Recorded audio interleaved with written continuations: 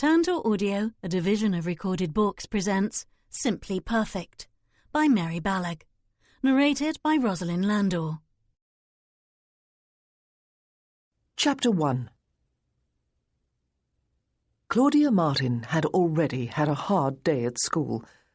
First, Mademoiselle Pierre, one of the non-resident teachers, had sent a messenger just before breakfast with the news that she was indisposed with a migraine headache and would be unable to come to school, and Claudia, as both owner and headmistress, had been obliged to conduct most of the French and music classes in addition to her own subjects. French was no great problem. Music was more of a challenge. Worse, the account books, which she had intended to bring up to date during her spare classes today, remained undone, with days fast running out in which to get accomplished all the myriad tasks that needed doing. Then, just before the noonday meal, when classes were over for the morning and discipline was at its slackest, Paula Hearn had decided that she objected to the way Molly Wiggins looked at her and voiced her displeasure publicly and eloquently. And since Paula's father was a successful businessman and as rich as Croesus, and she put on airs accordingly, while Molly was the youngest and most timid of the charity girls and did not even know who her father was, then of course Agnes Ryde had felt obliged to jump into the fray in vigorous defence of the downtrodden, her Cockney accent returning with ear-jarring clarity. Claudia had been forced to deal with the matter and extract more or less sincere apologies from all sides and mete out suitable punishments to all, except the more or less innocent Molly. Then, an hour later, just when Miss Walton had been about to step outdoors with the junior class en route to Bath Abbey, where she had intended to give an informal lesson in art and architecture, the heavens had opened in a downpour to end downpours, and there had been all the fuss of finding the girls somewhere else to go within the school, and something else to do. Not that that had been Claudia's problem, but she had been made annoyingly aware of the girls' loud disappointment beyond her classroom door as she struggled to teach French irregular verbs. She had finally gone out there to inform them that if they had any complaint about the untimely arrival of the rain, then they must take it up privately with God during their evening prayers, but in the meantime they would be silent until Miss Walton had closed a classroom door behind them. Then, just after classes were finished for the afternoon, and the girls had gone upstairs to comb their hair and wash their hands in readiness for tea, something had gone wrong with the doorknob on one of the dormitories, and 8 of the girls, trapped inside until Mr. Keeble, the elderly school porter, had creaked his way up there to release them before mending the knob, had screeched and giggled and rattled the door. Miss Thompson had dealt with the crisis by reading them a lecture on patience and decorum, though circumstances had forced her to speak in a voice that could be heard from within, and therefore through much of the rest of the school too, including Claudia's office. It had not been the best of days, as Claudia had just been remarking, without contradiction, to Eleanor Thompson and Lila Walton over tea in her private sitting-room a short while after the prisoners had been freed. She could do with far fewer such days. And yet now, to cap everything off and make an already trying day more so, there was a marquis awaiting her pleasure in the visitors' parlour downstairs. A marquis, for the love of all that was wonderful. That was what the silver-edged visiting card she held between 2 fingers said, "The Marquis of Attingsborough." The porter had just delivered it into her hands, looking sour and disapproving as he did so, a not unusual expression for him, especially when any male who was not a teacher invaded his domain. "A marquis?" she said, looking up from the card to frown at her fellow teachers. "Whatever can he want? Did he say, Mr. Keeble?"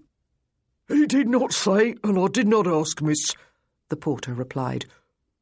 "But if you was to ask me, he's up to no good. He smiled at me." "A cardinal's sin indeed," Claudia said dryly, while Eleanor laughed. "Perhaps," Lila suggested, "he has a daughter he wishes to place at the school." "A marquis?" Claudia raised her eyebrows, and Lila looked suitably quelled. "Perhaps, Claudia," Eleanor said, a twinkle in her eye, "he has 2 daughters." Claudia snorted and then sighed, took one more sip of her tea, and got reluctantly to her feet. "I suppose I had better go and see what he wants," she said. "It will be more productive than sitting here guessing. But of all things to happen today of all days, a marquis." Eleanor laughed again. "Poor man," she said. "I pity him." Claudia had never had much use for the aristocracy. Idle, arrogant, cold-hearted, nasty lot, though the marriage of 2 of her teachers and closest friends to titled gentlemen had forced her to admit during the past few years that perhaps some of them might be agreeable and even worthy individuals. But it did not amuse her to have one of their number, a stranger, intrude into her own world without a by or leave, especially at the end of a difficult day. She did not believe for a single moment that this marquis wished to place any daughter of his at her school. She preceded Mr. Keble down the stairs, since she did not wish to move at his slow pace. She ought, she supposed, to have gone into her bedchamber first, to see that she was looking respectable, which she was quite possibly not doing after a hard day at school. She usually made sure that she presented a neat appearance to visitors, but she scorned to make such an effort for a marquis and risk appearing obsequious in her own eyes. By the time she opened the door into the visitors' parlour, she was bristling with a quite unjustified indignation. How dared he come here to disturb her on her own property, whatever his business might be?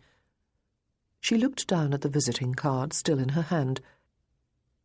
"The Marquis of Attingsborough," she said in a voice not unlike the one she had used on Paula Hearn earlier in the day, the one that said she was not going to be at all impressed by any pretension of grandeur. "At your service, ma'am. Miss Martin, I presume?" He was standing across the room, close to the window. He bowed elegantly. Claudia's indignation soared. One steady glance at him was not sufficient upon which to make any informed judgment of his character, of course. But really, if the man had any imperfection of form or feature or taste in apparel, it was by no means apparent. He was tall and broad of shoulder and chest, and slim of waist and hips. His legs were long and well-shaped. His hair was dark and thick and shining, his face handsome, his eyes and mouth good-humoured. He was dressed with impeccable elegance, but without a trace of ostentation. His Hessian boots alone were probably worth a fortune, and Claudia guessed that if she were to stand directly over them and look down, she would see her own face reflected in them, and probably her flat, untidy hair and limp dress collar as well. She clasped her hands at her waist, lest she test her theory by touching the collar points. She held his card pinched between one thumb and forefinger. "What may I do for you, sir?" she asked, deliberately avoiding calling him my lord, a ridiculous affectation in her opinion. He smiled at her, and if perfection could be improved upon, it had just happened. He had good teeth. Claudia steeled herself to resist the charm she was sure he possessed in aces. "I come as a messenger, ma'am," he said, "from Lady Whitleaf." He reached into an inner pocket of his coat and withdrew a sealed paper. "From Susanna?" Claudia took one step farther into the room. Susanna Osborne had been a teacher at the school until her marriage last year to Viscount Whitleaf.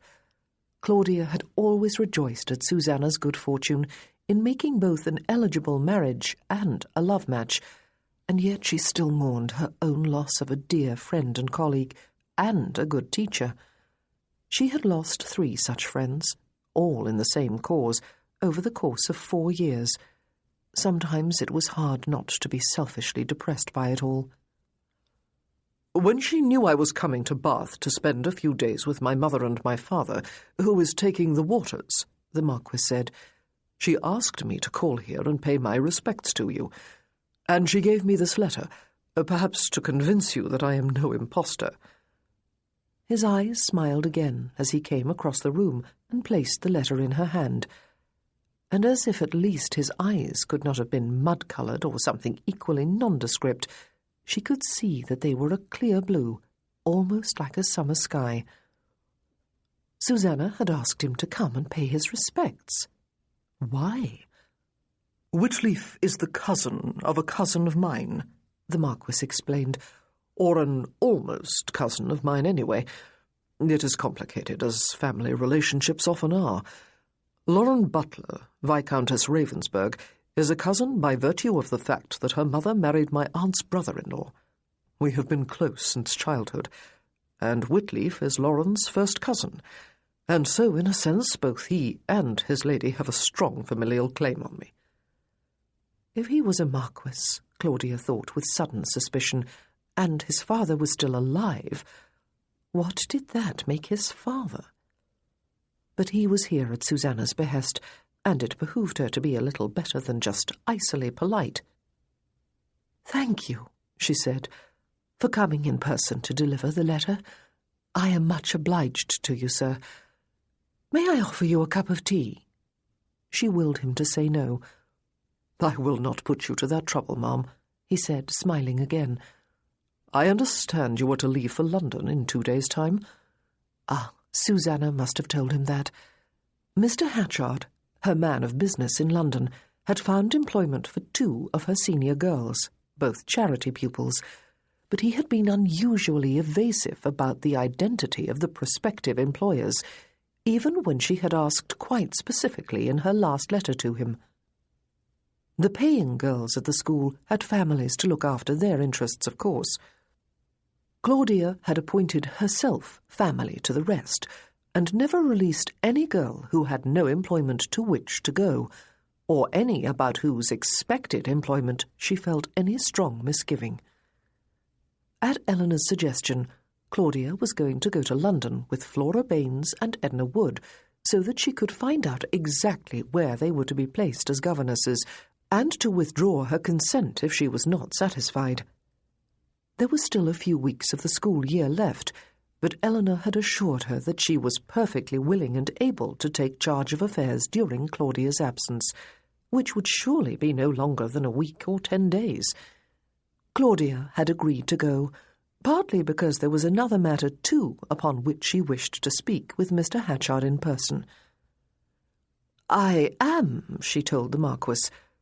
"Whitleaf intended to send a carriage for your convenience," the Marquis told her, "but I was able to inform him that it would be quite unnecessary to put himself to the trouble." "Of course it would," Claudia agreed. "I have already hired a carriage." "I will see about unhiring it for you, if I may be permitted, ma'am," he said.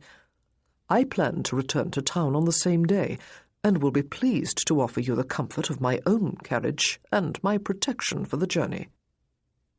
"Oh, goodness, heaven forbid!" "That will be quite unnecessary, sir," she said firmly. "I have already made the arrangements." "Hired carriages are notorious for their lack of springs and all other comforts," he said. "I beg you will reconsider." "Perhaps you do not fully understand, sir," she said. "I am to be accompanied by 2 schoolgirls on the journey." "Yes," he said. "So Lady Whitleaf informed me. Do they prattle? Or worse, do they giggle? Very young ladies have an atrocious tendency to do both." "My girls are taught how to behave appropriately in company, Lord Attingsborough," she said stiffly.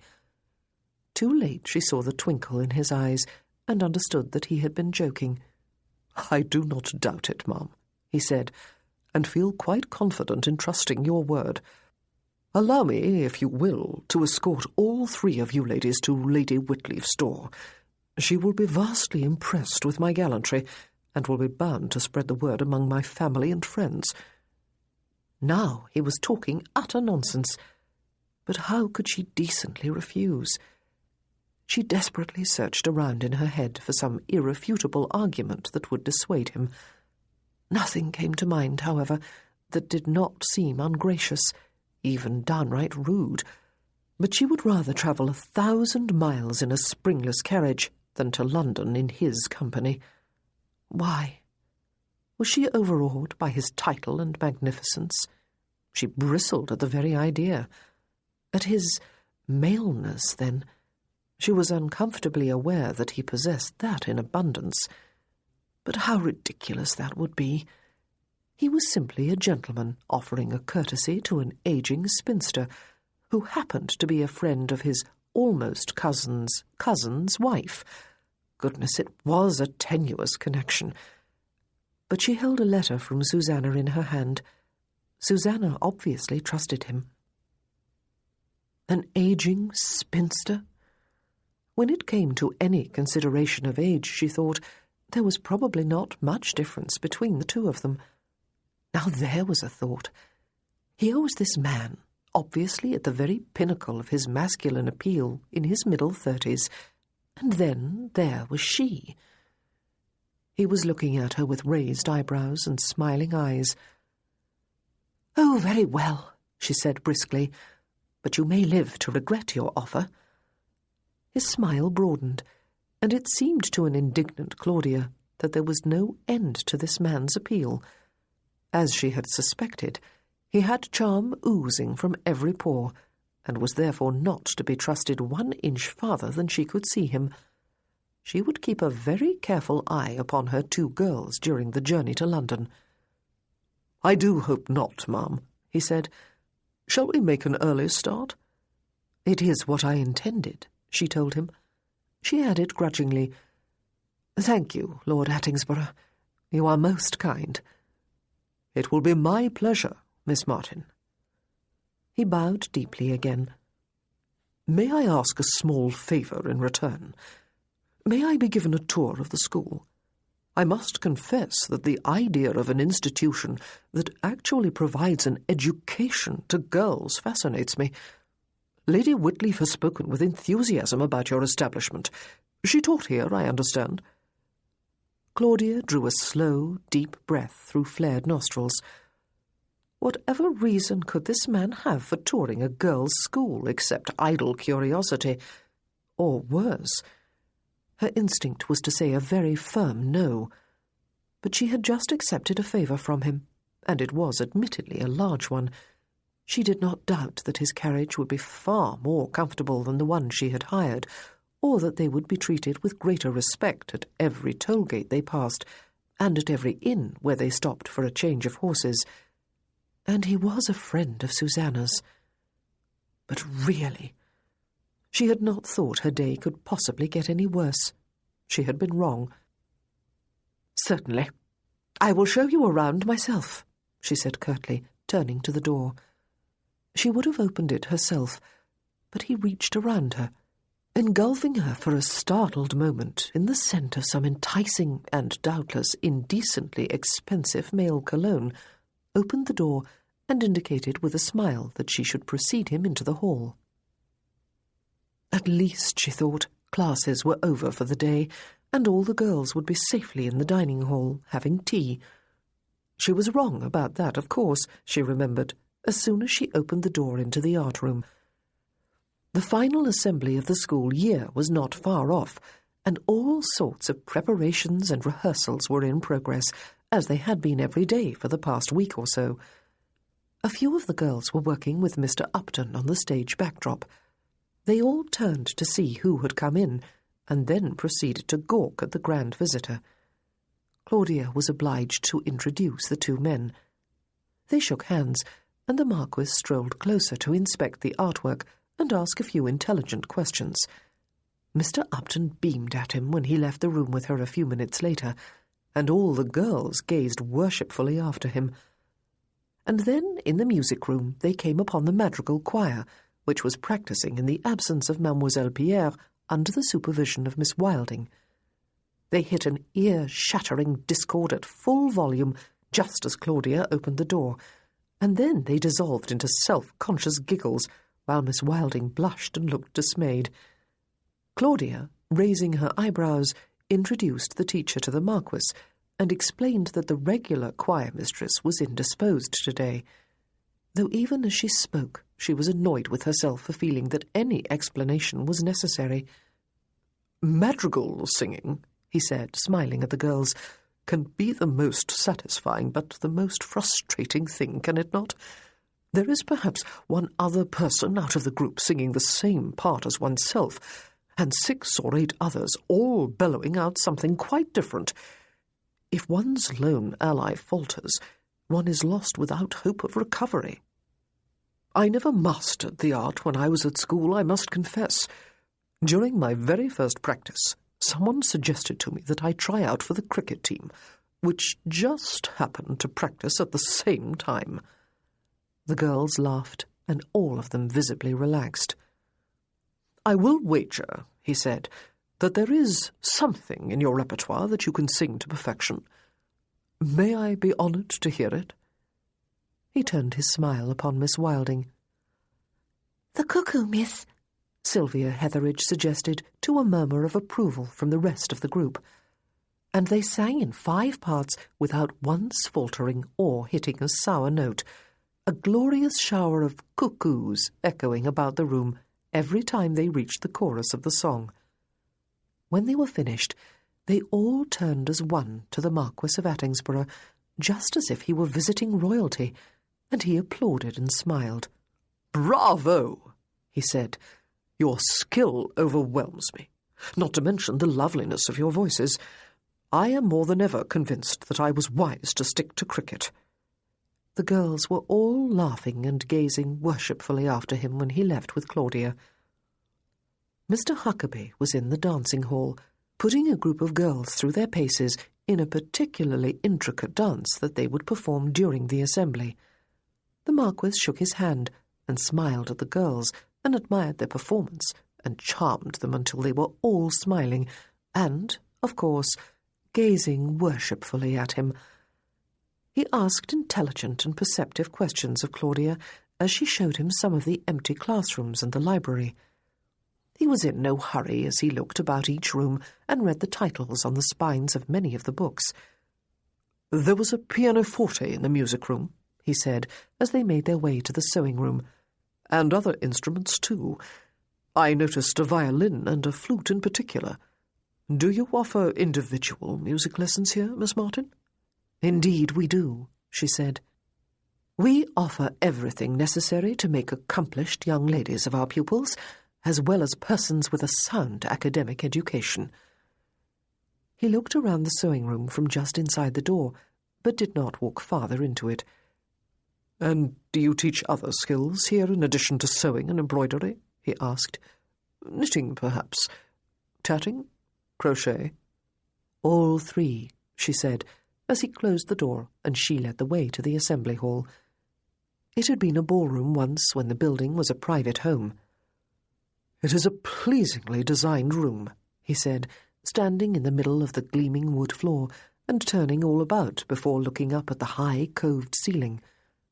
"Indeed. I like the whole school, Miss Martin. There are windows and light everywhere, and a pleasant atmosphere. Thank you for giving me a guided tour."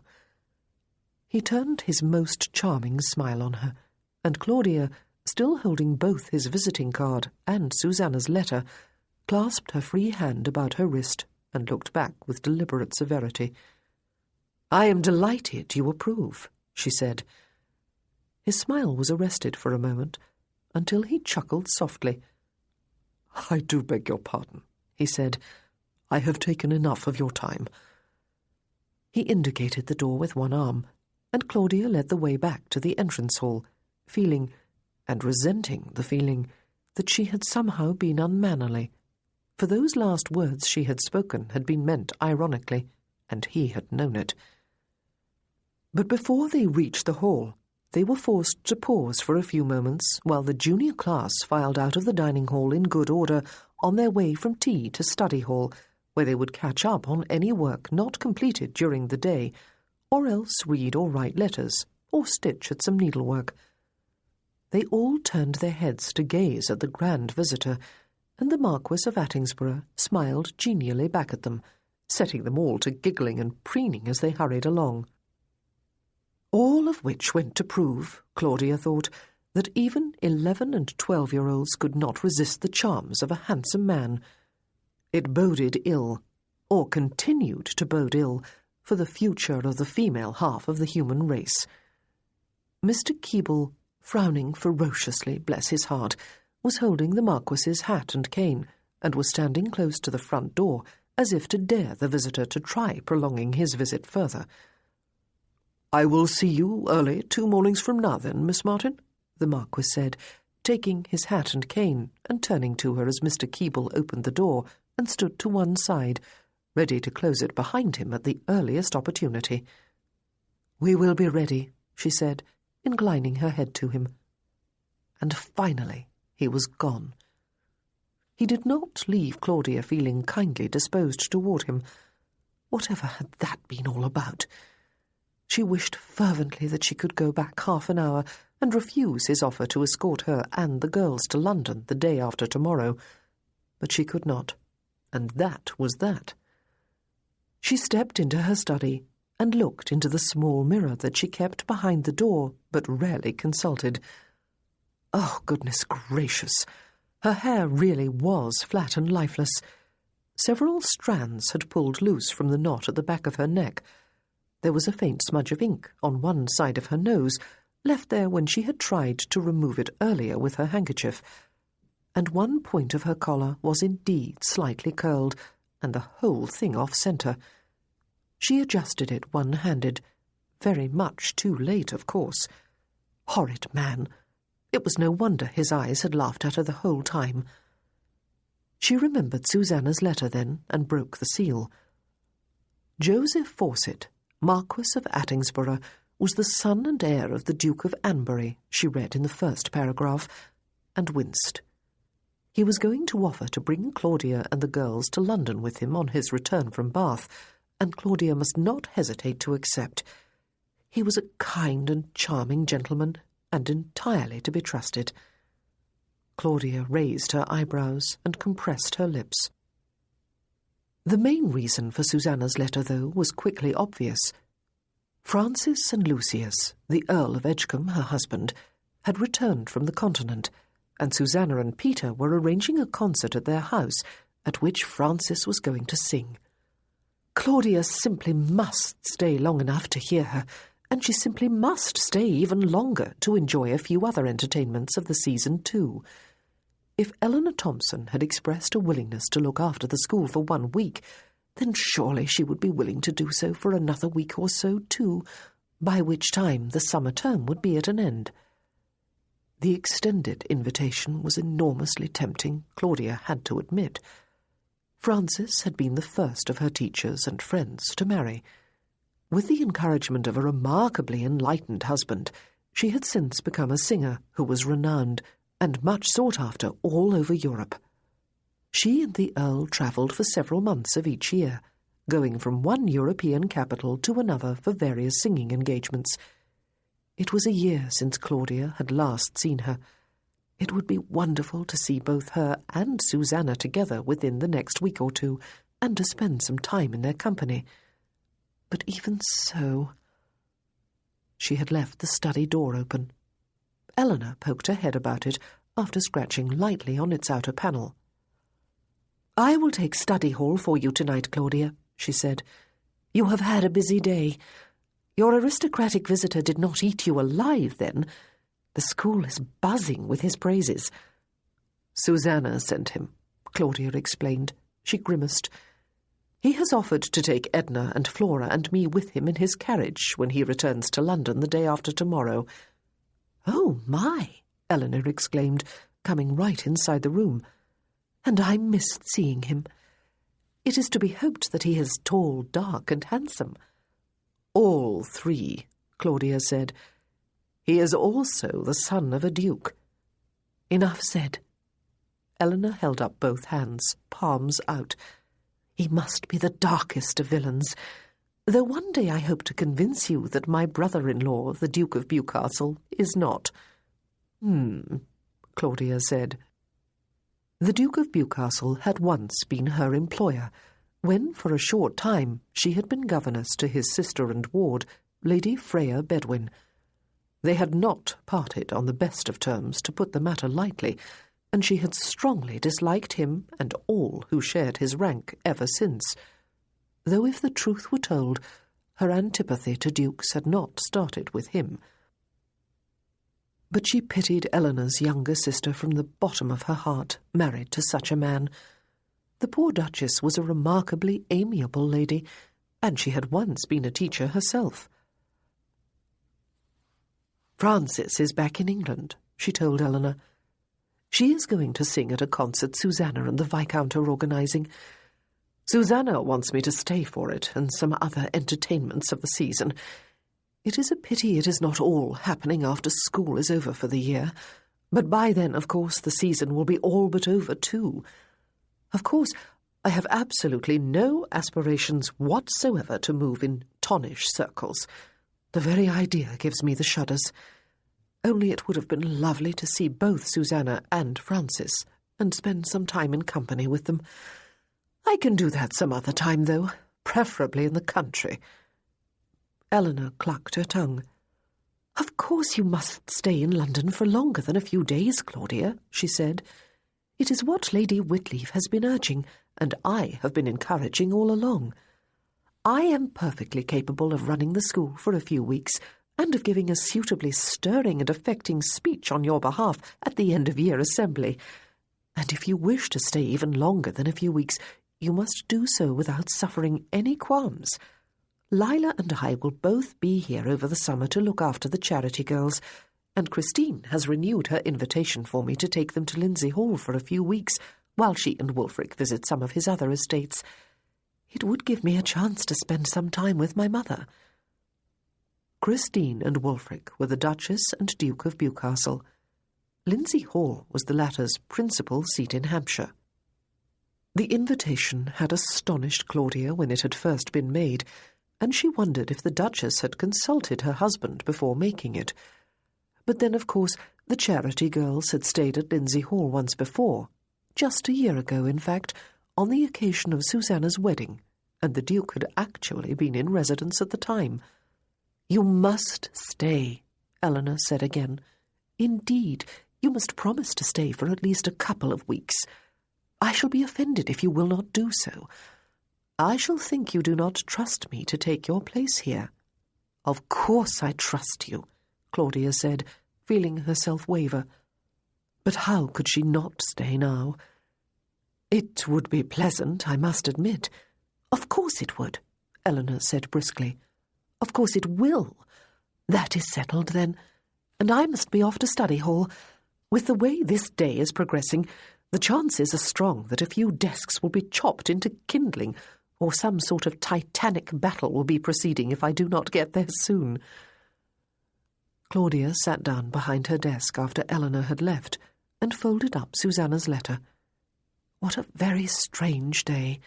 It seemed to have been at least 48 hours long. What on earth was she going to talk about during all the hours of the journey to London?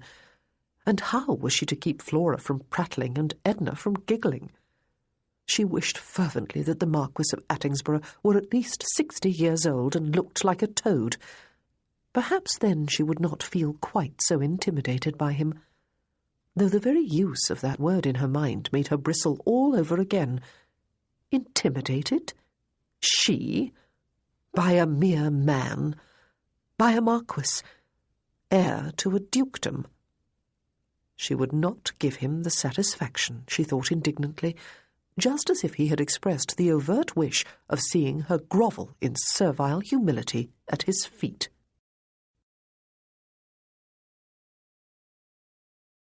Chapter 2. "You will keep in mind what we have spoken of," the Duke of Anbury said, as he shook hands with his son, Joseph, Marquis of Attingsborough. It was not a question. "Of course he will, Webster," the Duchess said, as she hugged and kissed her son. They had breakfasted early at the house on the Royal Crescent, where the Duke and Duchess had taken up residence during their stay in Bath. Concern for his father's health, and, admittedly, a direct summons, had brought Joseph here just a week ago in the middle of the spring season.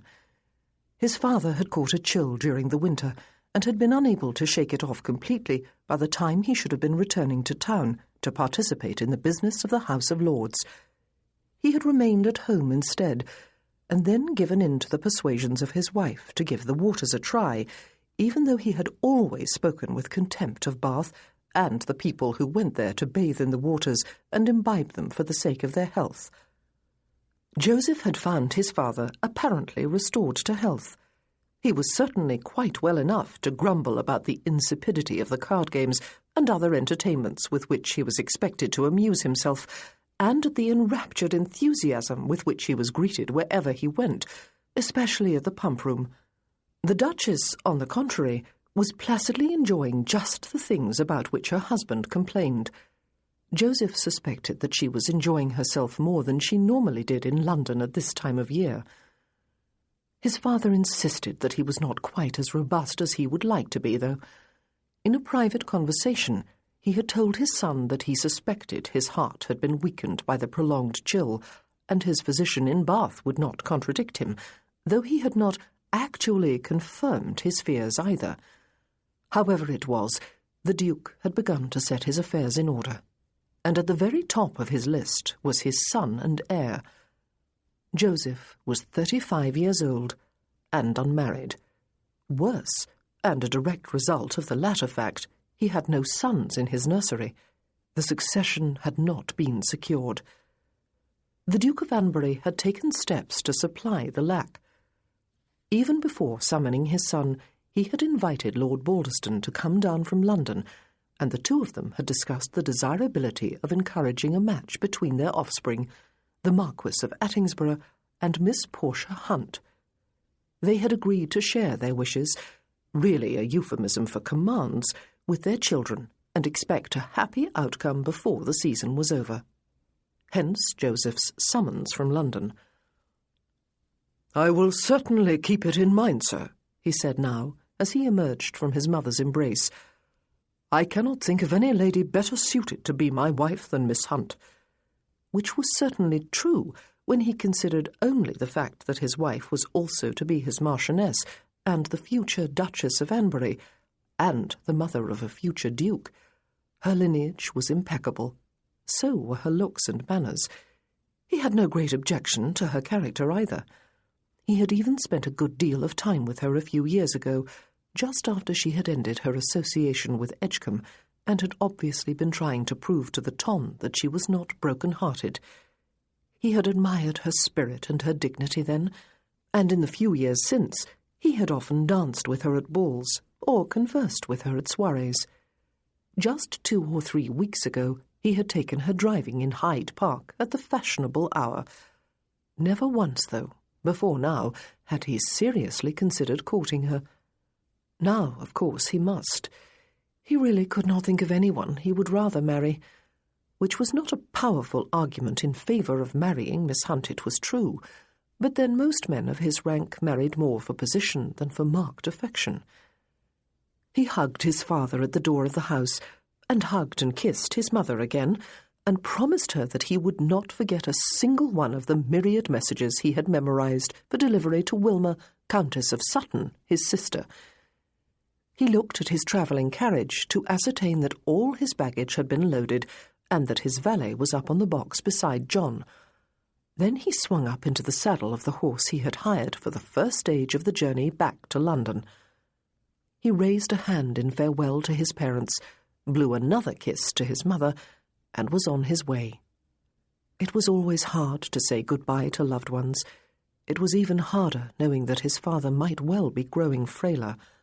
And yet, at the same time, his thoughts moved ahead with undeniable eagerness. At last he was on his way home. He had not seen Lizzie for over a week, and could hardly wait to be with her again. She lived, as she had for more than 11 years, in the house he had purchased 13 years ago as a swaggering young man about town for the mistresses he would employ down the years. He had only ever employed the one, though. His wild oats had all been sown very soon. He had gifts for Lizzie in his baggage, a feathered fan and a bottle of perfume, both of which he knew she would adore. He could never resist giving her gifts and watching her face light up with pleasure. If he had not offered to escort Miss Martin and the 2 schoolgirls to London, he knew he would have made a push to complete the journey in one long day. But he did not regret his offer. It was the sort of gallantry that would cost him very little, except perhaps 1 extra day on the road. However, he had decided that it was in his own best interests to hire a horse. Being inside the carriage with a schoolteacher and 2 young schoolgirls for the whole journey might be a strain even on his normally even-tempered nerves, not to mention theirs. He had been given the distinct impression 2 days ago that Miss Martin did not approve of him, though exactly what her objection to him was he had not fathomed.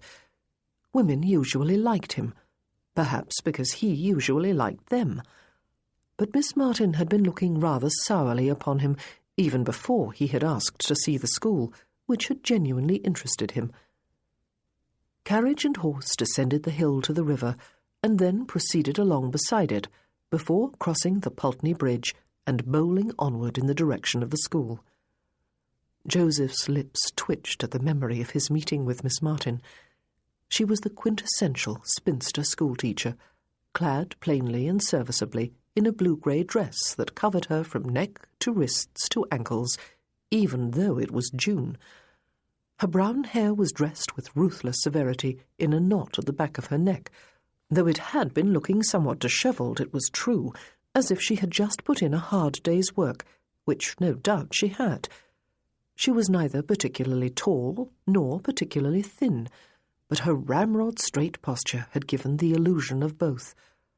Her lips had been compressed when she was not speaking, her grey eyes keen with intelligence. It amused him to realize that this was the woman of whom Susanna had spoken so warmly as one of her dearest friends. The Viscountess was small, vivacious, and exquisitely lovely, and yet it was not impossible to imagine her teaching at that school. However dry and severe the headmistress had appeared when she was with him, she must be doing something right. The girls and teachers he had seen had all appeared happy enough, and there was a general atmosphere about the place that he had liked. It had not felt oppressive, as many schools did. His first impression had been that Miss Martin was surely old enough to be Susanna's mother, but he had revised that thought. She was quite possibly no older than he. 35 was a rottenly nasty age for a single man who was heir to a dukedom. The necessity of doing his duty and marrying and producing the next heir had been causing him some uneasiness, even before his recent interview with his father. Now it was something he could no longer ignore or procrastinate over. For years he had actively resisted all pressures of the matrimonial kind. For all his faults, which were doubtless legion, he did believe in monogamous relationships. And how could he marry when he was so irrevocably bound to a mistress? But it seemed he could resist no longer. At the far end of Great Pulteney Street, carriage and horse executed a series of sharp turns to arrive at the door of the school on Daniel Street. Someone must have been spying at a window, he saw immediately. No sooner had the carriage stopped rocking on its springs than the school door opened to spill girls onto the pavement, a large number of them, all in a state of agitated sensibilities. Some of them were squealing, perhaps over the sight of the carriage, which was admittedly rather splendid, or perhaps over the sight of his horse, which was not, but was the best he could do under the circumstances, and was at least not lame in any one of its 4 legs. Or perhaps they squealed over him, a resting thought, though doubtless he was a few generations too ancient to send them into any grand transports of romantic delight. A few others wept into their handkerchiefs, alternately with throwing themselves upon the 2 who wore cloaks and bonnets and were apparently the travellers. Another girl, or perhaps young lady would be a more accurate description, since she must be 3 or 4 years older than any of the others, ineffectively exhorted the girls to stand in 2 orderly lines. Joseph guessed that she must be a teacher. The elderly, sour-faced porter, whose boots creaked just as he recalled they had done 2 days ago, set two valises out on the step, and looked at John as if to say that it was his responsibility to see that they found the rest of their way to the carriage. One of the travellers was chattering volubly to anyone who cared to listen, and to everyone who did not, for that matter. The other wept. Joseph looked down upon the chaotic scene with avuncular good humour. And then Miss Martin stepped out onto the pavement, and there was a noticeable hush among the ranks, though the second traveller continued to sob. Another lady came out behind her, and addressed them with far more authority than the young teacher had demonstrated. "Girls," she said, "did you overpower Miss Walton and drag her out here with you? You said your goodbyes to Flora and Edna at breakfast, did you not? And should therefore now be in class." "We came to say goodbye to Miss Martin, miss," one bold and quick-thinking girl said, to the murmured agreement of a few others. "That was extremely thoughtful of you all," the teacher said, her eyes twinkling. "But Miss Martin would appreciate the gesture far more if you were to stand in two neat lines and conduct yourselves with the proper decorum." The girls promptly and cheerfully obeyed. Miss Martin, meanwhile, was eyeing first the carriage, then Joseph's horse, and then him. "Good morning, Lord Attinsborough," she said, her voice brisk. She was dressed neatly and quite unappealingly in a grey cloak and bonnet, probably a sensible choice on a day that was cloudy and dreary, despite the fact that it was almost summer. Behind her, the porter was lugging one sizable piece of baggage, no doubt hers, across the pavement, and would have attempted to hoist it to the roof if John had not firmly intervened.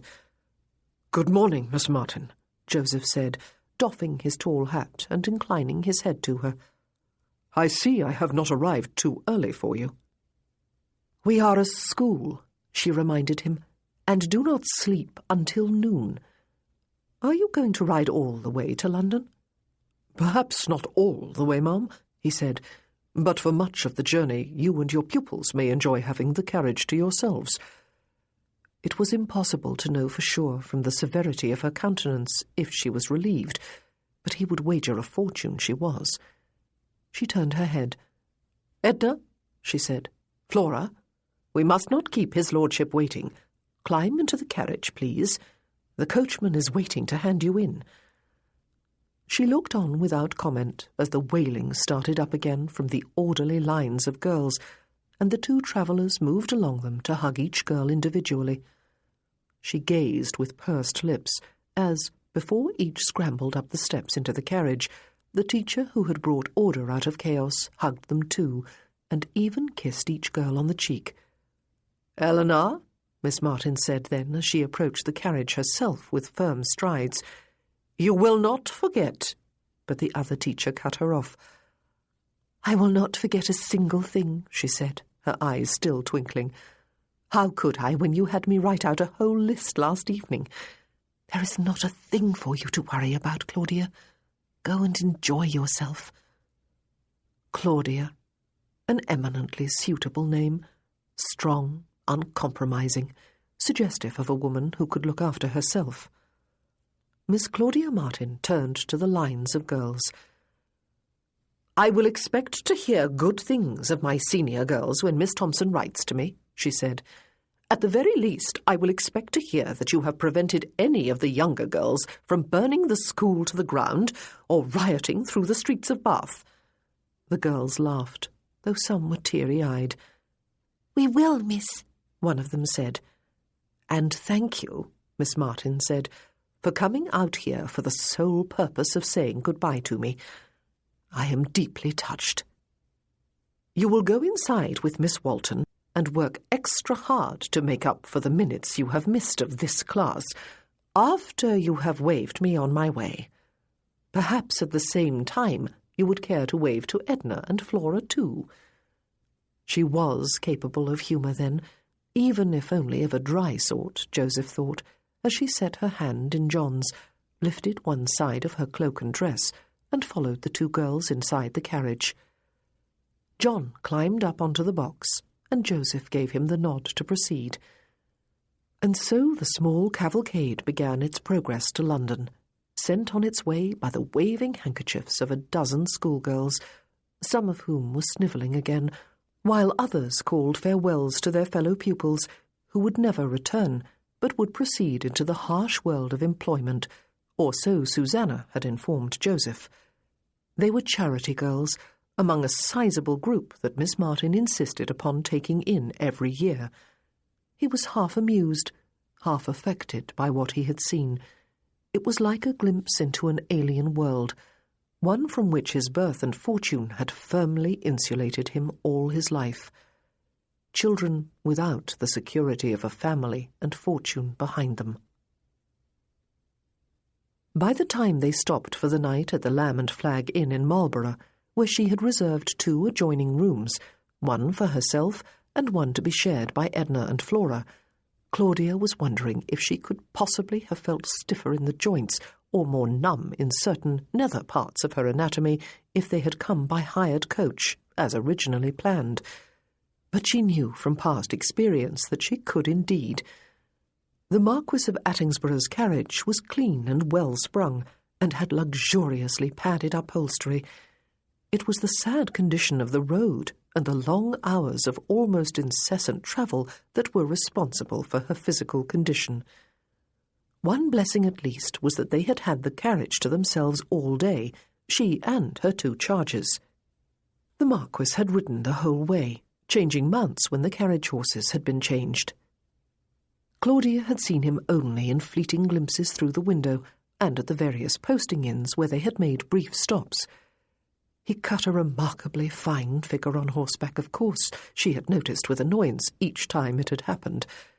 He was impeccably dressed for riding and looked perfectly at ease in the saddle, even after he had been riding for hours. Doubtless he considered himself God's gift to the human race, particularly the female half, which was a totally unfair judgment she conceded in the privacy of her own thoughts, though she made no great effort to amend her opinion of him. Of course, it had been kind of him to offer his carriage for her convenience, but by his own admission he had done so in order to impress his family and friends. She was half relieved, half indignant at the prompt, meticulous service they had received everywhere they stopped. She knew it would have been far otherwise had she come in the hired coach. She and the girls were even served refreshments in the carriage, instead of having to step inside the various bustling inns to be jostled by other travellers and to wait in line for their purchases. It had been a long and tedious day nonetheless, and there had been little conversation inside the carriage. The girls had been visibly depressed for the first hour or so, and not at all inclined to talk or even look appreciatively at the passing scenery. And even when they had brightened after the first stop and the first round of refreshments, they had both been on their very best behaviour in the company of their headmistress, with the result that they scarcely spoke at all, unless she directed specific questions at them. Flora had been at the school for almost 5 years. She had spent all of her childhood at an orphanage in London, but had been turned out to fend for herself at the age of 13.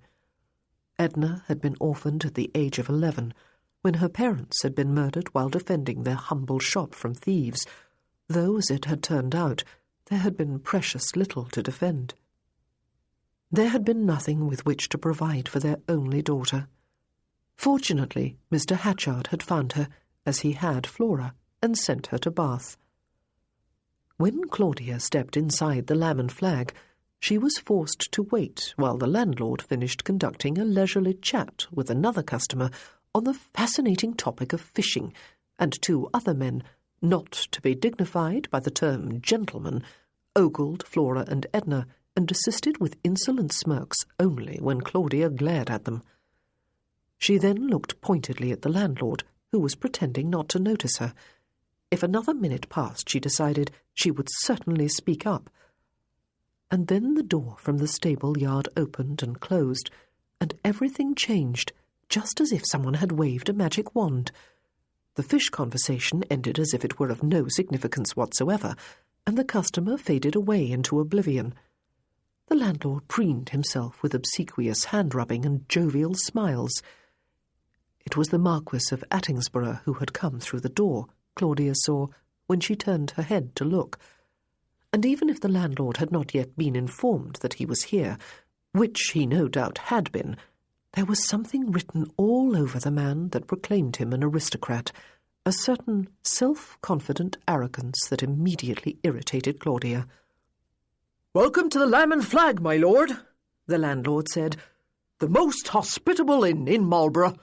How may I serve you?" Hospitable indeed.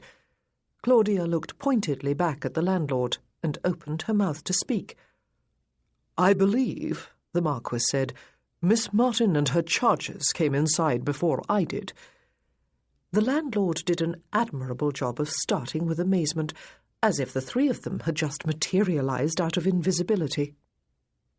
Claudia fairly quivered with indignation, most of it, quite unfairly perhaps, directed at the Marquis of Attingsborough, who was not at all to blame for the fact that she had been considered a mere nobody until it became clear that a real, live Marquis knew her name. But she certainly had not needed anyone to speak up for her. "Miss Martin?" the landlord said, smiling jovially at her. She did not smile back. "I have your rooms ready for you, ma'am. You may go up immediately." "Thank—" Claudia got no further. "I trust," the Marquis said, "they are the best rooms in the house." "All our rooms are superior, my lord," the landlord assured him, "but the front rooms have been reserved by Mr. Cosman and his cousin." The Marquis had come to stand just behind Claudia's shoulder. She could not see his face, but she could see the landlord's. The Marquis did not say another word, but after a moment the landlord cleared his throat. "But I am quite certain," he said, "the two gentlemen will be only too happy to give up their rooms for the use of such charming ladies, and take the two overlooking the stable yard instead." Where Claudia had stayed each time she had put up at this inn before, she remembered a great deal of noise and light in those small rooms all night long, robbing her of sleep. "The ladies must certainly have the front rooms," the landlord said, smiling once more at Claudia. "I must insist upon it." As if she had argued against it. And yet, perversely, she wanted to argue, and she wanted those inferior rooms. She would not be beholden to the Marquis of Attingsborough for more comfortable rooms. Good heavens, she was an independent woman. She did not need any man to fight her battles.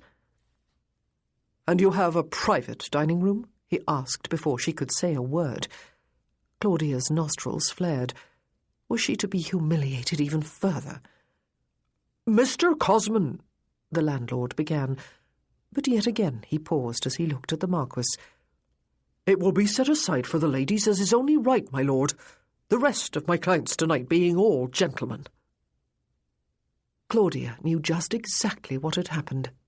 The Marquis of Attingsborough must have raised an aristocratic eyebrow a couple of times, and the landlord had almost fallen all over himself to show how obsequious he could be. It was despicable, to say the least, all because of who the Marquis was, or rather because of the colour of his blood. He was probably nothing more than an idle rake, and yet all the world would bow and scrape to him because he had a title and doubtless pots of money to go with it. Well, she would not bow or scrape.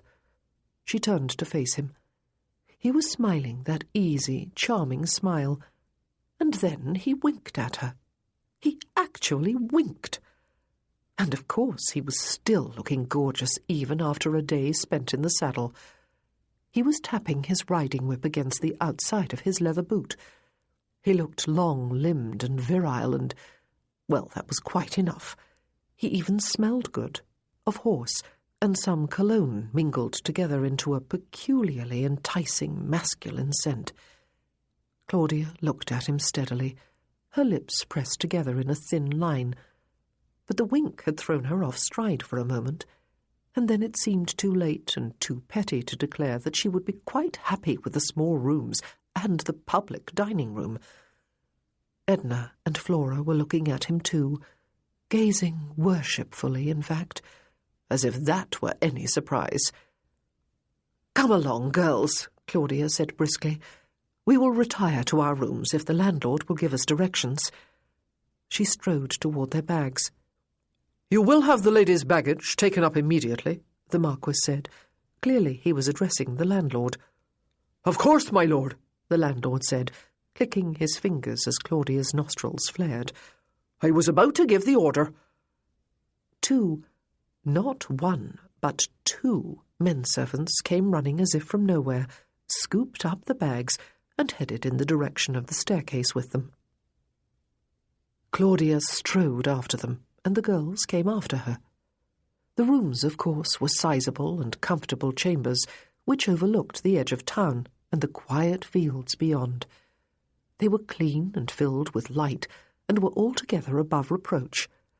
The girls squealed with delight, and hurried to the window of their room to lean on the window-sill and gaze out at the scenery. Claudia withdrew to her own room, and sighed with self-reproach as she admitted to herself that it really was vastly superior to the usual one. She stretched out on the bed to relax for a few minutes. He had actually winked at her. She could not remember the last time any man had done that.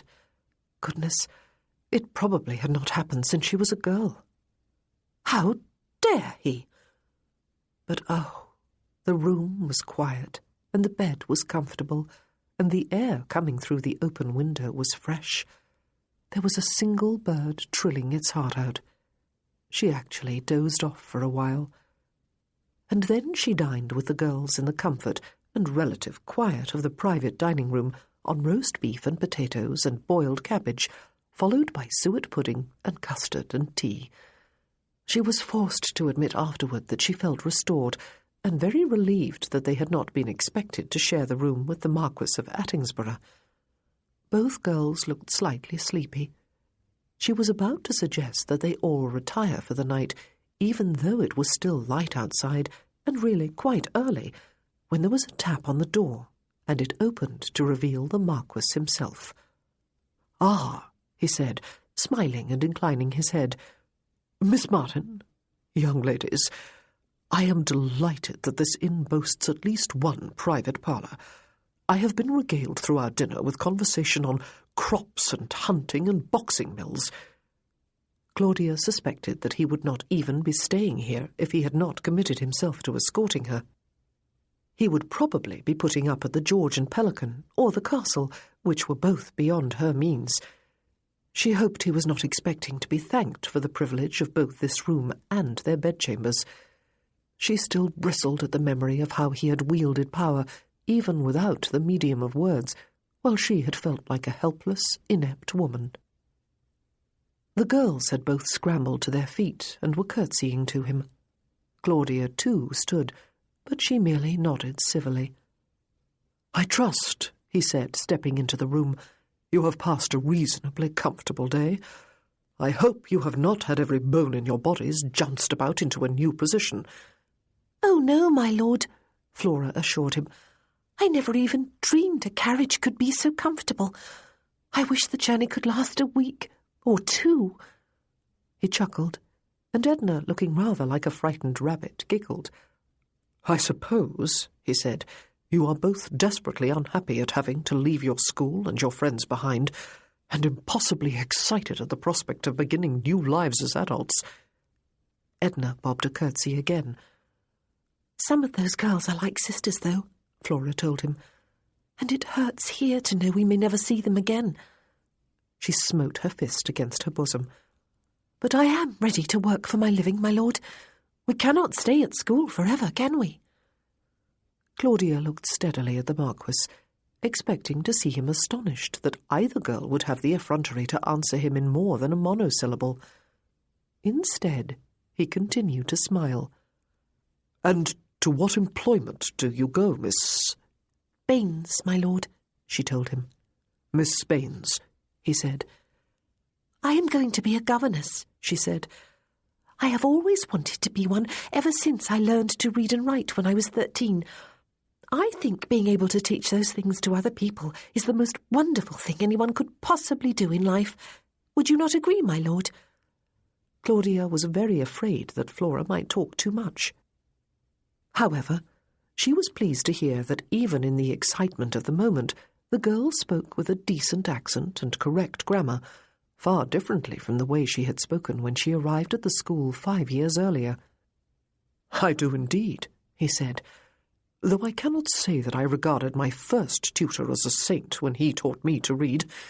He used the rod far too often for my liking." Edna giggled. "Well, that was silly," Flora said. "How could you learn properly when you were being beaten? And even worse, how could you enjoy learning? It reminds me of the orphanage when we were taught to sew.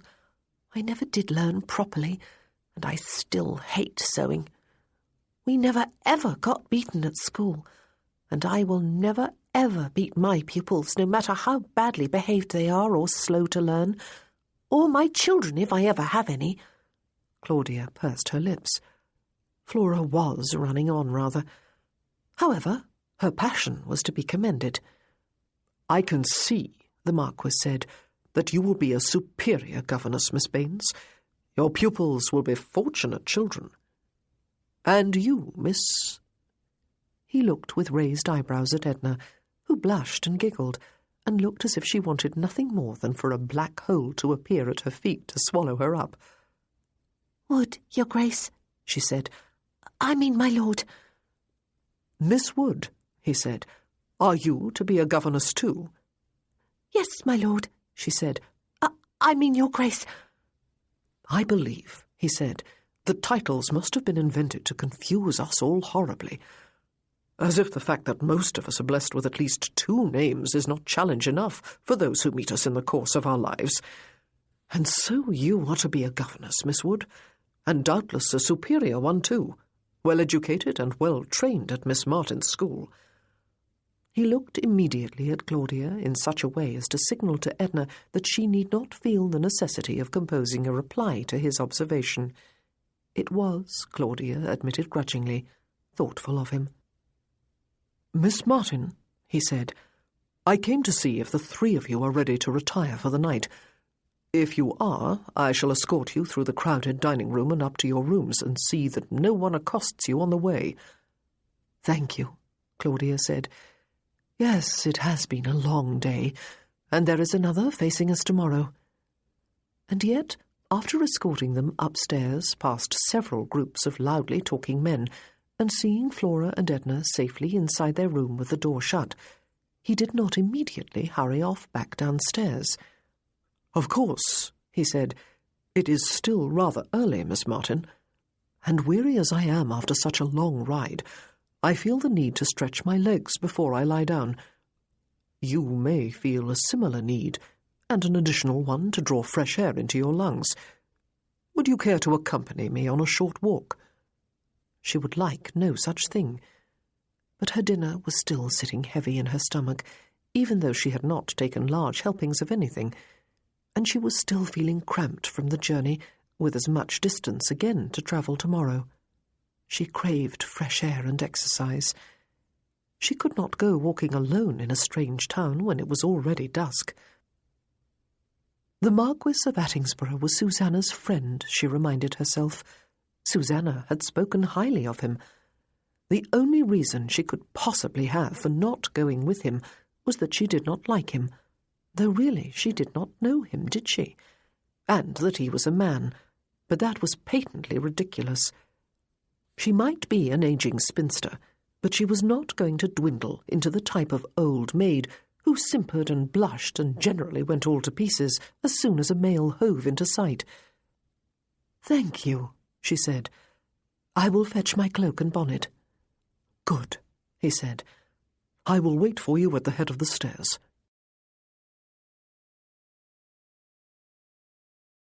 Chapter 3. Miss Claudia Martin, Joseph noticed, wore the same grey cloak and bonnet she had worn all day. Once they were outside the inn, they walked along the street beyond the stable-yard until they turned onto a narrower lane that would take them out into the country. She strode along at his side, making it unnecessary for him to reduce his stride. He did not offer his arm. He sensed that it would be the wrong thing to do. It was already dusk, but it would not be a dark night, he judged. Now that it was too late for the sun to shine, the clouds had moved off, and the moon was already up. "Perhaps," he said, "tomorrow will be a brighter day." "It is to be hoped so," she agreed. "Sunshine is always preferable to clouds." He did not know quite why he had invited her to walk with him, except that her school interested him. She had never shown one sign of liking him. "I trust your rooms meet with your approval," he said. "They do," she said, "but so would the other rooms have done, the ones I reserved, the ones overlooking the stable yard." "They might have been noisy," he said. "They are noisy," she told him. "I have stayed in one or other of them before." "You like noise?" He turned his head to look at her. She was gazing straight ahead, her chin up, her nose in the air. Good Lord! She was annoyed. With him? For insisting that she be treated with courtesy and respect at that inn. "I do not," she said. "Neither do I like the light of a dozen lanterns shining into my room, or the smell of the stables. But they are only rooms, and only for one night, and they are what I reserved." "Are you quarrelling with me, Miss Martin?" he asked her. That brought her head around. She looked at him with steady eyes and raised eyebrows, and her pace slowed somewhat. "Your carriage is very much more comfortable than the hired one would have been," she said. "The rooms in which the girls and I have been placed are vastly superior to the ones that had been assigned to us. The private dining room was a great improvement upon the public room. But these are all details of life that are not strictly necessary. They are what you and your class take for granted, no doubt. I am not of your class, Lord Attingsborough, and have no wish to be. Moreover, I am a woman who has made her own way in life. I do not need a man to protect me, or an aristocrat to procure special favours for me." Well, he had not been so roundly scolded since he was a boy. He looked at her with renewed interest. "I must apologize, then," he said, "for wishing to see you comfortable." "You must do no such thing," she said. "If you do, I shall be forced to admit how very ungracious my own behaviour has been. I ought to be grateful to you, and I am." "No, you are not," he said, grinning. "No, I am not." She almost smiled. Something caught at the corners of her mouth, but clearly she did not wish to show any such sign of weakness. She pressed her lips into a thin line instead, faced front once more, and lengthened her stride. He had better change the subject, he decided, and he must be very careful to do Miss Martin no favours in the future. "All the girls in the class I saw this morning seemed sad to see Miss Baines and Miss Wood leave," he said. "Is there never conflict between the paying pupils and the charity girls?"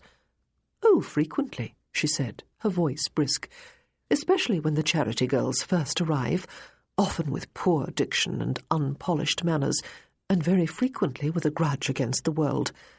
And, of course, there will almost always be an unbridgeable social gap between the two groups once they have left the school and taken their divergent paths into the future. But it is an interesting lesson in life, and one I and my teachers are at great pains to teach, that we are all human, and not so very unlike one another when the accidents of birth and circumstance are stripped away. We hope to instill in our girls a respect for all classes of humanity that they will retain for the rest of their lives." He liked her answer. It was sensible, yet realistic. "What gave you the idea of taking in charity pupils?" he asked. "My lack of fortune," she told him. "My father's property was entailed and went to a cousin on his death when I was 20. My portion was modest, to say the least. I could not distribute largesse as I might have done if I had had limitless funds, and so I had to find a way of giving to others that involved service rather than money. Or she could have chosen not to give at all." "And yet," he said, "it must cost you dearly to educate these girls. You have to house and clothe and feed them, and their presence at the school presumably precludes that of other girls whose parents might pay. The school fees are high, she told him. I make no apology for that fact.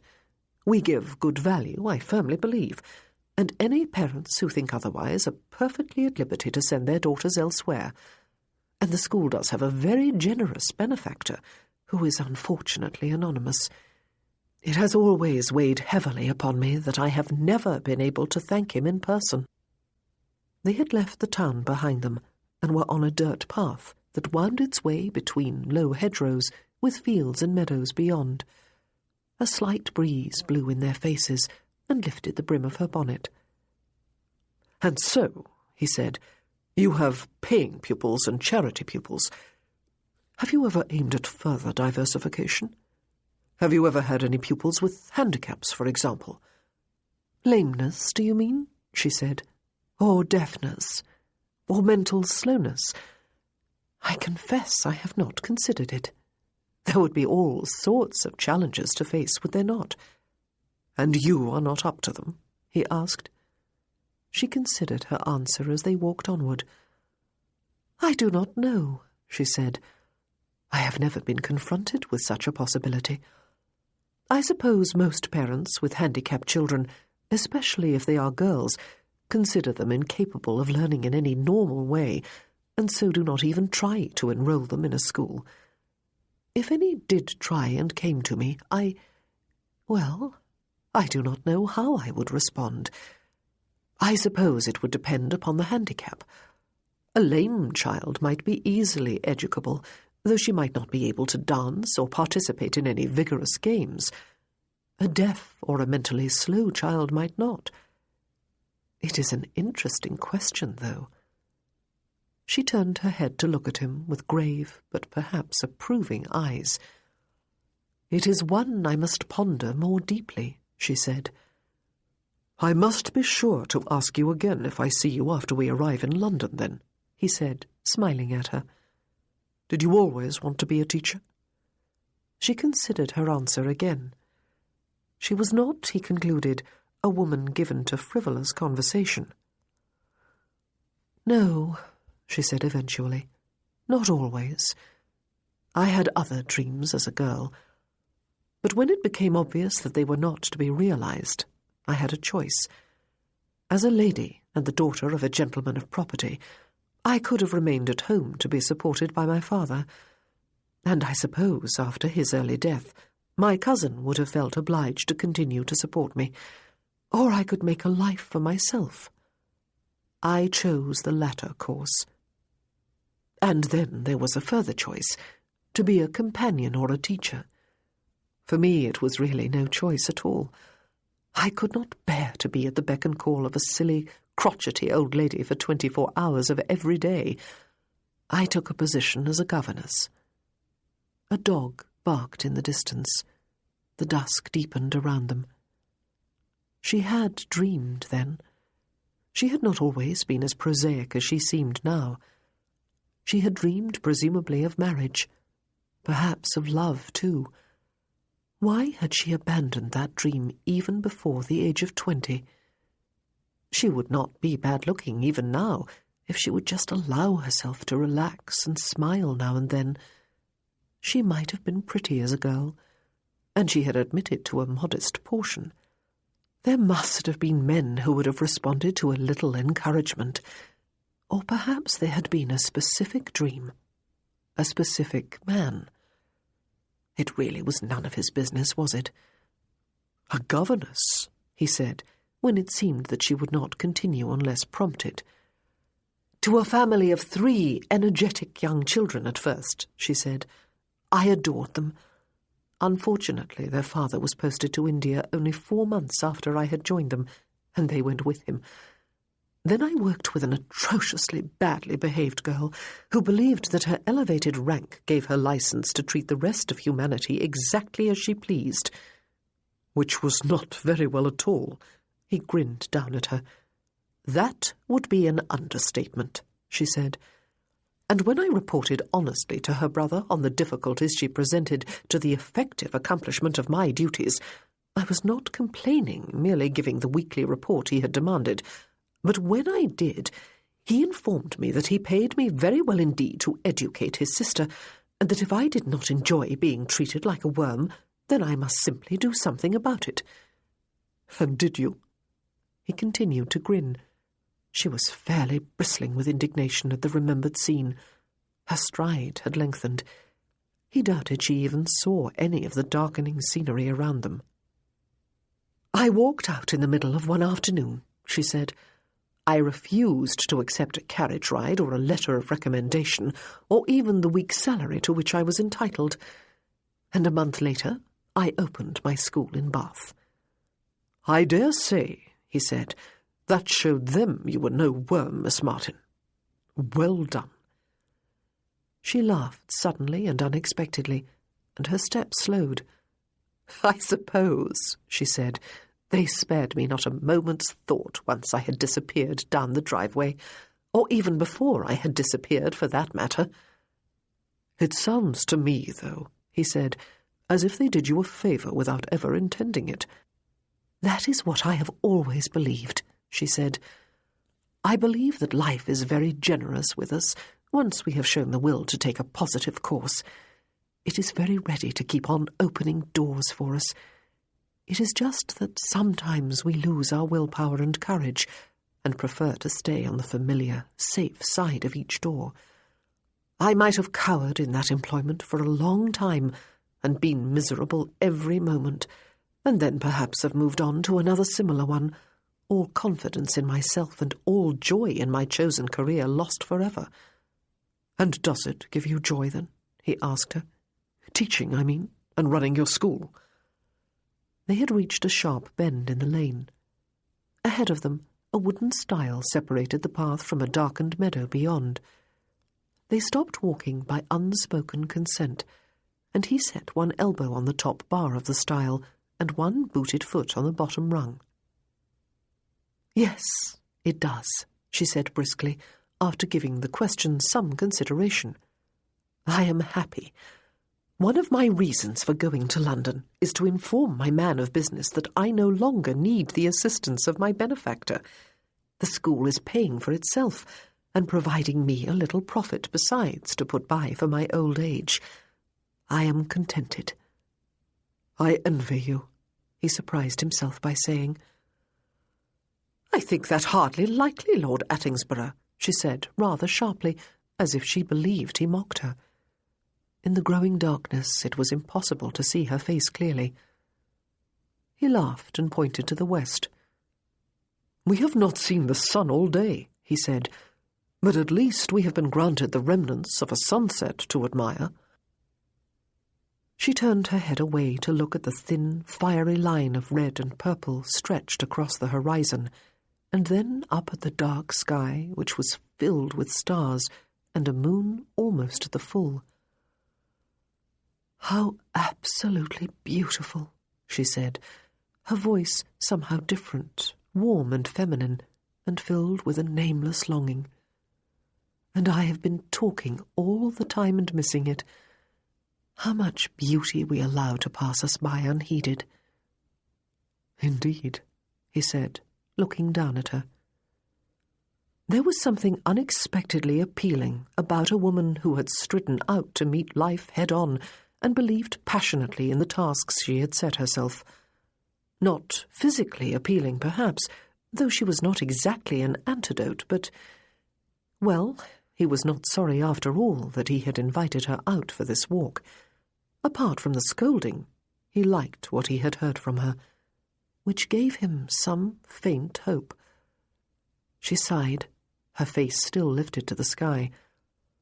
"I did not even realize," she said, "how much I needed this walk. It is far more restoring to the spirit than an early retirement to bed." Was she really happy, he wondered? Did she ever feel nostalgia for any of her girlhood dreams? But life was made up of a succession of dreams, some few to be realized, most to be set aside as time went on, one or two to persist for a lifetime. It was knowing when to abandon a dream, perhaps, that mattered and distinguished the successful people in life from the sad, embittered persons who never moved on from the first of life's great disappointments, or from the airy dreamers who never really lived life at all. "I do envy you," he said again. "You did not stroll passively along the highway life appeared to have set before you, but have stridden purposefully along a path of your own making instead. That is admirable." She set a gloved hand on the top bar of the stile, not far from his elbow, and turned her head to look into his face, though he doubted she could see much of it in the darkness. "And you have not done so?" she asked him. She sounded like a stern schoolteacher calling a pupil to account. He chuckled softly.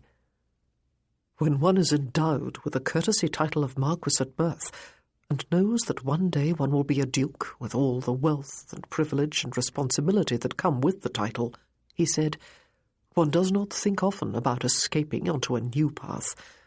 One could not. There is such a thing as duty." Though he had dreamed of escape. "But there is always choice," she said. "Life need never be bland.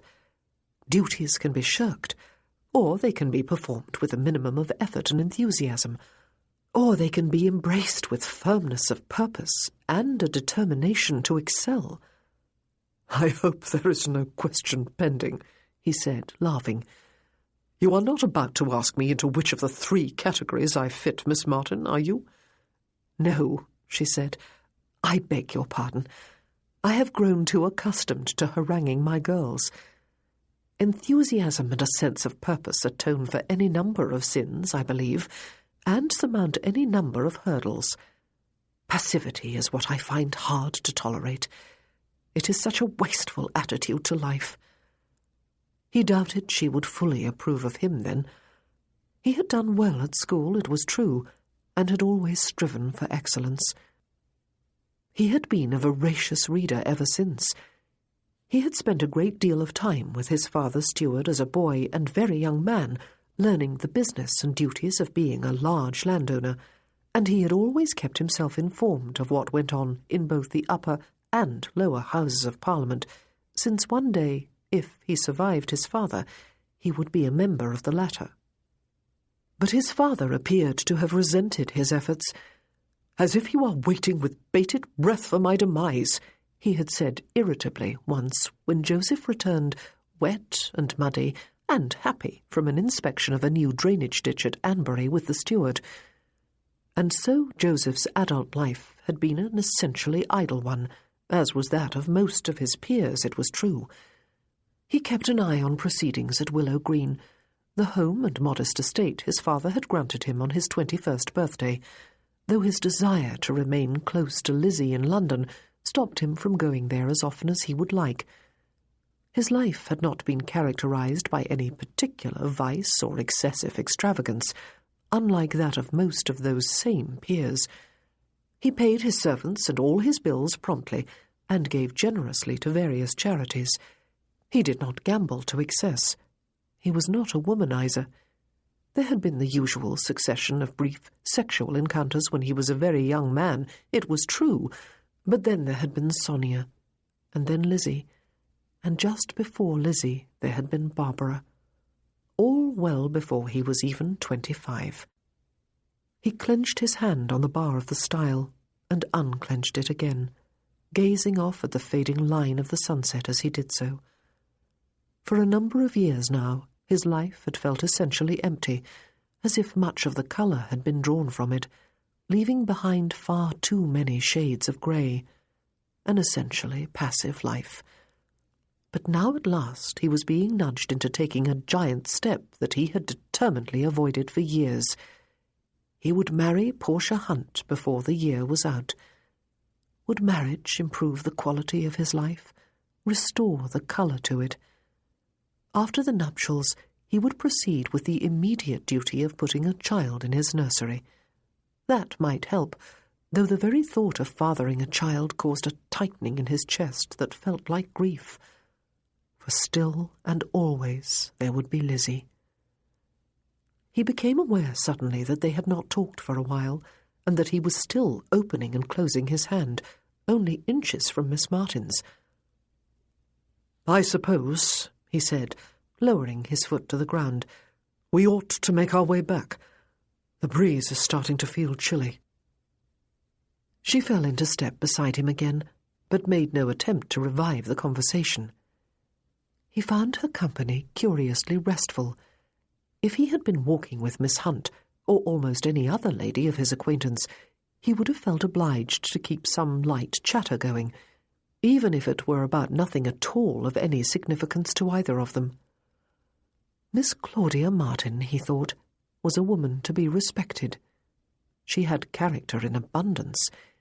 He even thought that he would probably like her if he ever got to know her better. It no longer puzzled him that she was Susanna's friend. "Shall we make a start at the same time tomorrow morning?" he suggested, when they had arrived back at the inn and he had escorted her to the top of the stairs. "The girls and I will be ready," she said briskly, as she removed her gloves. "Thank you for the walk, Lord Attingsborough. I needed it, but I would not have dared venture out alone. There are severe disadvantages to being a woman, alas." He smiled at her as she extended a hand to him, and he took it in his. But instead of shaking it and releasing it as she had surely intended, he raised it to his lips. She withdrew it firmly, turned without another word, and had soon disappeared inside her room. The door closed with an audible click. That was a mistake, he thought, frowning at the closed door. She was certainly not the kind of woman whose hand one kissed. Her fingers had clasped his firmly, not lain limp there waiting for him to play the gallant. Dash it, that had been gauche of him. He descended the stairs and went in search of company. From the sounds that proceeded from behind the tap-room door, he guessed that not many of the other guests had yet retired for the night. He was glad about it. He felt suddenly and unaccustomedly lonely. Flora had fallen into a doze. Her head flopped over to one side, her mouth open. Edna was gazing pensively out the carriage window. So was Claudia. Whenever she could see him, she gazed with a frown at the Marquis of Attingsborough, mounted on another hired horse, and looking as smart and as fresh as he had yesterday morning when they set out from Bath. He was remarkably handsome and charming. He was also, she hated to admit it, surprisingly good company. She had thoroughly enjoyed their walk and most of their conversation last evening. There had been a certain novelty about walking outdoors during the evening with the gentleman, and then he had spoiled a memorable evening and restored her initial impression of him by kissing her hand when bidding her good night. She had been extremely annoyed with him.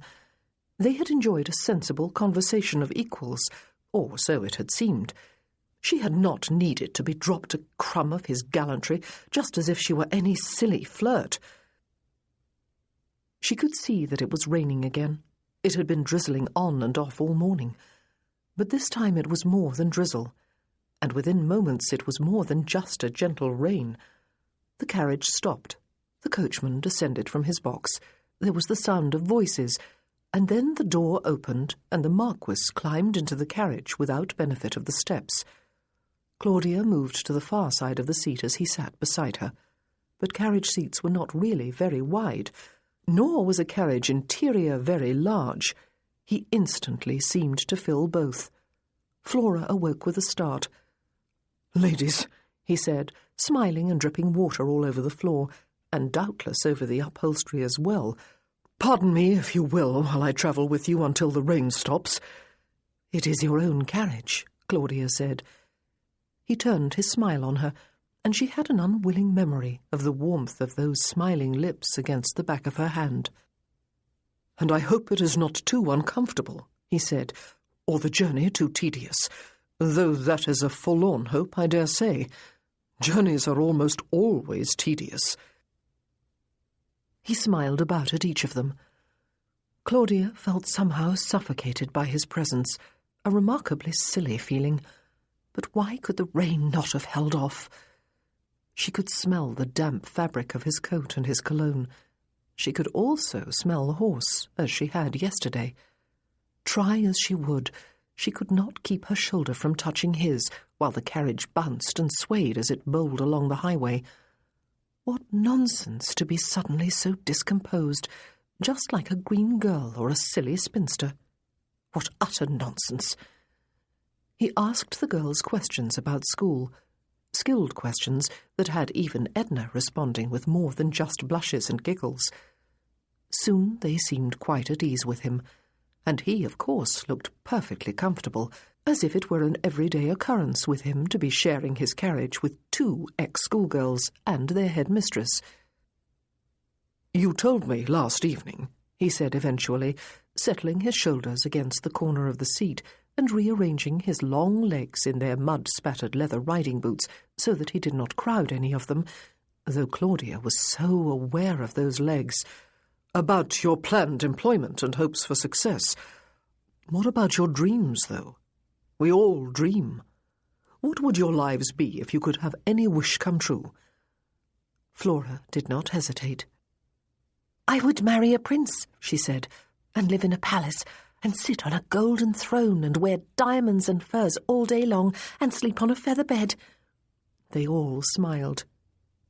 "You would not sit on a throne, though, Flo," Edna pointed out, ever the realist, "unless you were married to a king."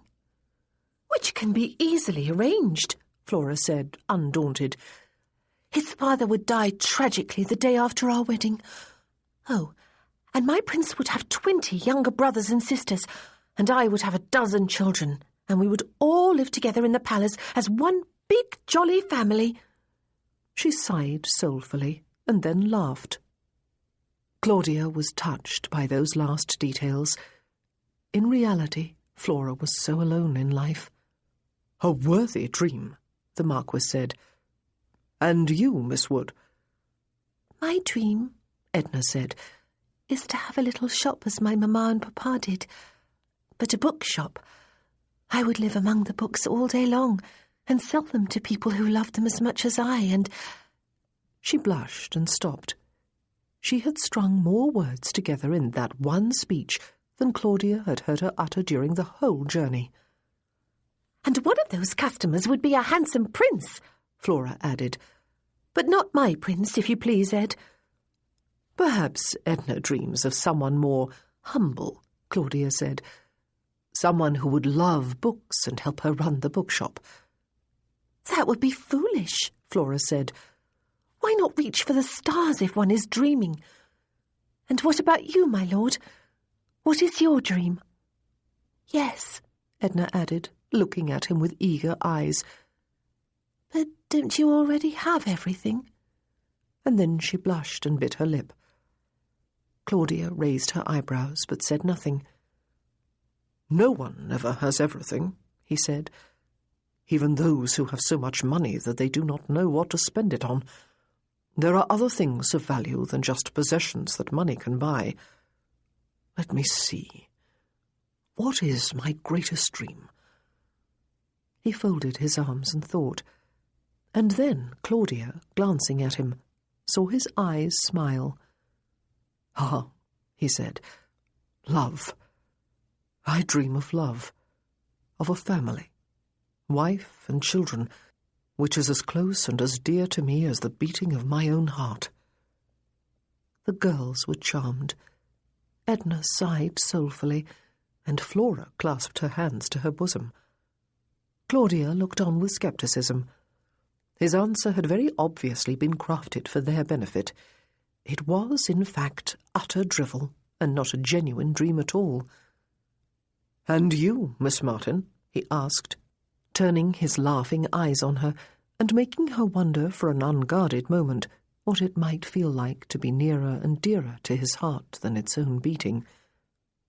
"Me?" she said, touching a hand to her bosom. "Oh, I have no dreams, and any I did have are already fulfilled. I have my school and my pupils and my teachers. They are a dream come true." "Ah, but a fulfilled dream is not allowed," he said. "Is it, young ladies?" "No," Flora said. "No, miss. Come on," Edna said at the same moment. "This game must be played by the rules," the Marquis of Attingsborough added, resettling his shoulders so that he could look more directly at her. His eyes looked very blue indeed from this distance. What game? What rules? But she had been undeniably interested in hearing from the other three, Claudia conceded. Now it was time to be a good sport. She felt very resentful, though. "Oh, let me see," she said, and willed herself not to flush or otherwise get flustered. This was remarkably embarrassing before two of her pupils and an aristocratic gentleman. "We will wait," the Marquis said. "Will we not, young ladies?" "Yes," Edna and Flora said together. "We have all the time in the world," he added. "Oh," Claudia said at last, "my dream. Yes, it is to live in the country again in a small cottage, with a thatched roof and hollyhocks and daffodils and roses in the garden, each in their season, of course." "Alone, Miss Martin?" She looked unwillingly into his eyes and could see that he was enjoying himself immensely at her expense. He was even smiling fully and showing his white, perfectly shaped teeth. If there was a more annoying gentleman in existence, she certainly did not wish to meet him. "Well, perhaps," she added, "I would have a little dog." And she raised her eyebrows and allowed her eyes to laugh back into his for a moment, while mentally daring him to press her further on the subject. He held her glance and chuckled softly, while Edna clapped her hands. "We used to have a dog," she cried. "I loved him of all things. I think I must have one in my bookshop." "I want horses," Flora said. "A whole stable full of them, one for each day of the week, with red jingling bridles." "Ah," the Marquis said, finally shifting the focus of his eyes so that he was looking out through the window on Claudia's side. "I see that the rain has stopped. There is even a patch of blue sky over there, but you had better look quickly or you may miss it." He half stood and leaned forward to rap on the front panel, and the carriage drew to a halt.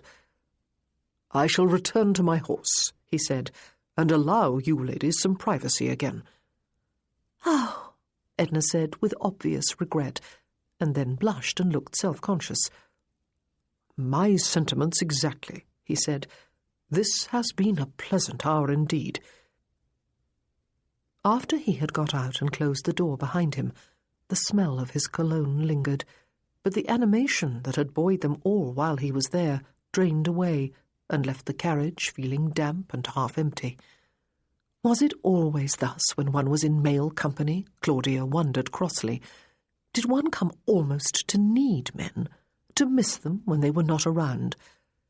But fortunately she remembered Mr. Upton and Mr. Huckabee, two of her teachers. She did not wilt, or notice anyone else wilting, when they went home every evening. She did not need Mr. Keble, except to be the porter at her school. She watched resentfully as the Marquis of Attingsborough swung with ease into his saddle, looking impossibly handsome as he did so. She was really coming to dislike him quite intensely. Gentlemen had no business trying to charm ladies who had no wish whatsoever to be charmed. "What a lovely gentleman he is," Flora said with a sigh, looking after him too. "If he were only 10 years or so younger." Edna sighed too.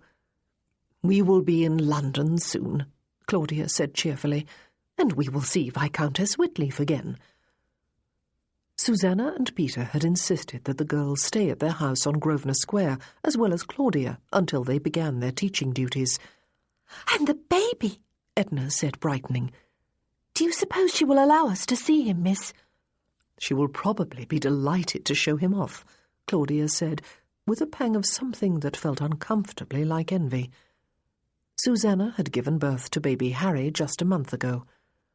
"I hope she lets us hold him," Flora said.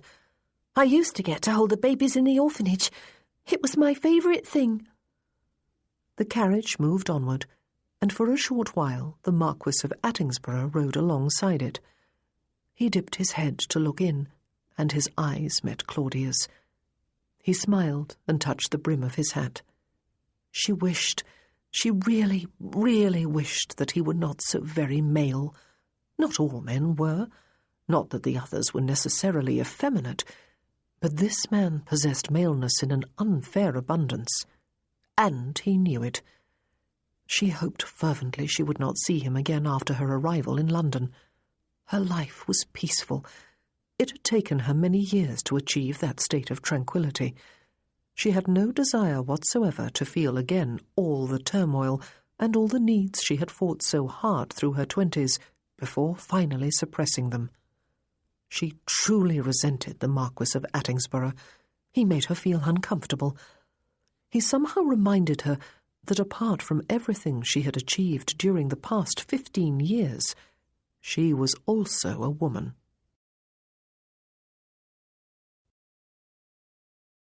Chapter 4.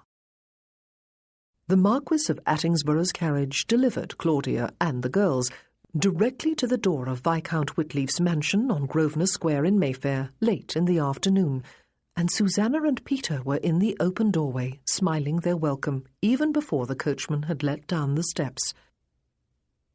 It was a very splendid home indeed, but Claudia only half noticed in all the bustle and warmth of the greetings that awaited them all. Susanna hugged her, looking radiantly healthy for a woman who had given birth only 1 month previously. Then she hugged Edna, who squealed and giggled at seeing her old teacher again, and Flora, who squealed also and talked at double speed, while Peter greeted Claudia with a warm smile and handshake, and then welcomed the girls. The Marquis did not stay, but rode off on his hired horse after exchanging pleasantries with Susanna and Peter, bidding Claudia farewell and wishing Flora and Edna well in their future employment. Claudia was not sorry to see him go. Flora and Edna were given rooms on the nursery floor, a fact that delighted both of them after they had seen the dark-haired little Harry and had been assured that they would have other chances to peep in on him before they left. They were to take their meals with the housekeeper, who was apparently anticipating their company with considerable pleasure. Claudia was simply to enjoy herself. "And that is an order," Peter said, his eyes twinkling after Susanna had told her so.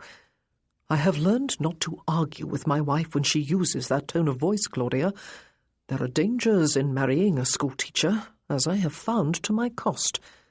"You look like a man who is hard done by," Claudia said. He was another handsome, charming man, with merry eyes that were more violet than blue. Susanna laughed, but she already had an array of activities lined up for her friend's entertainment, and since there was a letter from Mr. Hatchard's office awaiting Claudia, conveying the unfortunate news that he had been called away from town for several days on business, and would, with regret, be unable to see Miss Martin until after his return, she relaxed and allowed herself to be taken on visits to the shops and galleries and on walks in Hyde Park. Of course, the delay did mean that she might have stayed at school for another week, but she did not allow herself to fret over that unforeseeable circumstance. She knew Eleanor was delighted to be in charge for once. Eleanor Thompson had come to teaching late in life, but she had discovered in it the love of her life, her own assertion. They did not see Francis until the day of the concert. She and Lucius had gone to visit Francis's elderly aunts in Gloucestershire before coming to London, but Claudia enjoined patience on herself. At least she was to be here for the entertainment, and then she would be together with 2 of her dearest friends again. If only Anne could be here too, her happiness would be complete. But Anne, the former Anne Jewell, another ex-teacher at the school, was in Wales with Mr. Butler and their 2 children. Claudia dressed early and with care on the appointed day, half excited at the prospect of seeing Francis again. She and Lucius were coming for dinner, and half alarmed at the realization that the concert was to be a much larger affair than she had expected. A large portion of the ton was to be in attendance, it seemed. It did not really help to tell herself that she despised grandeur and did not need to feel at all intimidated. The truth was that she was nervous. She had neither the wardrobe nor the conversation for such company. Besides, she would know no one except her very small group of 4 friends. She did think of creeping into the back of the room at the last minute to listen to Francis as Edna and Flora had been told they might do.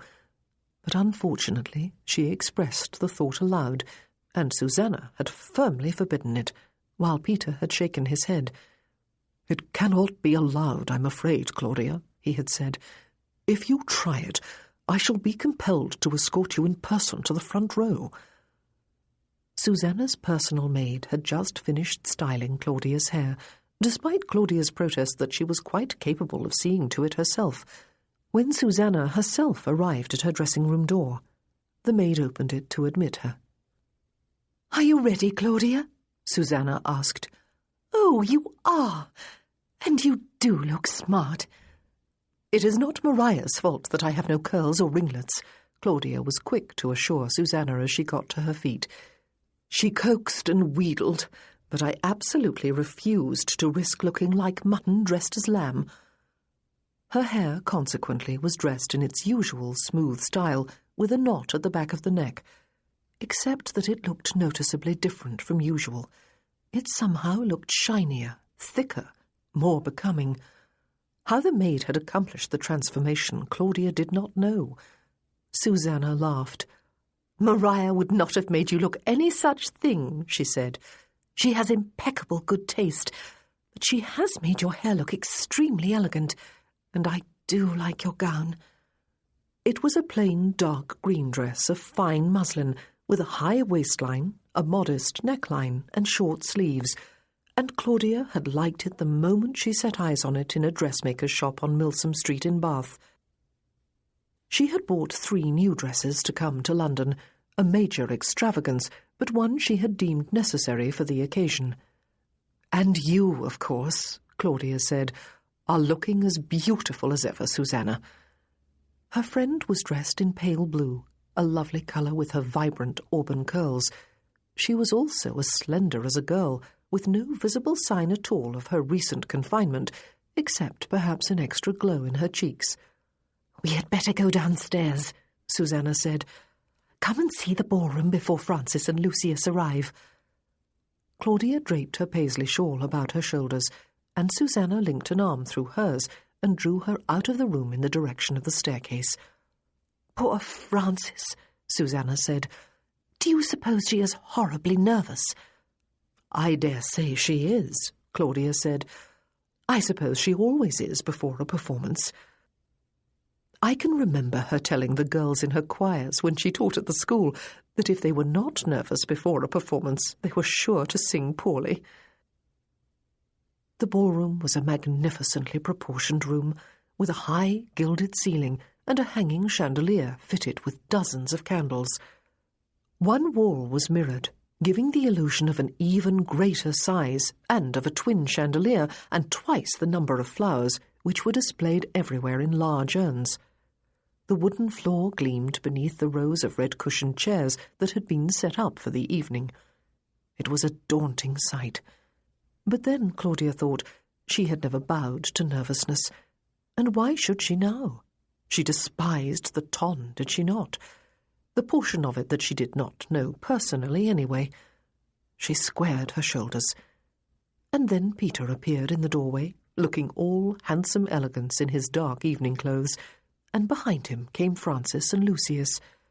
Susanna hurried toward them, Claudia close behind her. "Susanna," Francis exclaimed, catching her up in a hug, "you are as pretty as ever. And Claudia, oh, how very dear and how very fine you look." "And you," Claudia said, "look more distinguished than ever, and beautiful." And glowing, she thought, with her vivid dark colouring and fine-boned narrow face. Success certainly agreed with her friend. "Claudia," Lucius said, bowing to her after the first rush of greetings had been spoken, "we were both delighted when we heard that you were to be here this evening, especially as this will be Francis's last concert for a while." "Your last, Francis?" Susanna cried. "And very wise, too. "You have had a busy time of it," Claudia said, squeezing Francis's hands. "Paris, Vienna, Rome, Berlin, Brussels, and the list goes on. I hope you will take a good long break this time." "Good and long," Francis agreed, looking from Claudia to Susanna with that new glow in her eyes. "Perhaps forever. Sometimes there are better things to do in life than singing." "Francis!" Susanna clasped her hands to her bosom, her eyes widening. But Francis held up a staying hand. "No more for now," she said, "or we will have Lucius blushing." She did not need to say any more, of course.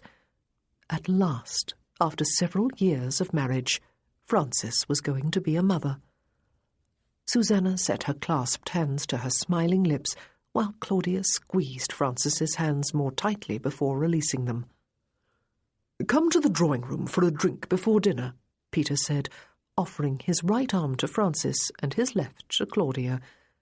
Susanna took Lucius's arm and followed along behind them.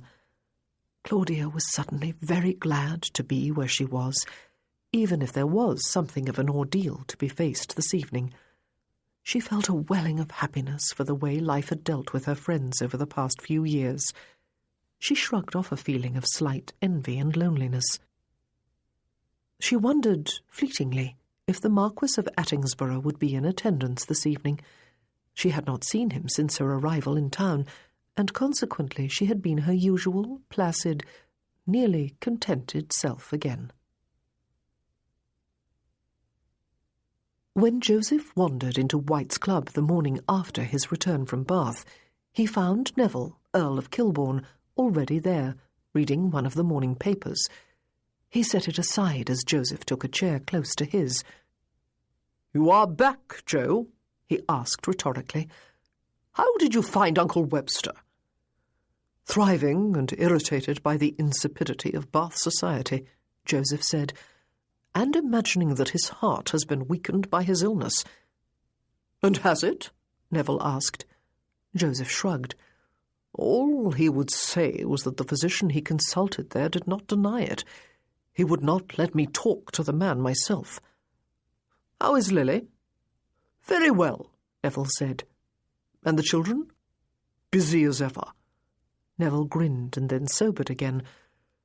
"And so your father believed that his health was deteriorating and summoned you to Bath. It sounds ominous. Am I guessing his reason correctly?" "Probably," Joseph said. "It would not take a genius, would it? I am 35 years old, after all, and heir to a dukedom. Sometimes I wish I had been born a peasant." "No, you don't, Joe," Neville said, grinning again. "And I suppose even peasants desire descendants. So it is to be Parsons' mousetrap for you, is it? Does Uncle Webster have any particular bride in mind?" "Miss Hunt," Joseph said, raising a hand in greeting to a couple of acquaintances who had entered the reading-room together and were about to join another group. "Her father and mine have already agreed in principle on a match. Balderston was called to Bath before I was." "Portia Hunt!" Neville whistled, but made no other comment. He merely looked at his cousin with deep sympathy. "You disapprove?" But Neville threw up his hands in a defensive gesture. "Not my business," he said. "She is dashed lovely. Even a happily married man cannot fail to notice that. And she never puts a foot wrong, does she?" But Nev did not like her. Joseph frowned.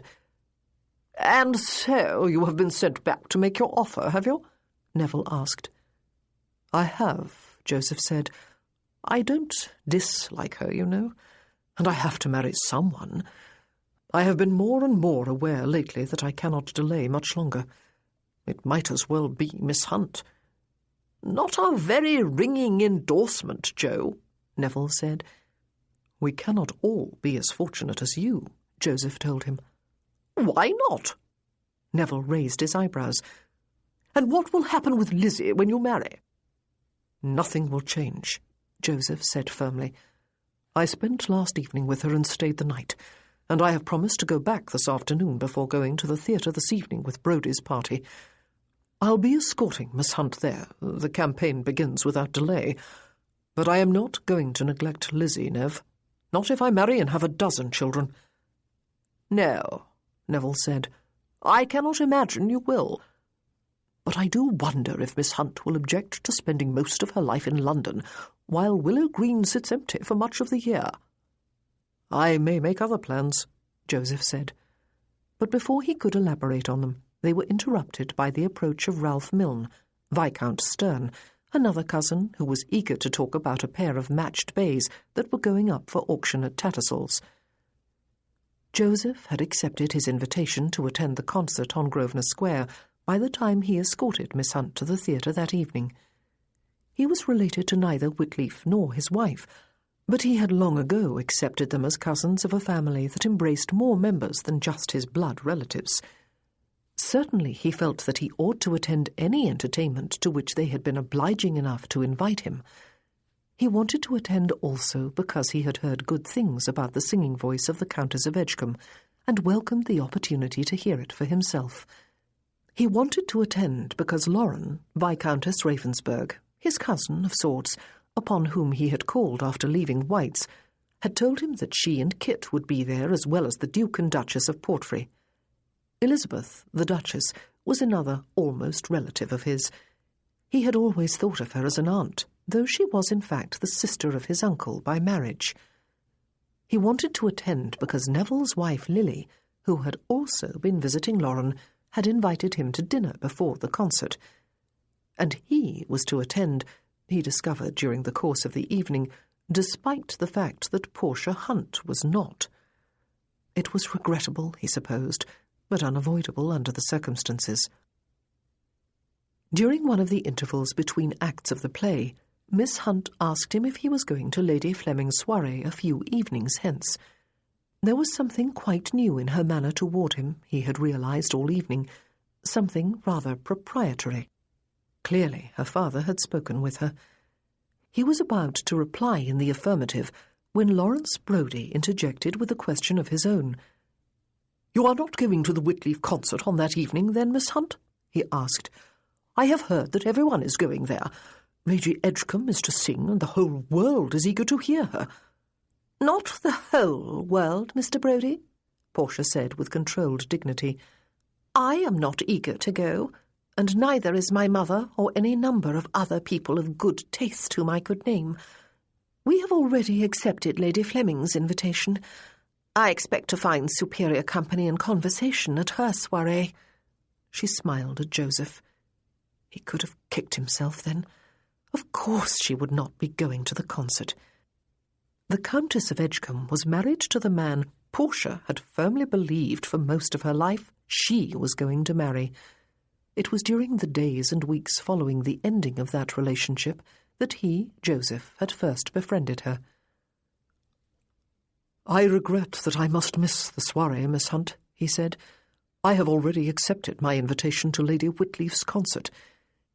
He would have refused his invitation if he had remembered, as he ought to have done, that connection between the Edgecombes and Miss Hunt. And she was clearly not pleased with him. She was very quiet for the rest of the evening, and when she did speak, it was almost exclusively to other members of the party. He arrived on the appointed evening with Lily and Neville and paid his respects to Whitleaf and Susanna. The ballroom, he could see, was already filling nicely. The first person he saw when they stepped inside was Lauren, who had a smile on her face and an arm raised to attract their attention from the other side of the room. Kit was with her, as were Elizabeth and Portray. And Miss Martin. He had thought of the schoolteacher a number of times since his return to town. He had liked her more than he had expected to during the journey to London. She was prim and straight-laced and severe, it was true, and independent to a fault, but she was also intelligent and capable of dry humour. But he had thought of her mainly for other reasons.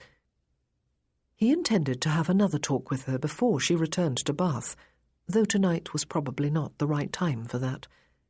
She was smartly dressed in green muslin, he noticed. Her hair was styled a little more becomingly than it had been at the school or on the journey to London. Even so, anyone looking at her this evening could surely not mistake her for anything other than what she was, a schoolteacher. It was something to do with the discipline of her posture, the sternness of her expression, the total absence of frills or curls or jewels about her person. As he approached with Lily and Neville, she turned to see them come. "Lily, Neville, Joseph," Lauren said as they joined the group, and there followed a flurry of greetings and handshakes and kisses on the cheek. "Have you met Miss Martin? These are the Countess of Kilbourne, Miss Martin, and my cousins, the Marquis of Attingsborough and the Earl." "Miss Martin?" Neville smiled and bowed. "I am delighted to meet you, Miss Martin," Lily said, with her customary warm smile, as Miss Martin inclined her head and bade them all a good evening. "We have already met," Joseph said, extending a hand for hers, and remembering that the last time he did so he had committed the faux pas of kissing it. "I had the pleasure of escorting Miss Martin up from Bath a week ago." "But yes, of course," Lauren said. "I have not set eyes on you since then, Joseph," Elizabeth said. "How is your father?" "Considerably better, thank you," he said, though he chooses to believe otherwise. "He is certainly fit enough to grumble about everyone and everything. My mother, meanwhile, appears to be enjoying Bath society." "I am delighted to hear it," Elizabeth said. "I know she was disappointed not to be coming up to town this year." "Miss Martin," Portfrey said, "both the Countess of Edgecombe and Lady Whitleaf were once teachers at your school, I understand." "They were," she said. "I still mourn their loss. However, I am exceedingly proud of my present staff of teachers." "Christine tells us," Kit said, speaking of the Duchess of Bewcastle, "that Miss Thompson is very happy there." "I believe she is," Miss Martin told him. "She was clearly born to teach. My girls love her, and learn from her and obey her without question." "I am fascinated by the idea of a girls' school," Lily said. "I must talk with you about it sometime, Miss Martin. I have 100 questions to ask." "All of which must wait, my love," Neville said. "I believe the concert is about to begin." "We should take our seats then," Elizabeth said. "Would you care to sit beside me, Miss Martin?" Joseph asked. But she was looking suddenly prim and severe again, he could see.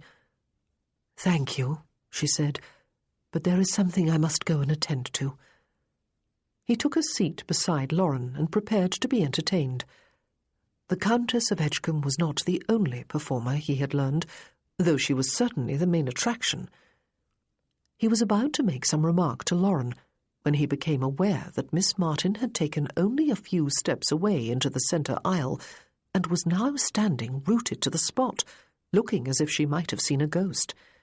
He got hastily to his feet again. "Miss Martin," he said, "do you feel unwell?" "May I—" "No," she said.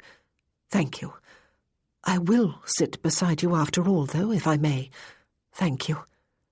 And she sat hastily on the empty chair beside his and bowed her head. She clasped her hands in her lap, and he noticed that they were shaking slightly. Now this was strange, he thought, coming from a woman who did not seem to be the vapourish sort.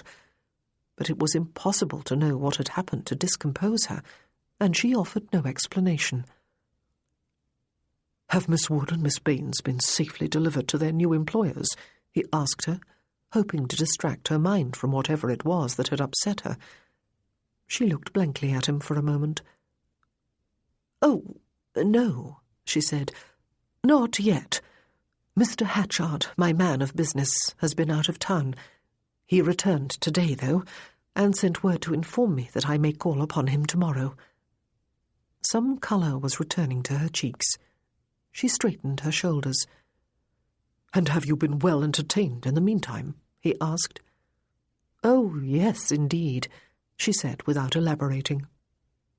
But the concert was about to begin. Whitleaf had moved to the front of the room, and was standing on the low dais that had been set up for the performers so that they would be visible to everyone in the ballroom. There were some shushing sounds from the audience, and then silence. The concert began. Joseph was impressed by the high caliber of the performances. There was a recital by a string quartet, a series of offerings by a young baritone who was engaged to sing in the opera house in Vienna during the autumn, and a pianoforte recital by the lame, dark-haired Countess of Raymore, who was a celebrity in her own right, and whom Joseph had heard with enjoyment on other occasions. She also sang a melancholy folk song to her own accompaniment in her lovely contralto voice. And then, of course, there was the Countess of Edgecombe, whose soprano voice was rich and full, though she soon proved that she could hit some incredibly high notes. He could easily understand what all the fuss was about. Getting to his feet with the rest of the audience to coax an encore out of her with the volume of their applause after she had finished, Joseph realized that he would have been deprived of one of life's great aesthetic experiences if he had gone to the soirée instead of coming here. Also, of course, he was interested to see in action the woman who had supplanted Portia Hunt in Edgecombe's affections. He had set eyes on her before, it was true, but he had not appreciated her exquisite beauty until tonight, when her narrow, expressive face was lit from within, and her very dark hair gleamed in the candlelight. By the time the Countess had finished her encore, Miss Martin had her hands clasped very tightly together and was holding them beneath her chin. Her eyes glowed with pride and affection. The teachers at her school really had done rather well for themselves in the matrimonial market, he thought. It must be a very good school indeed to attract such charm and talent onto its staff. Miss Martin's eyes were brimming with unshed tears when she turned to look behind her, perhaps to share her joy with Susanna. Joseph turned toward her, intending to invite her to join his family group for the refreshments that were to be served in the supper-room. But she grasped his arm suddenly before he could make the offer and spoke urgently to him. "There is someone coming this way with whom I do not wish to speak," she said. He raised his eyebrows. Most of the audience was dispersing in the direction of the supper-room, but there was indeed one man making his way against the flow, obviously heading in their direction. Joseph knew him vaguely. He had met him at White's. The man had arrived recently from Scotland. Macleith, that was the name. He held a Scottish dukedom. And Miss Martin knew him, but did not wish to speak with him. This was interesting. Did this have anything to do with her earlier perturbation, he wondered? He set a hand reassuringly over hers on his arm. It was too late to whisk her out of the man's way.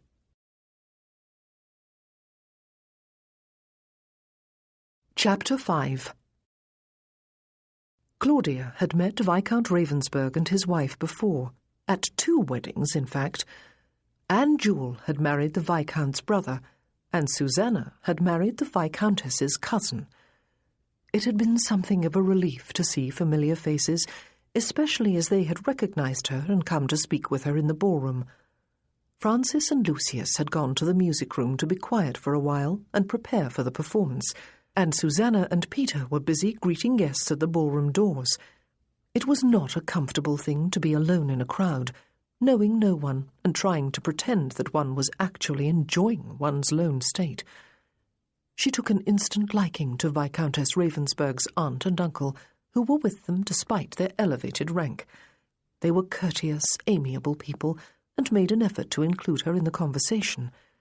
The same could be said of the Earl and Countess of Kilbourne after they had arrived and joined the group. It was not even entirely disagreeable to see the Marquis of Attingsborough again. He was, after all, another familiar face when she had convinced herself that she would know no one at all. Of course, he was looking more gorgeous than ever in evening clothes of dark blue and silver with white linen. She did spare herself a moment of private amusement as she stood with the group. Not a single one of them was without a title. And there was she in their midst and even rather enjoying their company. She would make much of this particular part of the evening when she was telling Eleanor about it after her return home. She would even laugh merrily at her own expense. But amusement turned to sudden embarrassment when the Duchess of Portray suggested that they take their seats, and the Marquis asked her if she wished to sit beside him. Really, he had no choice but to make the offer, since she had stood there within their family group, instead of moving off elsewhere after the initial pleasantries had been exchanged, as she ought to have done. Goodness, they would think her gauche and ill-mannered in the extreme. And so she made that hasty excuse about having to go and attend to something. She would make it the truth, of course. She would find Edna and Flora and make sure that they found space at the back of the ballroom once all the invited guests had been seated. And she would remain with them after all, despite the dire consequences Peter had promised. Edna had once sung in the junior choir that Frances had conducted, and had been beside herself with excitement all day at the prospect of hearing her old, revered teacher sing in a real concert. Flora had been more animated at the prospect of seeing so many rich and important people gathered in one place, and all dressed up in their best evening finery. But Claudia did not get far on her self-appointed mission. Because it was not in her nature to cower, even when she felt self-conscious, she deliberately looked about at the audience as she moved away from where she had been standing, almost at the front of the ballroom, wondering idly if she would recognize anyone else. She very much doubted she would. But then she did. There, halfway back and to the left of the centre aisle in which Claudia stood, sat Lady Freya Bedwin, now the Marchioness of Holmere, in animated conversation with Lord Aidan Bedwin, her brother, beside her, and Lady Aidan beyond him. Claudia had met them too at Anne's wedding breakfast in Bath. The Marquis of Holmere sat on the other side of his wife. Claudia bristled with instant animosity. She had seen Lady Holmere a number of times since walking out of the schoolroom at Lindsay Hall itself on that memorable afternoon long ago, most notably when, still as Lady Freya Bedwin, she had turned up at the school one morning, quite out of the blue, looking haughty and condescending, and asking if there was anything Claudia needed that she might supply. Claudia's temperature could still soar at the memory. Seeing the woman again now, though, would not in itself have caused her to retrace the few steps she had taken and drop hastily into the empty seat beside Lord Attingsborough. After all, if she had thought about it, she would have expected that at least some of the Bedwins would be in town for the season, and that any who were here might very well put in an appearance at tonight's concert. No, if they had been the only faces she had recognized, she would merely have stiffened her backbone, pressed her lips more tightly together, lifted her chin, and proceeded on her way undaunted. But a mere second after Claudia noticed Lady Holmere, her eyes were drawn to the gentleman sitting directly in front of her, the one who was looking very intently at her. Her knees threatened to turn to jelly, and her heart jumped right up into her throat, or so it seemed from the uncomfortable beating there. How she recognized him when she had not set eyes upon him for half her lifetime she did not know, but she did, instantly. Charlie. There was no thought. There was no time for thought. She acted purely from craven instinct, aided by the fact that Lord Attingsborough got to his feet and asked her if she was unwell. She ducked into the seat beside him with ungainly haste, and was scarcely aware of what he said to her as she clasped her hands in her lap and tried to impose calm on herself. Fortunately, the concert began shortly after that, and she was able gradually to still the erratic beating of her heart, and to feel somewhat embarrassed that, after all, she was imposing on the company of this aristocratic family group. She willed herself to listen to the music. So Charlie was here in London, and here tonight. So what? Doubtless he would disappear as soon as the concert was over. He must be as reluctant as she that they come face to face, or else he would remain and ignore her out of sheer indifference. 18 years was a long time after all. She had been 17 the last time she saw him, he 1 year older. Goodness, they had been little more than children. Quite possibly he had not even recognized her, but had merely been resting his eyes idly upon her because she was one of the last persons standing.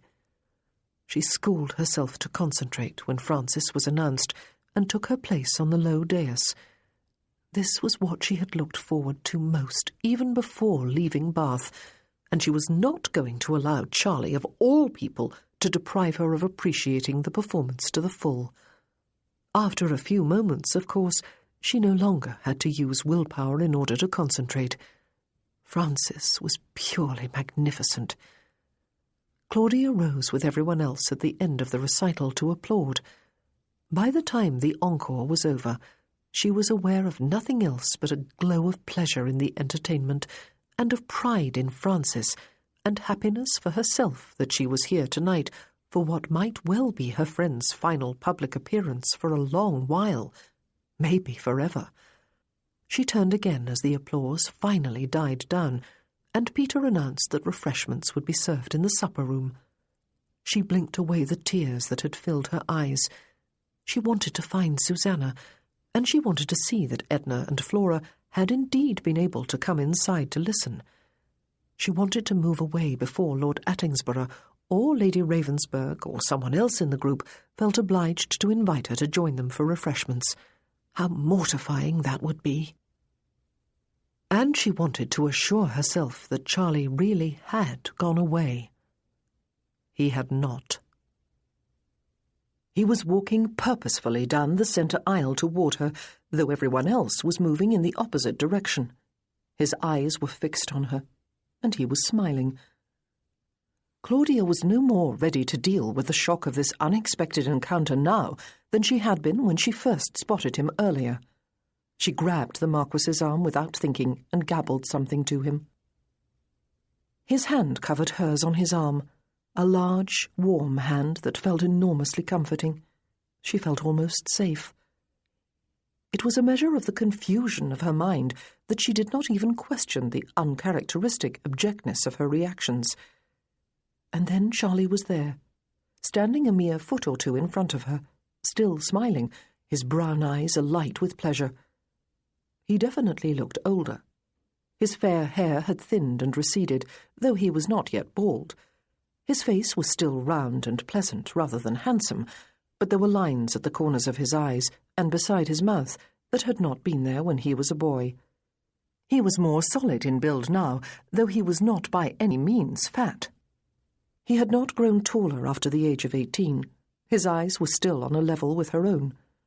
He was dressed with quiet elegance, unlike the careless way he had used to dress. "Claudia, it is you," he said, stretching out both hands toward her. Charlie. She could scarcely persuade her lips to move. They felt stiff and beyond her control. "But what a delightful surprise," he said. "I could hardly believe my—" "Good evening to you, Macleith," the Marquis of Attingsborough said, his voice firm and pleasant. "A fine concert, was it not?" Charlie looked at him as if he had only just noticed him standing there beside her, holding her hand on his arm. His own arms fell to his sides. "Ah, Attingsborough," he said. "Good evening. Yes, indeed, we have been royally entertained." The Marquis inclined his head courteously. "You will excuse us," he said. "Our group is already halfway to the supper-room. We would not wish to lose our places with them." And he drew Claudia's hand right through his arm and kept his hand over hers. "But where are you living, Claudia?" Charlie asked, returning his attention to her. "Where may I call on you?" "Your shawl has slipped from your shoulder," the Marquis said, almost simultaneously, his voice full of solicitous concern as he replaced it with his free hand, half turning in front of her as he did so. "Good night, Macleith. Good to see you." And they were on their way up the aisle with a crowd of other guests, leaving Charlie behind. "He is trouble?" the Marquis asked when they were out of earshot, bending his head closer to hers. Was, she said, a long time ago, a lifetime ago. Her heart was beating up into her throat again, almost deafening her. She was also returning to herself, and an embarrassing realization that she had been behaving without any of her usual firmness of character. Goodness, she had even grabbed the Marquis's arm and begged for his help and protection, after what she had said to him in Marlborough about independence. How very humiliating. Suddenly, her nostrils were assailed by the smell of his cologne, the same one she had noticed at the school and in the carriage. Why did masculine colognes always smell more enticing than female perfumes? "I do beg your pardon," she said. "That was very foolish of me. It would have been much better, and far more like me, to have conversed civilly with him for a few minutes." He had actually been delighted to see her. He had wanted to take both her hands in his. He had wanted to know where she was living so that he could call on her. Distress turned to anger. She straightened her spine, which was in no way slouching to start with. "You really do not need to take me any farther," she said, slipping her hand free of the Marquis's arm. "I have imposed enough upon your time and good nature, and for that I apologize. Do go and join your family before it is too late." "And leave you alone?" he said, smiling down at her. "I could not be so unmannerly. Allow me to distract your mind by introducing you to a few more people." And he cupped her elbow and turned her, and there, almost face to face with her, were Lord and Lady Aidan Bedwin, the Marquis and Marchioness of Holmere, and, gracious heaven, the Duke and Duchess of Bewcastle. "Joseph," the Duchess said, all warm smiles, "we could see you sitting with Lauren and Kit. Was this evening not perfectly delightful? And yes, it is. Oh, do pardon my manners, Miss Martin. How are you?" Claudia, another measure of her distraction, dipped into a curtsy, and the gentleman bowed, the Duke with a mere half-tilt of his head. Lady Aidan and Lord Holmere smiled, and Lady Holmere looked haughty. "Miss Martin," Lord Aidan said, "the owner of the school in Bath, where Sydenham Butler's wife once taught, I believe. We met at their wedding breakfast. How do you do, ma'am?" "I see that introductions are not needed after all," Lord Attingsborough said. "I had the pleasure of escorting Miss Martin and 2 of her pupils up from Bath last week." "I trust you left the school in good hands, Miss Martin," Lady Holmere said, looking along the length of her rather prominent nose. Claudia bristled. "Of course I did," she retorted. "It is hardly likely I would leave it in poor hands, is it?" Too late she realized that she had spoken sharply and without any forethought, and had been remarkably rude as a result. If one of her girls had done such a thing in her hearing, she would have taken the girl aside and lectured her for 5 minutes without stopping to draw breath. Lady Holmere's eyebrows arched upward. The Duke's right hand curled about the handle of his jewelled quizzing glass. Lord Holmere grinned. The Duchess laughed. "You will offend me if you quiz Miss Martin on that score any further, Freya," she said. "She has left Eleanor in charge, and I am quite confident that my sister is very competent indeed. She is also delighted, I might add, Miss Martin, that you have shown such trust in her." And there spoke the genuine lady, Claudia thought ruefully, smoothing over a potentially awkward moment with charm and grace. The Marquis of Attingsborough cupped Claudia's elbow again. "Lauren and Kit and the Portreys and Kilbournes will be keeping places at their table for us," he said. "We must go and join them." "I do beg your pardon, yet again," Claudia said, as they made their way toward the door. "I teach my girls that courtesy must take precedence over almost any personal feeling at all times, yet I have just ignored my own teachings in rather spectacular fashion." "I believe," he said, and she could see that he was actually amused, "Lady Holmere intended her question as a mere polite conversational overture." "Oh, not that woman," she said, forgetting her contrition. "Not Lady Freya Bedwin." "You knew her before her marriage?" he asked. She was the pupil I told you about, she said. No. His hand closed more tightly about her elbow, drawing her to a halt beyond the ballroom doors, but just outside the supper room. He was grinning openly now. And Bewcastle was the one who so ruthlessly directed you to fend for yourself.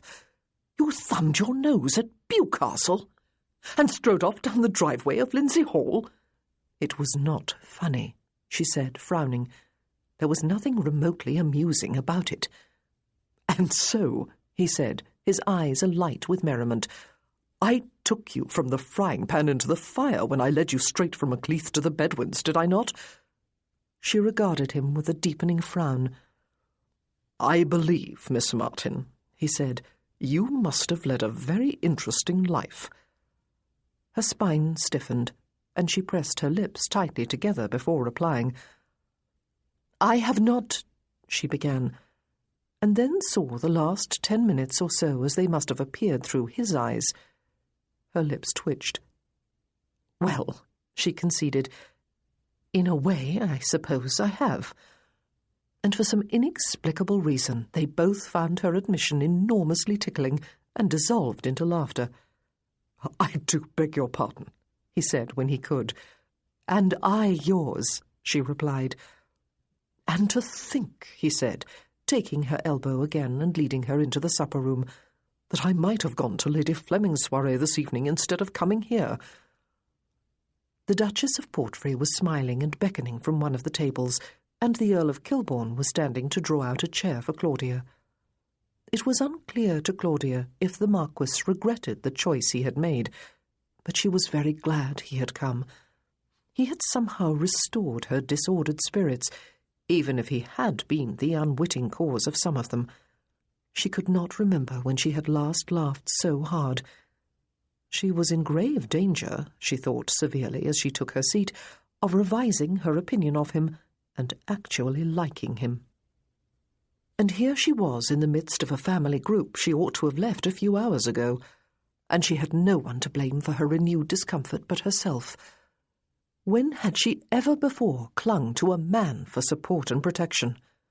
It was really quite lowering.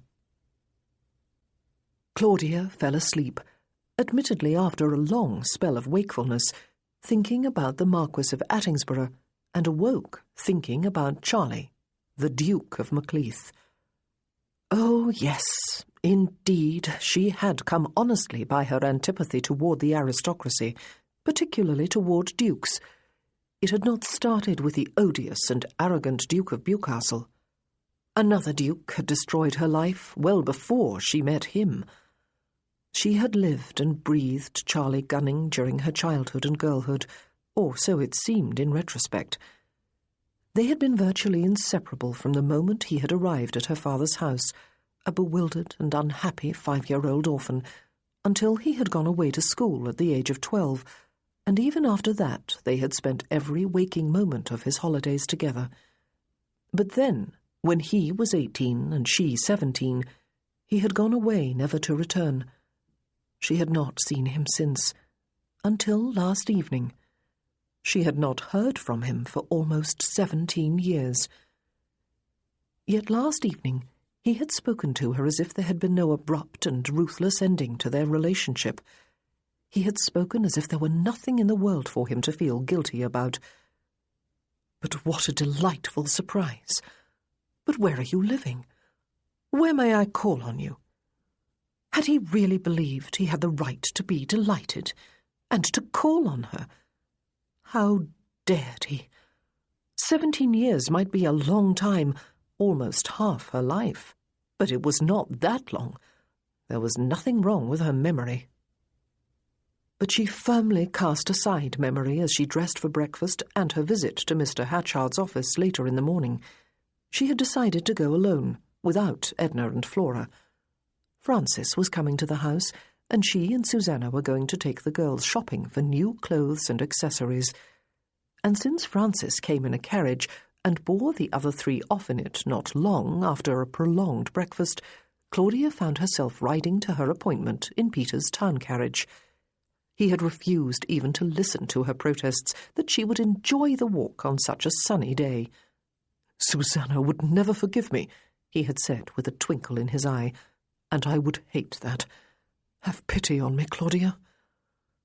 She was buoyed by high spirits as she rode through the streets of London, despite a niggling worry that the employment Mr. Hatchard had found for the two girls might not be suitable after all. Now that the time had come, she was fairly bubbling with excitement over the fact that she was about to put the final touch to her independence, to her success as a single woman. There was no longer any need of assistance from the benefactor who had so generously supported the school almost from the start. She had a letter for him tucked into her reticule. Mr. Hatchard would deliver it for her. It was regrettable that she would never know who the man was, but she respected his desire for anonymity. The school was flourishing. Within the last year she had been able to extend it into the house next door and add 2 more teachers to the staff. Even more gratifying, she was now able to increase the number of charity pupils she took in from 12 to 14, and the school was even turning a modest profit. She was looking forward to the next hour or so, she thought, as Peter's coachman handed her down from the carriage, and she stepped inside Mr. Hatchard's office. Less than an hour later, Claudia hurried back outside onto the pavement. Viscount Whitleaf's coachman jumped down from the box and opened the carriage door for her. She drew breath to tell him that she would walk home. She was far too agitated to ride. But before she could speak, she heard her name being called. The Marquis of Attingsborough was riding along the street with the Earl of Kilbourne and another gentleman. It was the Marquis who had hailed her. "Good morning, Miss Martin," he said, riding closer. "And how are you this morning?" "If I were any angrier, Lord Attingsborough," she said, "the top might well blow off my head." He raised his eyebrows. "I am going to walk home," she told the coachman. "Thank you for waiting for me, but you may return without me." "You must permit me to escort you, ma'am," the Marquis said. "I hardly need a chaperone," she told him sharply, "and I would not be good company this morning." "Allow me to accompany you as a friend, then," he said, and he swung down from his saddle and turned to the Earl. "You will take my horse back to the stable, Nev?" The Earl smiled and doffed his hat to Claudia, and it was too late to say a firm no. Besides, it was something of a relief to see a familiar face. She had thought she would have to wait for Susanna to return from her shopping expedition before she would have anyone with whom to talk. She might well burst before then. And so, just a minute later, they were walking along the pavement together, she and the Marquis of Attingsborough. He offered his arm, and she took it. "I am not much given to distress," she assured him, "despite last evening and now this morning. But this morning it is anger, fury, rather than distress." "Someone upset you in there?" he asked, nodding toward the building from which she had just emerged. "That is Mr. Hatchard's office," she explained to him. "My man of business." "Ah," he said, "the employment. It did not meet with your approval." "Edna and Flora will return to Bath with me tomorrow," she said. "That bad?" He patted her hand on his arm. "Worse," she assured him. "Far worse." "Am I permitted to know what happened?" he asked. "The Bedouins," she said, sawing at the air with her free hand as they crossed a street, avoiding a pile of fresh manure. "That is what happened. The Bedouins. They will be the death of me yet. I swear they will." "I do hope not," he said. "Flora was to be employed by Lady Aidan Bedwin," Claudia said, "and Edna by none other than the Marchioness of Holmere." "Ah," he said. "It is insufferable," she told him. "I do not know how that woman has the nerve." "Perhaps," he suggested, "she remembers you as a superior teacher who will not compromise her principles and high standards, even for money or position." Claudia snorted. "And perhaps," he said, "she has grown up." "Women like her," Claudia said, "do not grow up. They just grow nastier." which was ridiculous and unfair, of course, but her antipathy toward the former Lady Freya Bedwin ran so deep that she was incapable of being reasonable where the woman was concerned.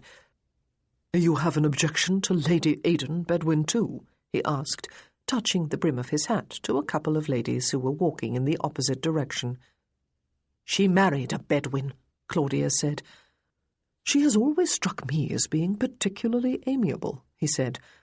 "Her father was apparently a Welsh coal miner before making his fortune. She has a reputation for helping people less fortunate than herself. 2 of her 3 children are adopted. Is it for them she needs a governess?" "For the girl," Claudia said, "and eventually for her younger daughter." "And so you are to return to Bath with Miss Baines and Miss Wood," he said. "Are they to be given any choice in the matter?" "I would not send them into servitude to be miserable," she said. "Perhaps," he suggested, "they might not see it that way, Miss Martin. Perhaps they would be excited at the prospect of being governesses in the houses of such distinguished families." A young child with a harried-looking nurse in hot pursuit was bowling his hoop along the pavement. The Marquis drew Claudia to one side until they were all past. "Little whippersnapper," he commented. "I would wager he promised most faithfully that he would carry the thing, except when he was in the park with plenty of open space." Claudia drew a slow breath. "Are you suggesting, Lord Attingsborough," she said, "that I reacted over-hastily and unreasonably at Mr. Hatchard's office?" "Not at all," he said. "Your anger is admirable, as is your determination to burden yourself with the girls again by taking them back to Bath rather than placing them in employment that might bring them unhappiness." She sighed. "You are quite right," she said. "I did react too hastily." He grinned at her. "Did you give Hatchard a definite no?" he asked. "Oh, I did," she said, "but he insisted that he would do nothing until tomorrow. He wants the girls to attend interviews with their prospective employers." "Ah," he said. "I suppose," she said, "I ought to give them the choice, ought I not?" "If you trust their judgment," he said. She sighed again. "It is one thing we are at pains to teach," she said. "Good judgment, reason, thinking for oneself, making one's own decisions based upon sense as well as inclination. That is more than one thing. We try to teach our girls to be informed, thinking adults, especially the charity girls, who will not simply marry as soon as they are out of the schoolroom and allow their husbands to do all the thinking for them for the rest of their lives." "That is not a very rosy picture of marriage," he said. "But a very accurate one," she retorted. They were walking beneath an avenue of trees that lined the pavement. Briefly, Claudia raised her face to the branches and leaves overhead and to the blue sky and sunshine above. "I will warn them," she said.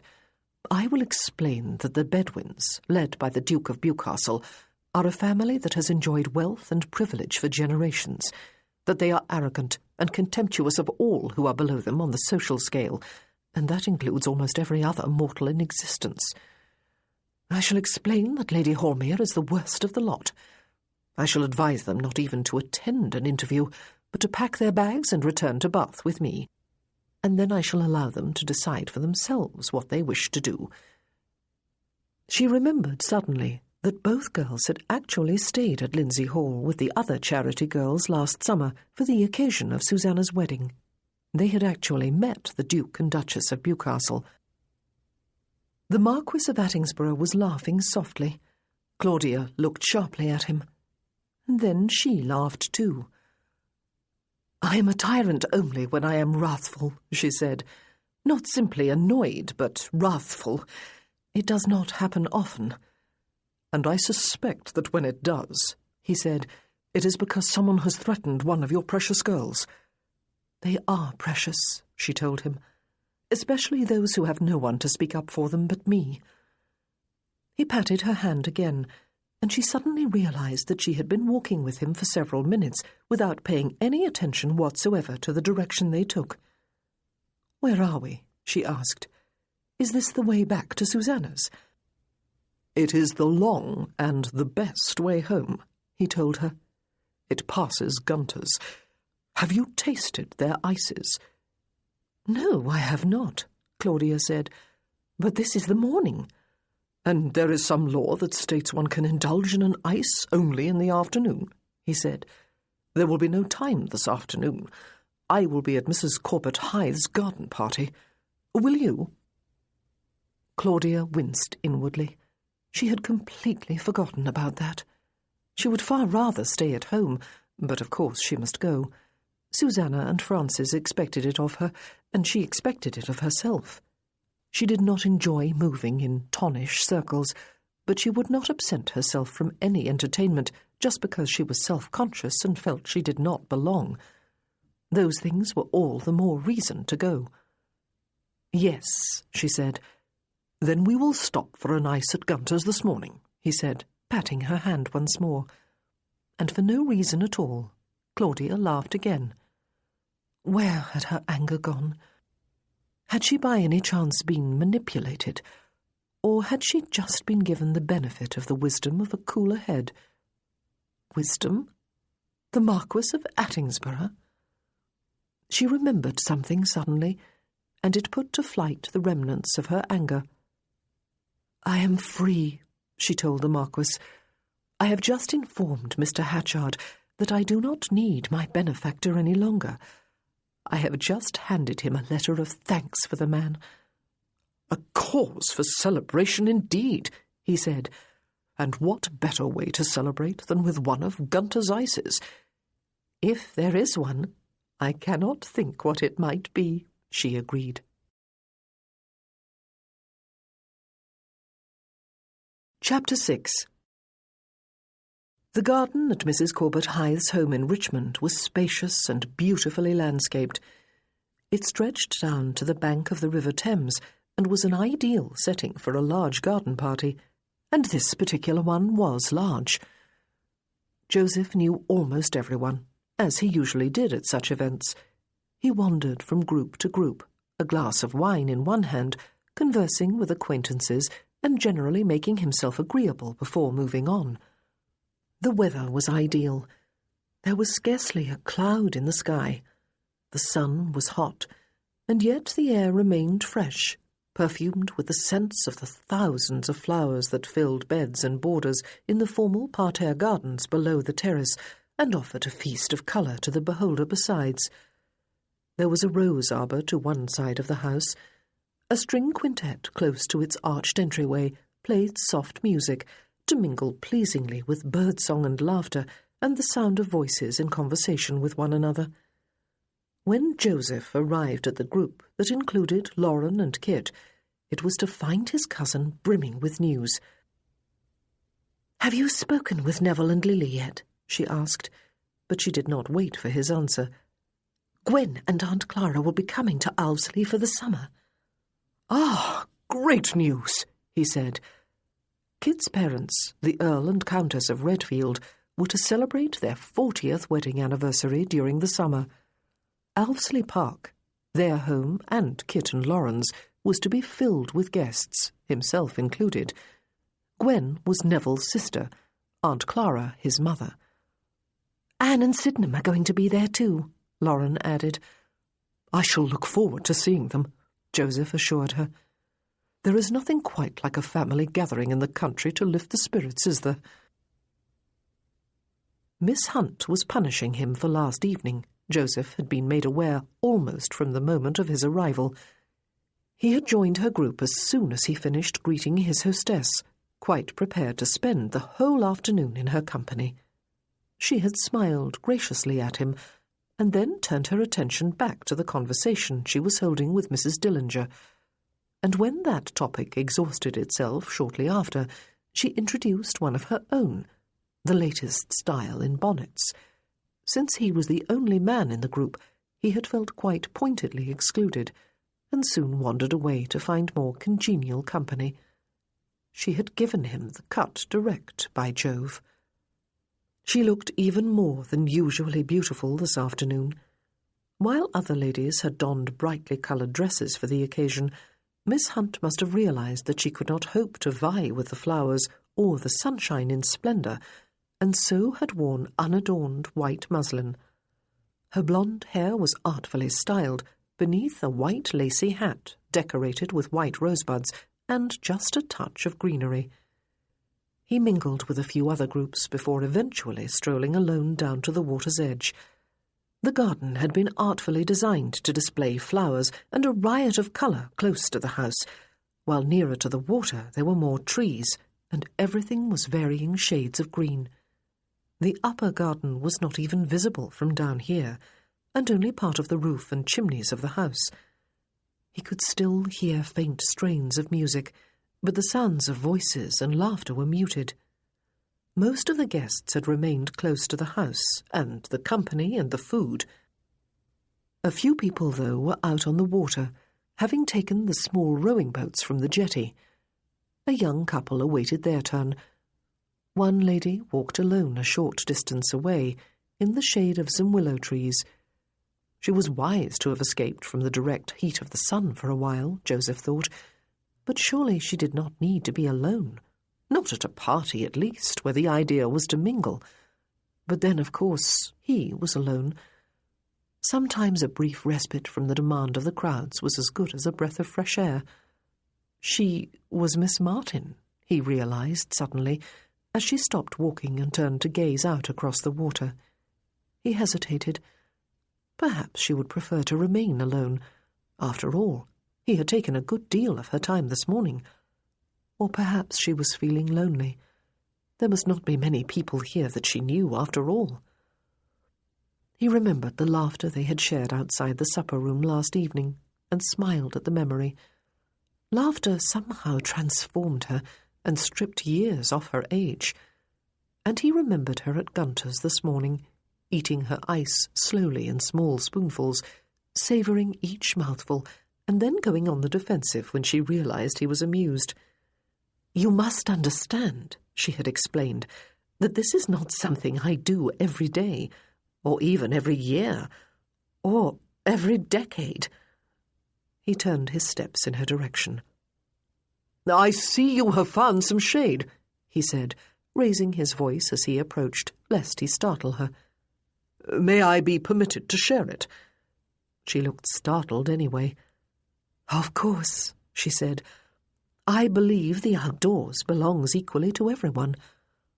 "Doubtless that is the creed of all trespassers and poachers," he said, grinning at her. "Are you enjoying yourself?" Any normal woman would have smiled politely and assured him that indeed she was, and the conversation would have moved on to predictable insipidities. Miss Martin hesitated, and then spoke what was obviously the truth. "Not really," she said. "Well, actually, not at all." She offered no explanation, but regarded him almost ferociously. With her neat cotton dress and hair dressed severely beneath her hat, she could easily be mistaken for the housekeeper, or for the headmistress of a girls' school. Honesty in polite conversation was rare in ladies, or gentlemen for that matter. No one could admit to being discontented without seeming ill-mannered. "I suppose," he said, "that when you are in your usual milieu at your school, no one ever imposes social obligations upon you, or bullies you into enjoying yourself. I suppose you usually have a great deal of freedom and independence." "And you do not?" she asked him, raising her eyebrows. "Quite the contrary," he told her.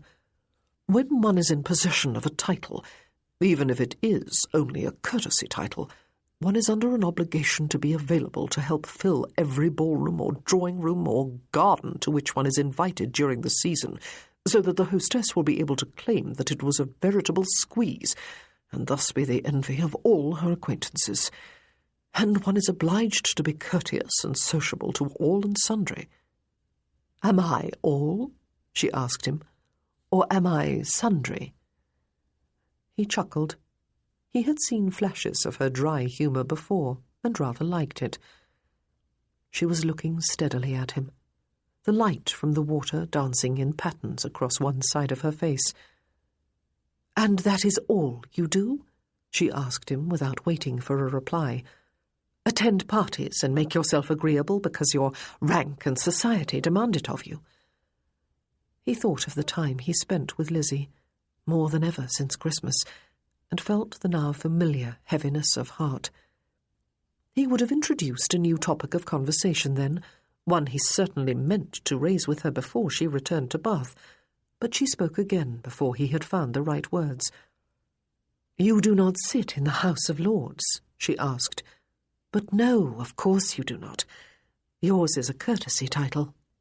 "I am a duke in waiting," he told her, smiling, "and I would prefer to keep it that way, given the alternative." "Yes," she said, "it is not a happy thing to lose a parent. It leaves a great, yawning, empty hole in one's life." Her father's death had disinherited her, he realized, whereas the opposite would happen in his case. But when all was said and done, a human life mattered more than any fortune, especially when it was the life of a loved one. "Family always matters more than anything else," he told her. "I thought I would enjoy a couple of weeks here with Susanna and Francis," Miss Martin said with a sigh as she turned her face to look across the water. "And indeed it has been lovely to see them. But being with them means also being at events like this. Now I think I would like to return to Bath as soon as I may. My life is lived in a very different world than this." "And you would prefer your own," he said. "I cannot blame you. But in the meanwhile, Miss Martin, allow me to do what I do best. Allow me to entertain you. I see that there is no one in line for the boats at the moment, and it appears that Crawford and Miss Meagan are on their way in. Shall we take their boat?" "On the water?" she asked, her eyes widening. "The boat is small," he said.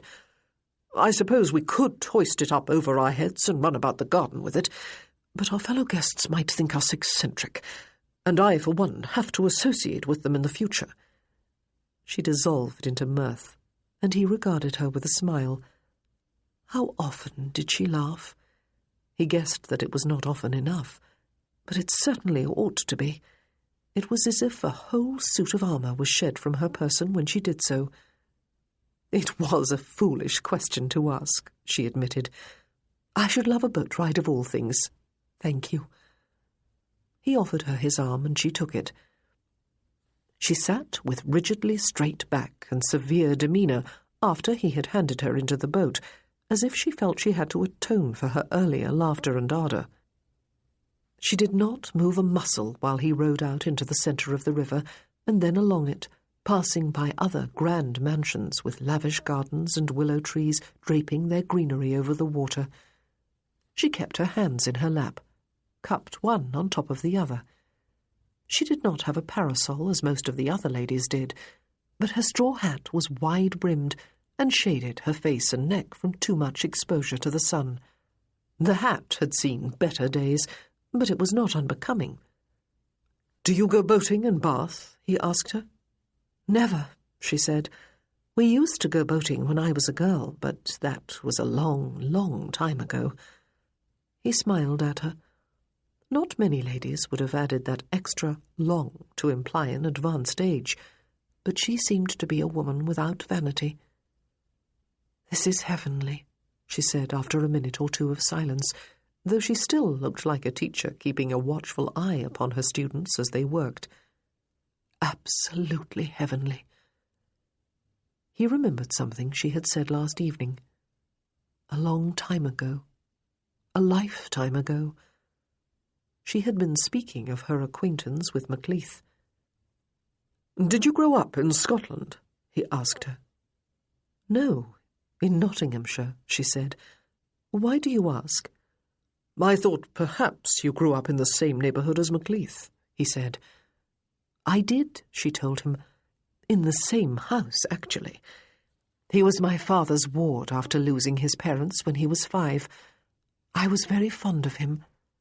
He lived with us until he was 18, when he inherited his title quite unexpectedly from a relative he hardly even knew of. She had been fond of him, and yet had avoided his company last evening. "That must have been a pleasant surprise for him," he said. "Yes," she agreed. "Very. Pleasant for Macleith, he guessed. Not necessarily for her. She had lost a lifelong friend. Or had she had tender feelings for the man? He was at the garden party. He had arrived late, but Joseph had seen him just before he strolled down to the river. Macleith had been talking with the Whitleafs. He wondered if he ought to tell her, but decided against it. He did not want to spoil her enjoyment of the boat ride, and she must be enjoying it. She had called it heavenly. What a disciplined, restrained woman she was. And yet again he thought of the image of armour. Was there a woman behind the armour? A woman of warmth and tenderness, and perhaps even passion. Yet he already knew that she possessed at least the first two. But passion? It was an intriguing possibility. She lifted one hand away from the other after a while, slipped off her glove and touched her fingers to the water. Then she trailed them through it, her head turned to the side, all her concentration upon what she did. He found the picture she presented curiously touching. She looked lost in her own world. She looked somehow lonely. And even though she lived at a school surrounded by schoolgirls and other teachers, he supposed it was altogether possible that she was lonely. The Countess of Edgecombe and Viscountess Whitleaf were her friends, but they had married and left both her staff and Bath. "I suppose," he said at last, surprised by the reluctance he felt, "we had better turn back. Unless, that is, you would like to row past the city down to Greenwich and on out to sea." "And away to the Orient," she said, looking up at him as she brought her hand back inside the boat. "Or to America. Or simply to Denmark or France. To have an adventure. Have you ever had an adventure, Lord Attingsborough?" He laughed, and so did she. "I suppose," she said, "the adventure would not seem such a magical thing when night came on, and I remembered that I do not have my shawl with me, and you developed blisters on your hands." "How very unromantic of you," he said. "We will have to save the adventure for another time, then, when we can make more sensible plans, though romance does not always have to be sensible." The sun shaded her face less efficiently as he turned the boat in the middle of the river. Somehow their eyes met, and locked and held before she looked away rather jerkily, and he looked away just a moment later. There was a curiously charged feeling to the air around them. He was almost certain she had been blushing as she looked away. Good Lord, what had that been all about? But it was a redundant question. It had been a moment of pure sexual awareness, on both their parts. He could not have been more astonished if she had stood up and executed a swallow dive into the river. Good Lord! By the time he looked back at her, she had donned full armour again. She was stiff and stern and tight-lipped. He rowed the rest of the way back to the jetty in a silence she did not attempt to break, and he could not think of a way of breaking. Strange, that. He was normally quite adept at making small talk. He tried to persuade himself that nothing untoward had happened after all, as indeed nothing had. He hoped fervently that she was not feeling as uncomfortable as he. But good Lord, they had merely been sharing a joke. Romance does not always have to be sensible. His sister was standing on the river-bank close to the jetty, he could see as the boat drew closer. So were Sutton and Portia Hunt. He had never been more glad to see them. They gave him a way of breaking the silence without awkwardness. "You have discovered the best part of the garden, have you?" he called cheerfully, as he tied up the boat, stepped out onto the jetty, and handed Miss Martin out. "The river is picturesque," Wilma said, "but both Miss Hunt and I are agreed that Mrs. Corbett Hythe's gardener has been remiss in not having planted some flower beds here. "May I present Miss Martin?" he said. "She is owner and headmistress of a girls' school in Bath, and is staying with Viscount Whitleaf and his wife for a short while. My sister, the Countess of Sutton, Miss Martin, and Miss Hunt and the Earl." Miss Martin curtsied. Wilmer and Miss Hunt favoured her with identical, gracious nods, while Sutton, not to be outdone in cold civility, inclined his head just sufficiently to indicate that he did not choose to insult his brother-in-law. The temperature must have dropped at least 5 degrees within the minute. Wilmer and Sutton would not enjoy being introduced to a mere schoolteacher, Joseph thought, with what would have been wry amusement if he had not been concerned for the lady's feelings. She could hardly fail to notice the frostiness of her reception. But she took matters into her own hands, as he might have expected she would. "Thank you, Lord Attingsborough," she said briskly, "for rowing me on the river. It was very obliging of you. I will go and join my friends now, if you will excuse me." And she strode off in the direction of the house without a backward glance. "Really?" Wilmer said when she was scarcely out of earshot. "A school-teacher, Joseph. I suppose she hinted that she would like to go out on the river, and you could not bring yourself to deny her the treat. But you really ought to have done so, you know. Sometimes you are just too good-natured. You are easily imposed upon." It often amazed Joseph that he and Wilmer could have been born of the same parents and raised in the same home. "I escorted Miss Martin up from Bath last week when I came back to town," he said. "I did it as a favour to Lady Whitleaf, who used to teach at her school." "Yes, well," she said, "we all know that Viscount Whitleaf married beneath him." He was not about to wrangle with his sister at a garden party. He turned to Portia Hunt instead. "Would you care for a turn on the river, Miss Hunt?" he asked her. "Yes, I would, Lord Attingsborough," she said, smiling and allowing him to hand her into the boat. She raised a white lacy parasol above her head, angled just so to shield her complexion from the sun. "It was extremely kind of you," she said after he had pushed off, "to bring that teacher out here. It is to be hoped that she is properly grateful, though to her credit she did thank you." "I enjoyed Miss Martin's company," he said. "She is an intelligent woman, and a very successful one." "Poor lady," she said, as if he had just told her that Miss Martin was dying of some incurable disease. "Lady Sutton and I were speculating about her age. Lady Sutton declares that she must be on the wrong side of 40, but I could not be so cruel. I believe she must be a year or two under that age." "I think you are probably right," he said, "though one can hardly be blamed for one's age, whatever it is, can one? And Miss Martin has much to show for the years she has lived, however many they are." "Oh, absolutely," she said, "though having to work for a living must be unpleasantly demeaning, would you not agree?" "Demeaning, no," he said. "Never. Tedious, possibly, especially if one has to take employment at something one does not enjoy. Miss Martin enjoys teaching."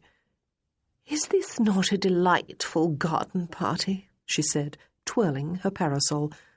"Indeed it is," he agreed, smiling at her. "Was the soirée enjoyable last evening? I am sorry I had to miss it." "The conversation was very agreeable," she said. He tipped his head to one side as he rowed. "Am I forgiven, then?" he asked. "Forgiven?" Her eyes widened, and she twirled her parasol once more. "Whatever for, Lord Attingsborough?" "For going to the Whitleaf's concert instead of the soirée," he said. "You may do whatever you wish in life and go wherever you please," she told him. "I would not presume to question your decisions, even if I had some right to do so." "That is kind of you," he said, "but I assure you I would never demand so compliant a companion. Two people, however close they are, ought to be able to express displeasure openly with each other when provoked." "And I assure you, my lord," she said, "that I would never dream of expressing displeasure with anything a gentleman chose to do, if that gentleman had some claim to my loyalty and obedience. Of course, there was more than one way of expressing displeasure. There was open, forthright speech, or there was something altogether more subtle, like introducing the topic of bonnets into the conversation when the only man present was the one to whom one owed loyalty and obedience. Not that Miss Hunt owed him anything yet. "The weather is almost perfect for a garden party," she said, "though it is perhaps a little on the hot side." "But heat is preferable to rain," he said, his eyes twinkling. "Oh, absolutely," she agreed. "But I do think some clouds and some sunshine in equal measure make for the perfect summer day." They fell into an easy conversation, in which there was not a moment's silence, though nothing of any significance was said. That last fact did not particularly concern him. It was no different from a dozen conversations he held with various people every day. Not all persons could be Miss Martin after all. Miss Hunt looked even more lovely out here on the river, the white of her apparel and the delicacy of her complexion in marked contrast with the deep green of the water. He found himself wondering, as he had with Miss Martin, if there was any passion underlying the inbred elegance and refinement of her manner. He certainly hoped so. Claudia strode up the sloping lower lawn until the flower gardens and the terrace came into view again. Then she changed direction and headed toward the orchestra. She needed to calm herself before joining her friends. Her body and mind were seething with unfamiliar and quite unwelcome emotions and sensations. She felt like a girl again, totally out of control of her own normally tranquil centre. She ought not to have agreed to the boat ride. She actually enjoyed conversing with the Marquis of Attingsborough. He seemed to be an intelligent man, even if he did live an essentially idle existence. But he also happened to be easily the most attractive man she had ever encountered, not to mention handsome, and from the start she had been aware of the dangers of his practised charm. Except that she had been aware of them on Flora and Edna's behalf during the journey, assuming herself to be immune. Oh, but she had enjoyed the boat ride, both the exhilaration of being on the water and actually running her fingers through it, and the pleasure of being rowed by a personable man. She had even indulged in a little romantic daydreaming, if the truth were known. There she was on a warm summer afternoon, boating on the River Thames, with a gentleman with whom she had shared laughter both last evening and this morning. She had consciously liked him, until he had spoken those words. Romance does not always have to be sensible. She knew he had meant nothing by them. She knew he had not been flirting with her.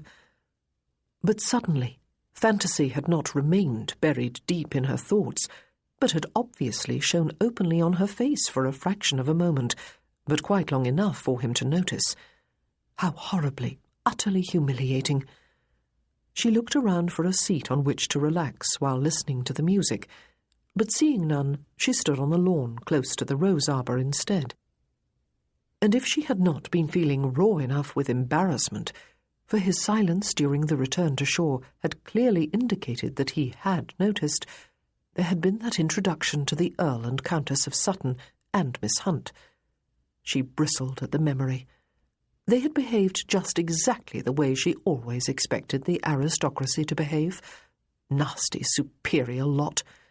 Yet all three of them probably had nothing but fluff between their ears, and money to burn.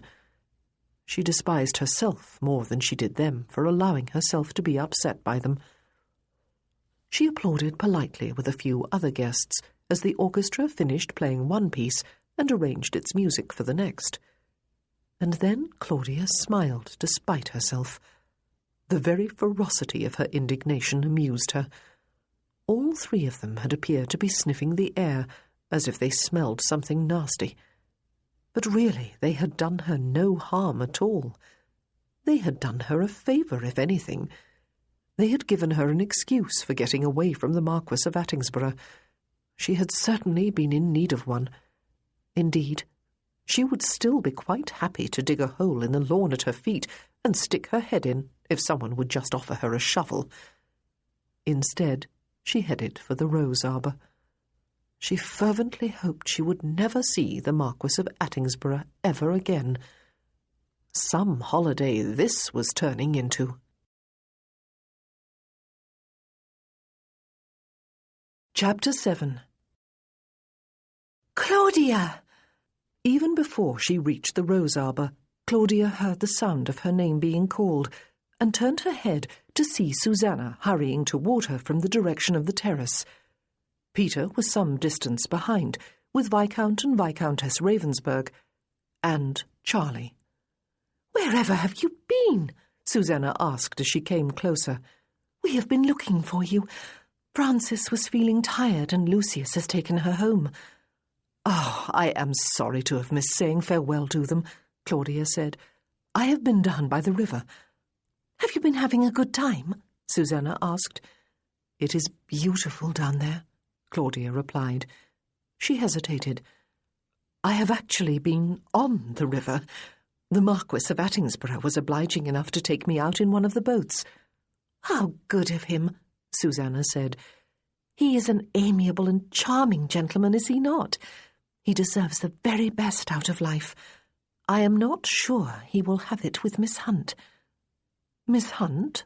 Claudia asked, remembering the haughty, beautiful lady dressed all in white who had treated her with such icy civility a short while ago. Susanna pulled a face. "She is the Miss Hunt," she said, and when Claudia looked blankly at her, she explained. "Miss Portia Hunt, the one Lucius almost married instead of Francis. And now Lauren tells me that Joseph is to marry her. Of course, they do make a handsome couple." They did, Claudia agreed. Oh, goodness, indeed they did. She felt somehow foolish, as if everyone within sight of her would realize what silly daydreams she had indulged in while out on the river. Miss Claudia Martin was not usually given to daydreams, especially silly ones, and more especially romantic ones. "But Claudia," Susanna continued, smiling warmly as the rest of her group came up to them, "we have been having a long talk with the Duke of Macleith, and he has been telling us that you grew up together almost like brother and sister." They were all smiling, obviously happy for her. Charlie was beaming. "Claudia," he said, "we meet again." "Good afternoon, Charlie," she said. "Brother and sister indeed." "How wonderful that you should meet again now," Lady Ravensburg said, "when you have not been in England for years, Your Grace, and Miss Martin has come to town for just a week or two." "I can scarcely believe my good fortune," Charlie said. "Kit and I are organising a party to Vauxhall Gardens the evening after tomorrow," the Viscountess continued. "We would be delighted if the two of you could join us. Susanna and Peter have already said yes. Will you come too, Miss Martin?" Vauxhall Gardens. It was one place Claudia had always wanted to see. It was famous for its outdoor evening entertainments, with concerts and dancing and fireworks, and fine food and lantern-lit pathways and alleys to stroll along. It was said to be a magical and unforgettable experience. "I would love to," she said. "Thank you." "And Your Grace?" "You are most kind," he said. "I shall be delighted." Claudia felt less shock at seeing him today. It was almost inevitable that they meet again, she had realized this morning when she woke up, and perhaps it was just as well it had happened. The long-ago past had never been quite exorcised. Perhaps now it would be, and she could let go of the memories at last. "Oh, lovely," Lady Ravensburg said. "Our party is complete then, Kit. Elizabeth and Lyndon will be coming, and Joseph and Miss Hunt and Lily and Neville. Oh, and Wilma and George too." Lovely indeed, Claudia thought with heavy irony. And so she would see him again after all. Him being the Marquis of Attingsborough. Well, she would just have to frown and look stern, and make him believe that he must have been mistaken out there on the river, and those last two people the Viscountess had named must be the Earl and Countess of Sutton. She really had walked into the fire with her enthusiastic acceptance of her invitation, but it was too late now to withdraw it. Besides, she wanted very much to see Vauxhall Gardens, and why should she not go? She would have friends there. "Claudia," Charlie said, "would you care to take a stroll with me?" Everyone else beamed happily at them as they moved away from the group, weaved their way among other guests, a few of whom greeted him as they passed, and headed in the general direction of the river. "You live in Bath, Claudia?" he asked, offering his arm, though she did not take it. He knew nothing about her then, but she knew nothing about him either, did she? Not anything that had happened to him since her father's death, anyway. "Yes," she said, "I own and run a girls' school there. It is quite successful. All my dreams have come true, in fact. I am very happy." And how was that for a defensive answer to his question? "A school," he said. "Well done, Claudia. I thought you were a governess." "I was for a short while," she said. "But then I took a chance on opening my own establishment so that I could enjoy more independence."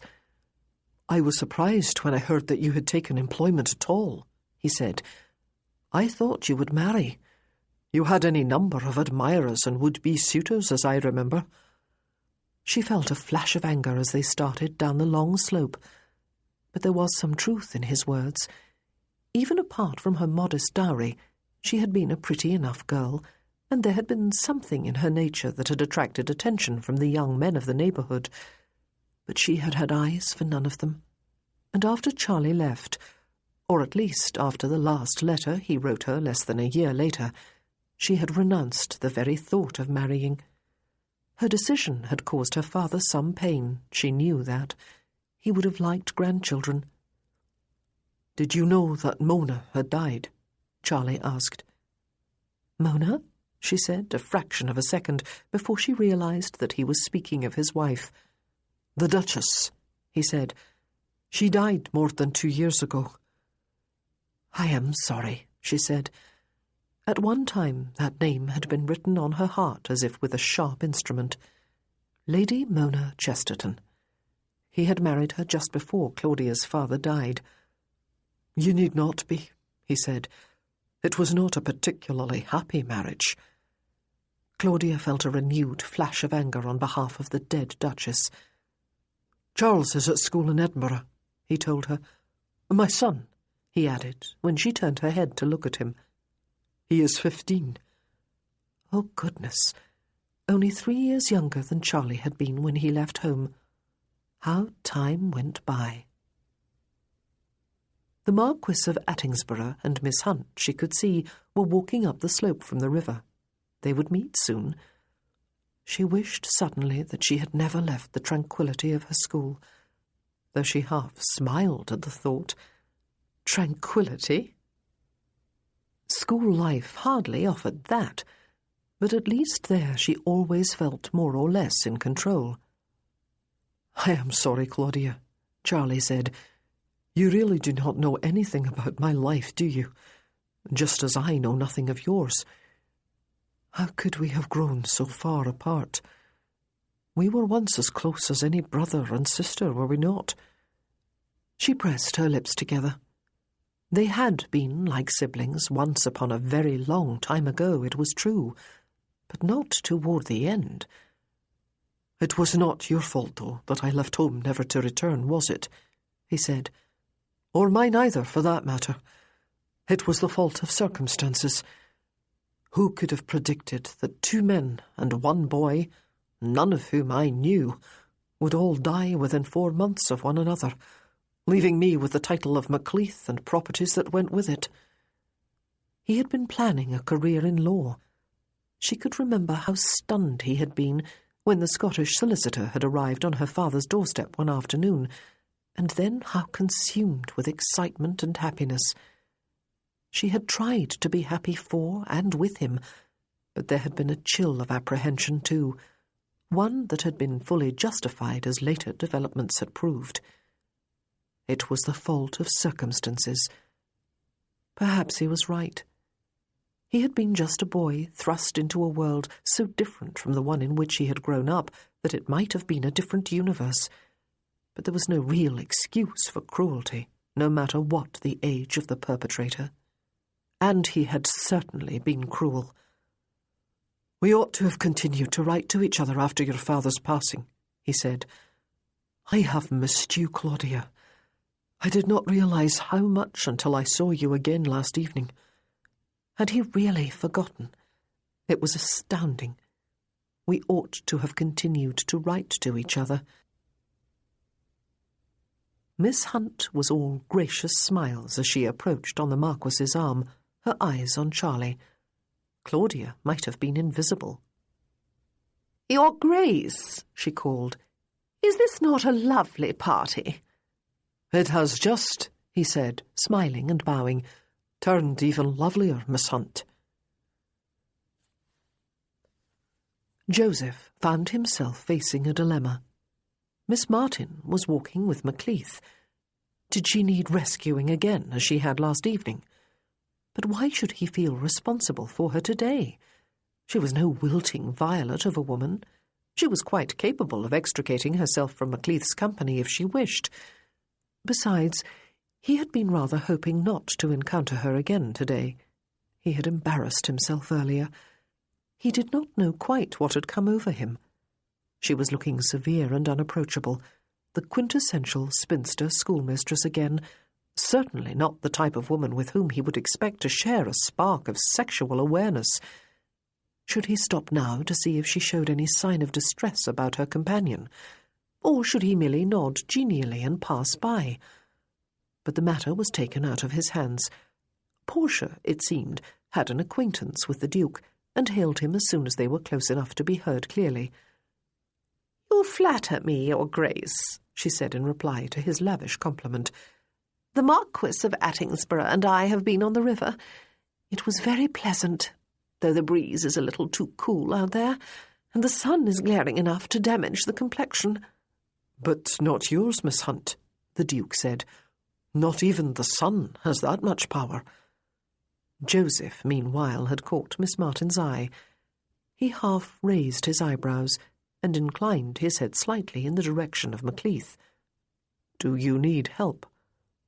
Her eyes widened a fraction in return, and she shook her head almost imperceptibly. "No, thank you." "You are too kind, Your Grace," Portia said. "We are on our way up to the terrace for tea. Have you eaten?" "An hour or more ago," he said, "but I suddenly find myself ravenous again. Are you hungry, Claudia? And have you been introduced to Miss Hunt?" "I have," she said, "and I have not eaten yet this afternoon, though I am not hungry." "You must come and eat now, then," Miss Hunt said, addressing herself to Macleith. "Are you enjoying being in England again, Your Grace?" And then all four of them were walking in the direction of the house, though they had somehow changed partners.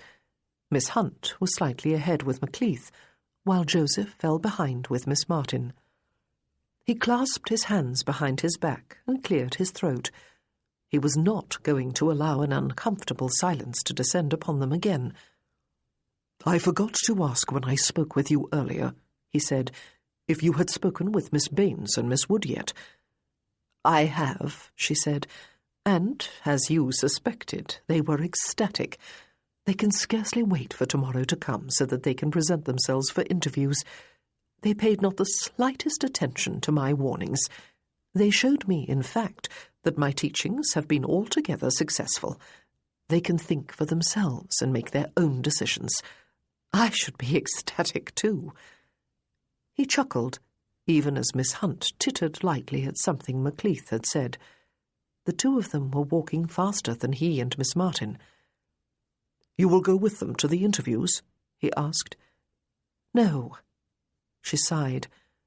"No, Lord Attingsborough. A teacher, just like a mother, must learn when to let her charges go to make their own way in the world. I would never abandon any of my charity girls, but neither would I keep them in leading strings all their lives, though I was prepared to do just that this morning, was I not? The other two had moved far enough ahead by now that he could speak without fear of being overheard. "Did you need rescuing just now?" he asked. "Oh, not really," she said. "I did not last evening either, but then there was the shock of seeing him so suddenly after so many years." "You parted on bad terms?" he asked. "We parted on the best of terms." They had stepped onto one of the paved paths through the parterre gardens and slowed their steps by unspoken consent until they stopped walking altogether. "We were betrothed. Oh, unofficially, it is true. He was 18 and I was 17. But we were in love, as perhaps only the very young can be. He was going to come back for me." "But he never did." He looked down at her, trying to see the romantic girl she must have been, and imagining by what slow stages she had grown into the severe, disciplined woman she was today, most of the time anyway. "No," she said, "he never came. But that is all very ancient history. We were children, and how we can exaggerate or even distort events in memory. He remembers only that we grew up with the closeness of brother and sister, and he is quite right. We were friends and playmates for years before we imagined ourselves in love. Perhaps I have exaggerated those events and emotions in my memory. However it is, I have no reason to avoid him now." And yet, he thought, Macleith had ruined her life. She had never married, though who was he to make that judgment? She had done good things with her life instead, and perhaps a marriage to Macleith would not have turned out half so well for her. "Have you ever been in love, Lord Attingsborough?" she asked. "Yes," he said. "Once. A long time ago." She looked steadily at him. "But it did not work out?" she asked. "She did not love you?" "I believe she did," he said. "Indeed, I know she did. But I would not marry her. I had other commitments. Finally, she must have understood. She married someone else, and now has 3 children, and is, I hope, living happily ever after." Beautiful, sweet-natured Barbara. He no longer loved her, though he felt a residual tenderness whenever he set eyes upon her, which was often enough since they moved in much the same circles. And sometimes, even now, he thought he caught a look of wounded puzzlement in her eyes when she looked at him. He had never given her a reason for his apparently cooled ardour. He still did not know if he ought to have. But how could he have explained the advent of Lizzie in his life? "Other commitments?" Miss Martin asked. "More important than love?" "Nothing is more important than love," he said. "But there are different kinds and degrees of love, and sometimes there are conflicts, and one has to choose the greater love or the greater obligation. If one is fortunate, they are one and the same." "And were they in your case?" she asked, frowning. "Oh, yes," he said. She looked around suddenly at the gardens and the milling guests, as if she had forgotten where she was. "I do beg your pardon," she said. "I am keeping you from tea. I really am not hungry. I believe I will go to the rose arbour. I have not seen it yet." It was his chance for escape, but he found he no longer wished to get away from her. "I will come with you if I may," he said. "But is your place not with Miss Hunt?" she asked him. "Should it be?" He raised his eyebrows and leaned a little closer to her. "Are you not to marry her?" she asked. "Ah," he said, "news travels on the wind. But we do not need to live in each other's shadow, Miss Martin. That is not the way polite society works." She looked across the formal gardens and up to the terrace, where Macleith and Portia Hunt were standing at one of the food tables, plates in hand. "Polite society is often a mystery to me," she said. "Why would one choose not to spend as much time as one can with a loved one? But please do not answer." She looked back into his eyes and held up one hand, palm out. "I do not believe I wish to hear that you gave up on love years ago and are now prepared to marry without it." She was startlingly forthright. He ought to have been angry with her. He was amused instead.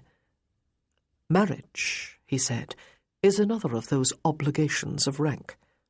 One dreams as a very young man of having both, love and marriage. As one grows older, one becomes more practical. It is wise to marry a woman of one's own rank, of one's own world. It makes life so much easier." "That," she said, "is exactly what Charlie did." She shook her head, as if astonished that she had made such an admission aloud. "I am going to the rose arbour. You may come with me if you wish, or you may rejoin Miss Hunt. You must not feel in any way responsible for keeping me company." "No, Miss Martin." He set his head to one side as he regarded her with eyes squinted against the sun. "I know you are perfectly capable of looking after yourself, but I have not yet seen the rose arbour, and I believe I have more of an appetite for roses than for food. May I accompany you?" Her lips quirked at the corners, and then she smiled outright before turning and walking diagonally across the parterres in the direction of the rose arbour. That was where they spent the remaining half-hour of the garden party, looking at the roses, a bloom at a time, dipping their heads to smell some of them, exchanging greetings with acquaintances, at least he did, and finally sitting on a wrought iron seat beneath an arch of roses, gazing about at all the beauty and breathing in the fragrant air and listening to the music and speaking very little. It was possible to sit silently with Miss Martin now that the discomfort he had felt out on the river had disappeared. With almost anyone else, he would have felt obliged to keep a conversation going, even with Miss Hunt. He wondered if it would always be so, or if marriage would bring them enough contentment in each other's company that they could be satisfied with a shared silence. "Silence," he said at last, "is not the absence of everything, is it? It is something very definite in its own right." "If it were not a very definite something," she said, "we would not so assiduously avoid it through much of our lives. We tell ourselves that we are afraid of darkness, of the void, of silence. But it is of ourselves that we are afraid." He turned his head to look at her. She was sitting with straight spine, not quite touching the back of the seat, her feet side by side on the ground, her hands resting palm up, one on top of the other, in her lap, a growingly familiar pose. The slightly floppy brim of her hat did not quite hide the rather severe lines of her face in profile. "That sounds bad," he said. "Are we such nasty creatures at heart, then?" "Not at all," she said. "Quite the contrary, in fact. If we were to see the grandeur of our real selves, I suspect we would also see the necessity of living up to who we really are, and most of us are too lazy for that. Or else we are having too good a time enjoying our less-than-perfect lives to be bothered." She turned her face to his when he did not answer. "You believe in the essential goodness of human nature, then?" he said. "You are an optimist." "Oh, always," she agreed. "How could life be supported if one were not? There is a great deal to feel gloomy about, enough to fill a lifetime to the brim. But what a waste of a lifetime! There is at least as much to be happy about, and there is so much joy to be experienced in working toward happiness." "And so silence and darkness hold happiness and joy?" he said softly. "Assuredly," she said, "provided one really listens to the silence and gazes deeply into the darkness. Everything is there," everything. He made a sudden decision. Ever since deciding to call upon her in Bath, and especially since being shown around her school and talking with her on the road to London, he had been meaning to take matters further with her. Now was as good a time as any. "Miss Martin," he said, "do you have any plans for tomorrow? In the afternoon?" Her eyes widened as she continued to look at him. "I do not know what Susanna has planned," she said. "Why do you ask?" "I would like to take you somewhere," he said. She looked at him inquiringly. "I own a house in town," he said. "It is not my place of residence, though it is on a quiet, respectable street. It is where—" "Lord Attingsborough," she said, in a voice that must surely have even the most intrepid of her pupils quaking in her shoes whenever she used it in school. "Where exactly are you suggesting that you take me?" "Oh, Lord, as if—" "I am not," he began. She had inhaled sharply while he spoke the 3 words, and her bosom had swelled. She looked forbidding, to say the least. "Do I understand, sir," she said, "that this house is where you keep your mistresses?" "Plural, like a harem." He leaned back in the seat, resisting the sudden urge to bellow with laughter. How could he possibly have been so gauche as to give rise to such a misunderstanding? His choice of words today was proving quite disastrous. "I must confess," he said, "that the house was bought for just that purpose, Miss Martin. It was years ago. I was a swaggering young sprout at the time." "And this," she said, "is where you wish to take me?" "It is not unoccupied," he told her. "I want you to meet the person who lives there." "Your mistress?" She was the very picture of quivering outrage, and part of him was still amused at the misunderstanding. But really this was no joke. This was not funny at all. "Not my mistress, Miss Martin," he said softly, his smile fading. "Lizzie is my daughter. She is 11 years old. I would like you to meet her. Will you? Please?" Chapter 8. Claudia gave herself one more look over in the pier glass in her dressing-room and drew on her gloves as she turned toward the door.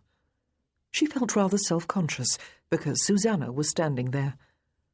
"I am sorry," she said briskly, not for the first time, "that I will be unable to come visiting with you this afternoon, Susanna." "No, you are not." Her friend was smiling impishly. "You would much rather go driving in the park with Joseph. I would in your place, and today is as sunny and warm as yesterday." "It was very kind of him to offer," Claudia said. "Kind?" Susanna tilted her head to one side and regarded her closely. "It is what you said at breakfast, and I objected to it then, as I do now. Why should he not take you for a drive? He must be close to you in age, and he enjoys your company. He proved that the evening before last, when he sat beside you at the concert and took you in for supper before Peter could find you to bring you to our table. And yesterday he walked you home from Mr. Hatchard's, and then took you out on the river during the garden party, and was sitting in the rose arbour with you when we came looking for you to bring you home. You must not talk of his interest as mere kindness, Claudia. It belittles you." "Oh, very well, then," Claudia said. "I dare say he has conceived a violent passion for me, and is about to beg me to become his marchioness. I might end up a duchess yet, Susanna. Now there is a thought." Susanna laughed. "I would rather see him marry you than Miss Hunt," she said. "His engagement has not yet been announced, and there is something about her I do not like, though I cannot explain quite what it is. But I hear sounds downstairs. Joseph must have arrived." He had indeed. He was standing in the hall when Claudia went down with Susanna, talking with Peter. He smiled up at them in greeting. He was, of course, looking as handsome as ever, and alarmingly virile in a dark green coat with buff pantaloons and white-topped Hessian boots. At least his colours coordinated with hers, Claudia thought wryly. She was wearing the third and last of her new dresses, a sage green walking dress that she had thought very smart when she bought it. And really, what did it matter that she looked far less grand than anyone else she had met socially in the last few days? She did not want to look grand, only presentable. He had brought a curricle instead of a closed carriage, she saw, as soon as they stepped outside the door a couple of minutes later, Susanna and Peter coming too to see them on their way. He handed her up to the passenger seat and climbed up to sit beside her before taking the ribbons from his young tiger, who then proceeded to jump up behind them. Despite herself, Claudia felt a rush of exhilaration. Here she was in London, staying at a grand house in Mayfair and riding in a gentleman's curricle with the gentleman up beside her. Their shoulders were, in fact, all but touching, and she could smell his cologne again. She did not need to remind herself, of course, that this was no mere pleasure trip, but that he was, in fact, taking her to meet his daughter, his illegitimate daughter, the offspring, no doubt, of one of his mistresses. Lila Walton must have been right on that visit of his to the school. He had a daughter he wished to place there. And the nature of his interest in her was now quite apparent. So much for romantic daydreams. She was not really shocked at the revelation he had made yesterday. She was well aware that gentlemen had their mistresses, and that sometimes those mistresses, as was nature's way, bore them children. If the mistresses and their children were fortunate, the gentleman also supported them. The Marquis of Attingsborough must be of that number, she was happy to know. His mistress and daughter were living comfortably in a house he had bought years ago, and if he chose to send the girl to her school, well, she did not doubt he could afford her fees. Yet, despite the existence of a long-time mistress and mother of his child, he was courting Miss Hunt. It was the way of the world, Claudia knew, at least of his world. He needed a wife and legitimate heirs, and a man did not marry his mistress. She was very glad she did not move in his world. She far preferred her own. She wondered how Miss Hunt would feel about the existence of the woman and child if she knew about them, but then it was altogether possible that she did. Claudia waved to Susanna and Peter as the curricle rocked into motion, and then folded her hands in her lap as it made its way out of the square. She disdained clinging to the rail beside her. She was no coward, and she was determined to enjoy every moment of the novelty of bowling along through the streets of London in a smart, open vehicle, looking down on the world from her high perch. "You are very quiet today, Miss Martin," the Marquis said, after a few minutes had passed. "Have Miss Baines and Miss Wood been interviewed yet?" "Yes," she said. "Both of them went this morning, and both were successful. In their own eyes, anyway. Flora said that Lady Aidan was extremely kind to her, and asked only a few questions before telling her all about Ringwood Manor in Oxfordshire, and the people who live there, and assuring her that she is bound to be happy there, as she will be just like a member of the family. The last governess has recently married, as did the governess before her. Then Flora was taken to meet the children, whom she liked exceedingly well. She will be leaving for her new life tomorrow." "And was Lady Holmere as amiable to Miss Wood?" the Marquis asked, turning his head to grin at her. Goodness, but he was close. He was turning the curricle into Hyde Park. Claudia had thought she was lying when she told Susanna that this was to be their destination. Perhaps it would turn out to be only a white lie. She asked Edna many questions, she told him, both about herself and about the school. Poor Edna. She does not do well when she is being questioned, as you may remember. But Lady Holmere surprised her by telling her that she remembered hearing about the burglary that killed Edna's parents and made an orphan of her. And although Edna said she was very haughty and intimidating, it was obvious that she admired the woman greatly. And Lord Hornmere was also present and was kind to her. She loved the children when she met them. And so Edna, too, will be leaving us tomorrow. She sighed audibly. They will be fine, the Marquis assured her, turning his curricle onto an avenue that stretched ahead between rolling green lawns and ancient shady trees. You have given them a good home and a sound education, and now you have found them decent employment. It is up to them how they conduct the rest of their lives. I like them both. They will be fine. And he startled her by freeing one of his hands from the ribbons and reaching across to squeeze both her hands in her lap. She did not know whether to jump with alarm or bristle with indignation. She did neither. She carefully remembered the purpose of this drive. Is your daughter's mother expecting us?" she asked.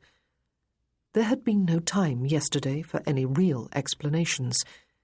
Even as he had told her that the person he wished her to visit, Lizzie, was his daughter, Susanna and Peter had been stepping into the rose arbour looking for her. "Sonia," he said.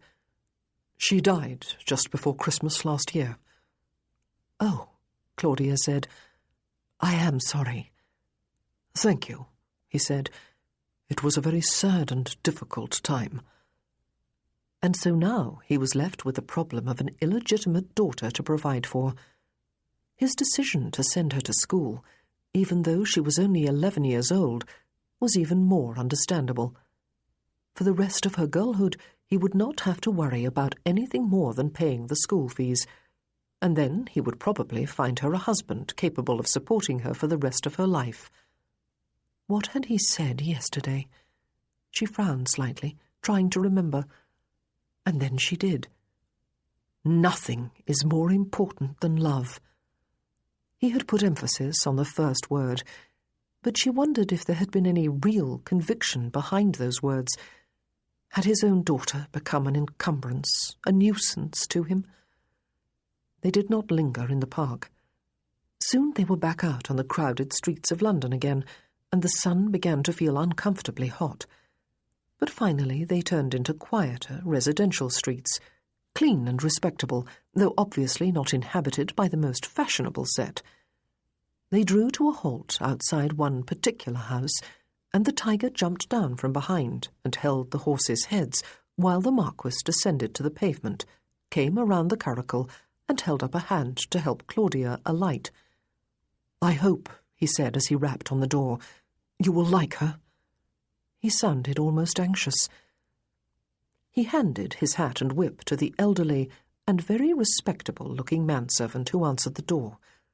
"Take Miss Martin's things too, Smart," he said, "and let Miss Edwards know that I am here. How is Mrs. Smart's rheumatism today?" "Better, thank you, my lord," the man said as he waited for Claudia to remove her gloves and bonnet. "But it always is in the dry weather." He took their outdoor things away and came back a few minutes later to inform them that Miss Edwards was in the parlour with Miss Pickford. He turned and led the way upstairs. Miss Edwards turned out to be a small, pretty, petulant-looking young lady who was obviously too old to be Lizzie. She met them at the parlour door. "She is not having a very good day today, I'm afraid, my lord," she said, curtsying to the Marquis and glancing sidelong at Claudia. The room behind her was in semi-darkness, all the heavy curtains being drawn across the windows. In the hearth a fire burned. "Is she not?" the Marquis said, but it seemed to Claudia that he sounded more impatient than concerned. "Papa," a voice said from inside the room, and then, more gladly, filled with excitement, "Papa!" Miss Edwards stood aside, her hands clasped at her waist. "Stand and curtsy to the Marquis of Attingsborough, Lizzie," she said. But the child was already on her feet, her arms held out toward the door. She was small and thin and pale, with dark hair waving loose down her back to her waist. Her face was alight with joy. "Yes, I am here," the Marquis said, and strode across the room to fold the child in his arms. She wrapped her own tightly about his neck. "I knew you would come," she cried. "Miss Edwards said you would not, because it is a sunny day, and you would have 1,000 things more important to do than coming to see me. But she always says that, and you always come when you say you will. Papa, you smell good. You always smell good." "Especially for you," he said, untwining her arms from about his neck and kissing both her hands before releasing them. "Miss Edwards, why on earth is there a fire burning?" "I was afraid that Lizzie would catch a chill after you took her out in the garden last evening, my lord," she said. "And why the darkness?" he asked. "Is there not enough darkness in Lizzie's life?" Even as he spoke, he was striding over to the windows and throwing back the curtains to flood the room with light. He opened the windows wide. "The sun was shining directly in, my lord," Miss Edwards said. "I wanted to protect the furniture from fading." He looked at Claudia as he moved back to his daughter's side and set one arm about her shoulders. "Lizzie," he said, "I have brought someone to meet you.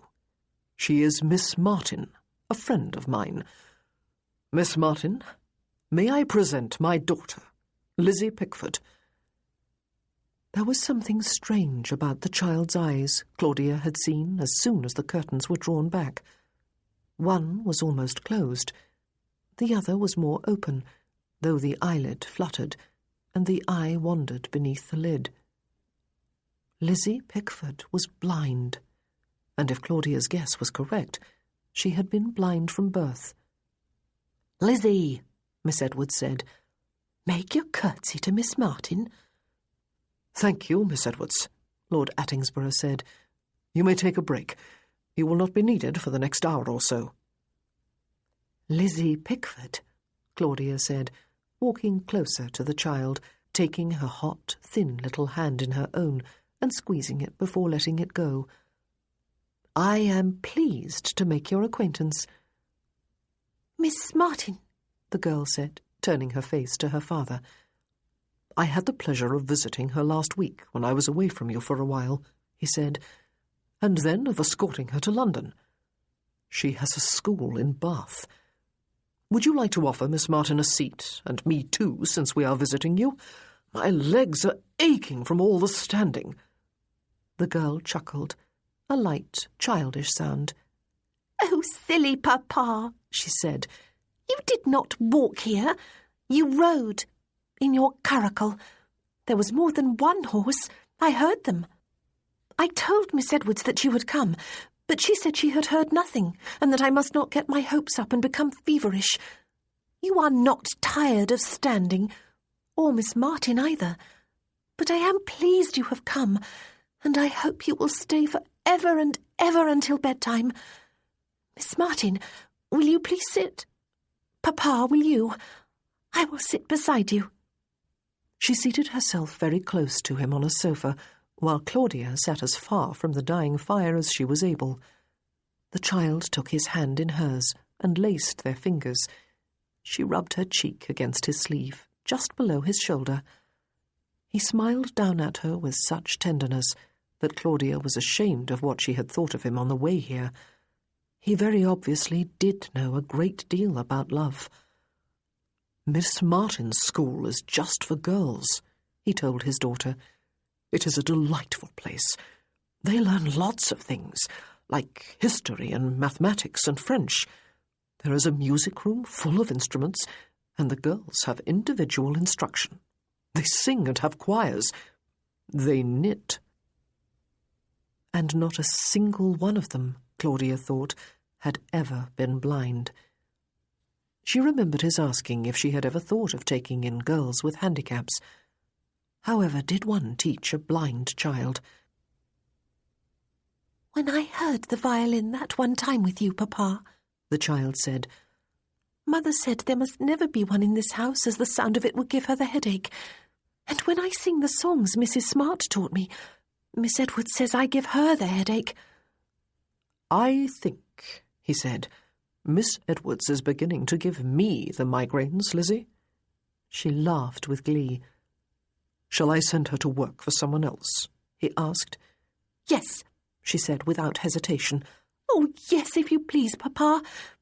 Will you come to live with me instead this time?"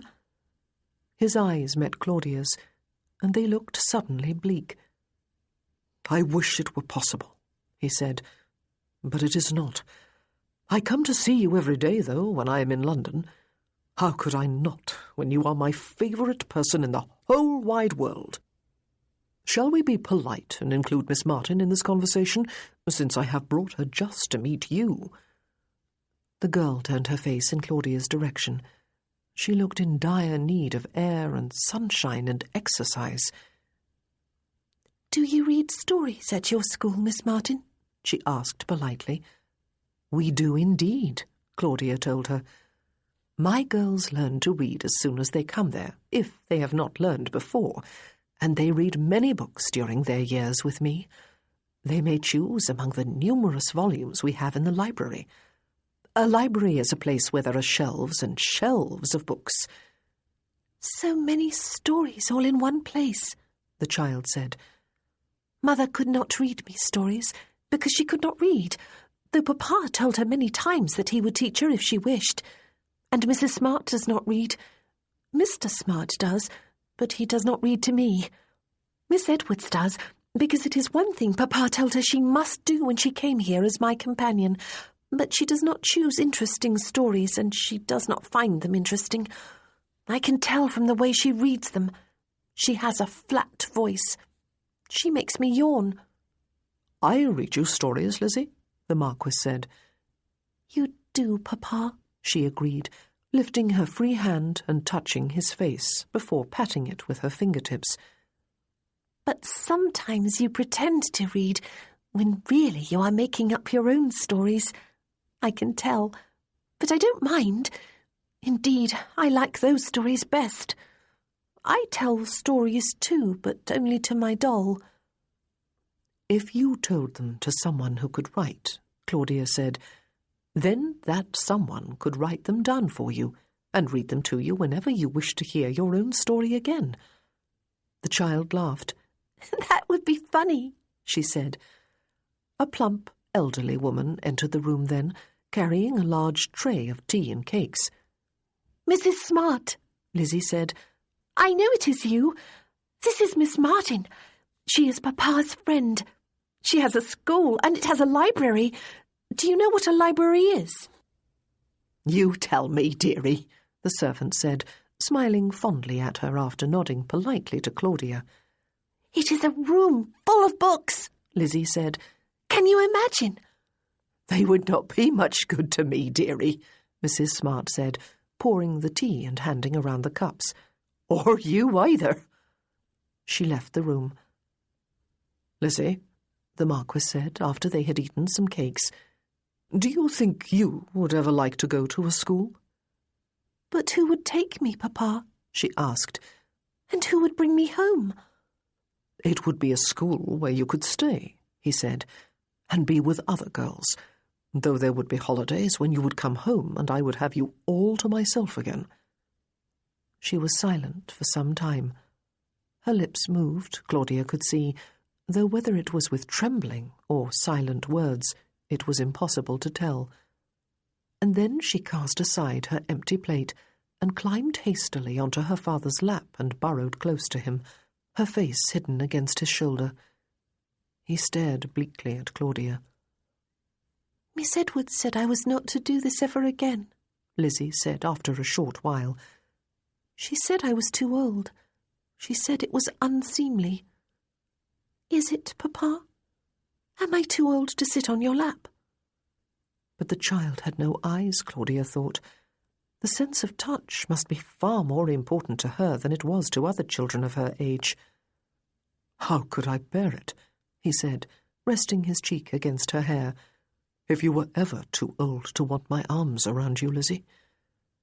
As for sitting on my lap, I think it is quite unexceptionable until you turn 12. That gives us 5 whole months longer. What does Miss Martin have to say on the subject?"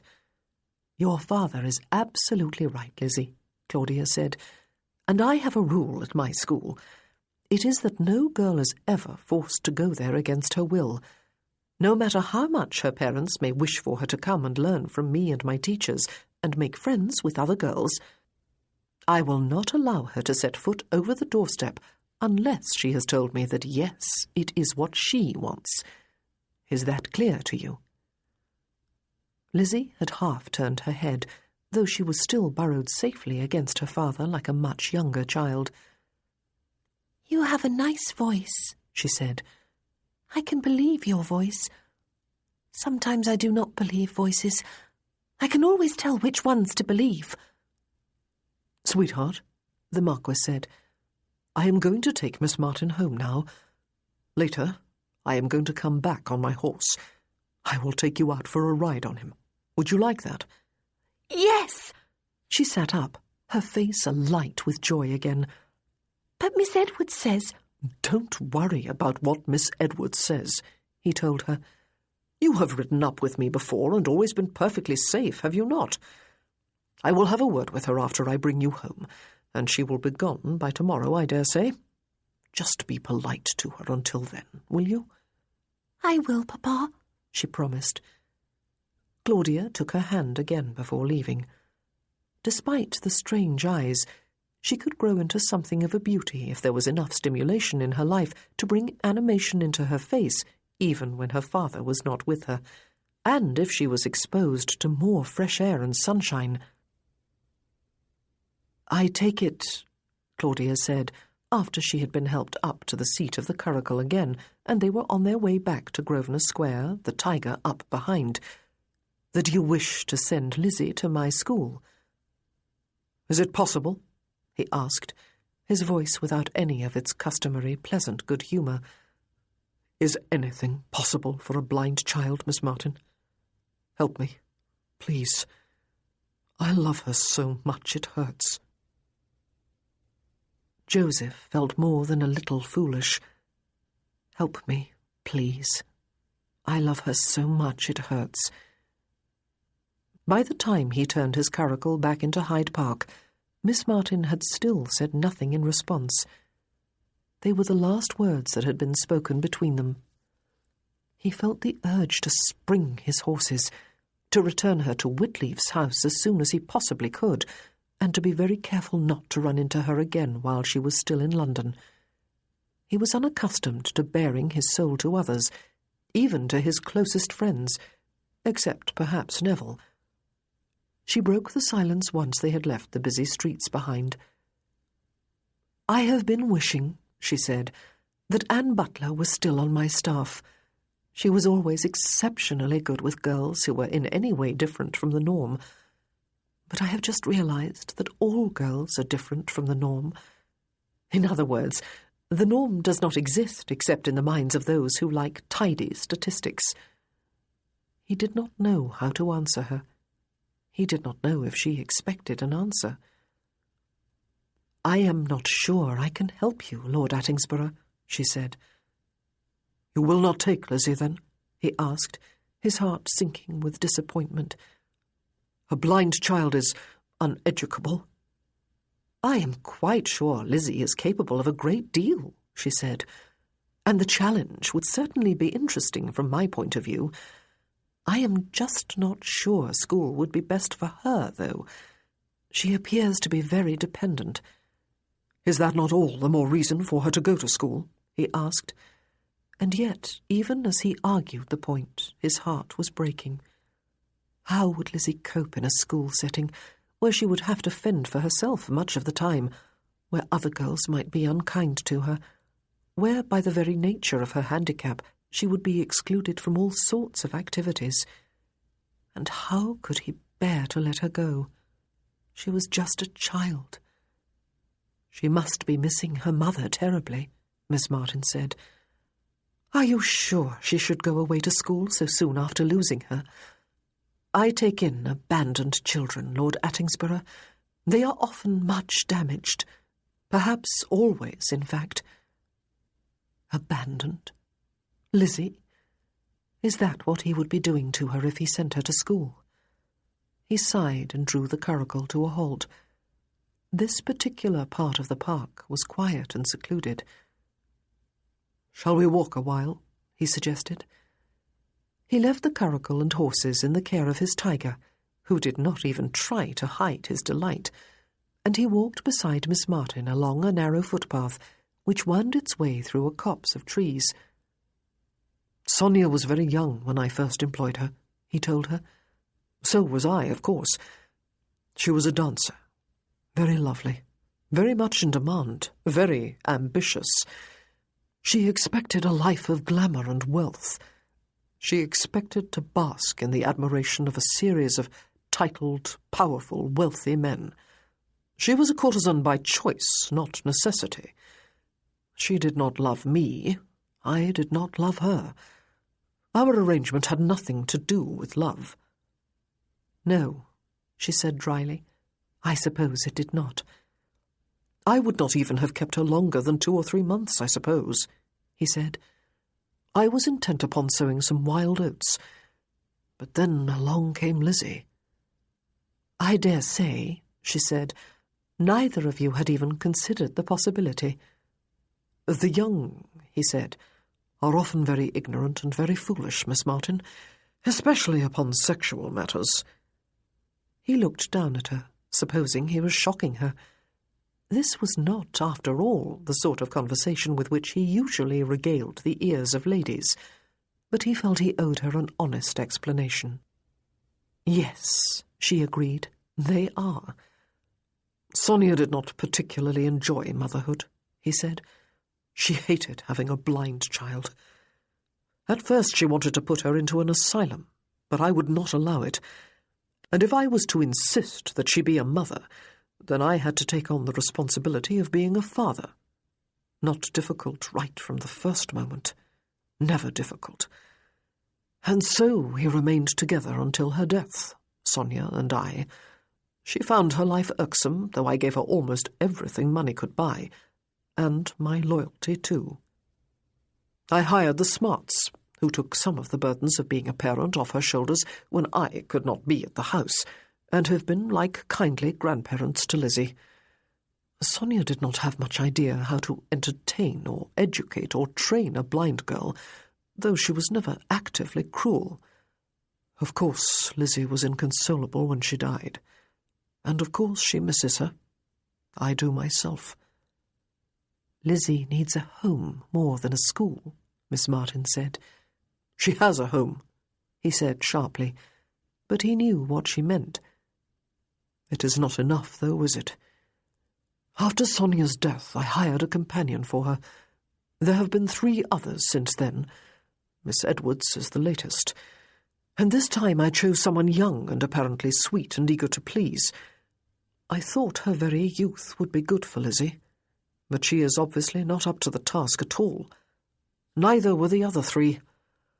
Where can I find someone to be with my daughter at home and give her all she needs? The Smarts are too elderly to do it alone, and they are talking of retirement. Would one of your pupils do it, Miss Martin? It crossed my mind, I must confess, to offer the position to Miss Baines or Miss Wood if the employment for which they came here proved unsuitable." They were about to step free of the copse of trees onto an open stretch of grass, where a number of people were strolling or sitting, enjoying the warm summer afternoon. They both stopped walking instead, and stayed in the shade of an old oak tree, looking out into the bright sunshine. "I do not know if any very young person would be up to the task," Miss Martin said, "and in London of all places. That child needs air and exercise, Lord Attingsborough.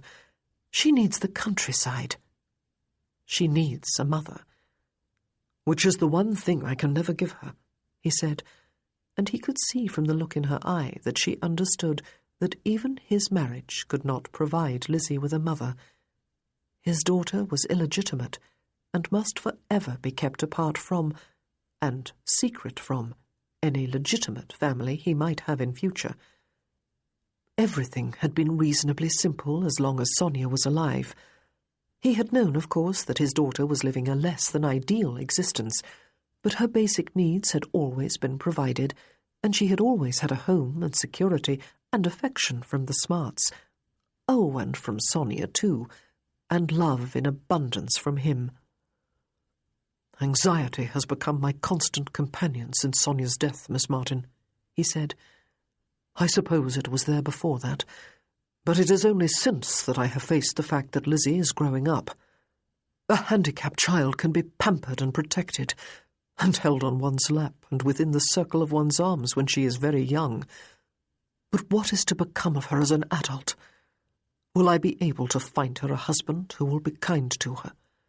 I can shower her with wealth, of course, but what of her inner being? What will there be to sustain her or give her any happiness? What will happen to her when I die?"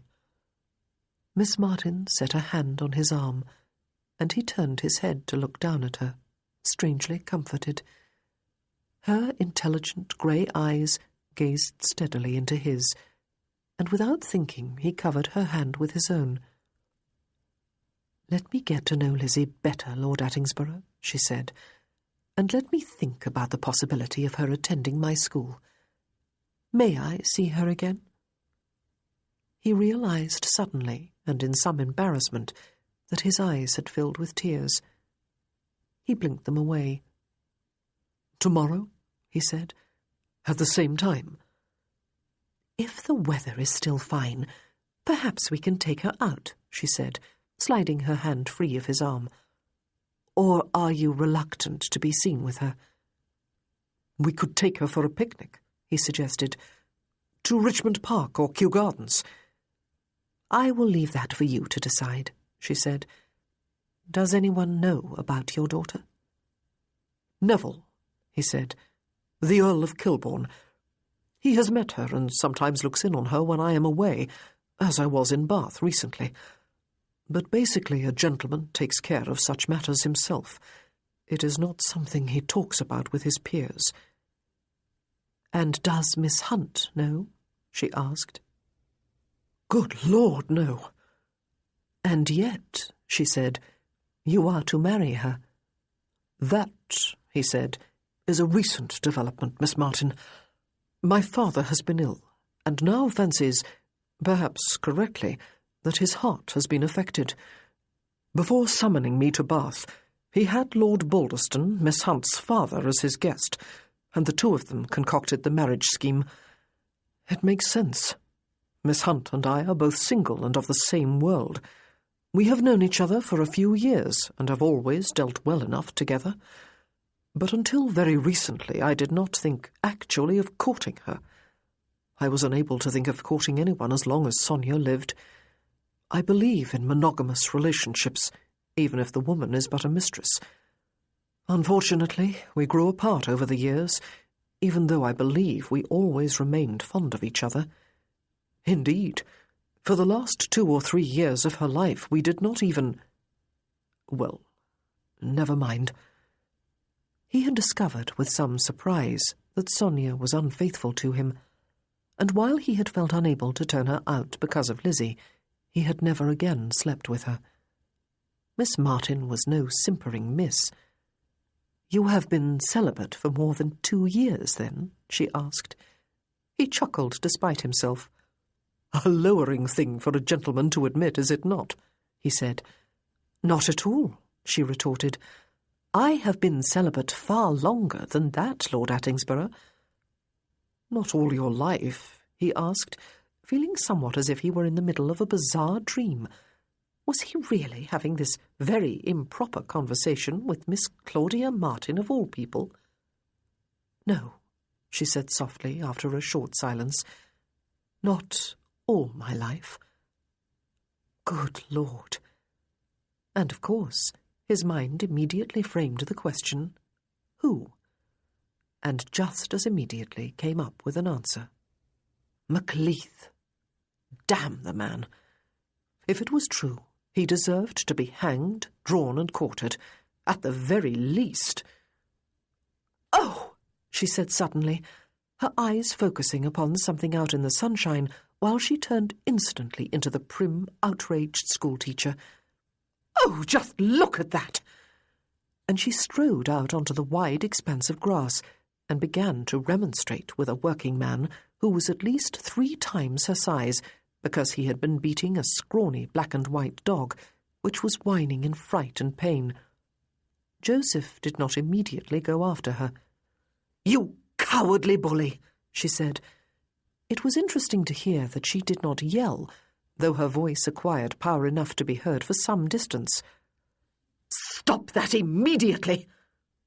"And who is going to stop me?" the man asked insolently, as a few passers-by paused to watch and listen. Joseph took 1 step forward as the man raised his stick and brought it down on the dog's cringing back again, except that it stopped in mid-air, Miss Martin's hand beneath it. "Your own conscience, it is to be hoped," she said. "Animals must be loved and fed if they are to give loyal service. They are not to be beaten and starved by brutish louts." There was a faint cheer from the bystanders. Joseph grinned. "Here," the man said.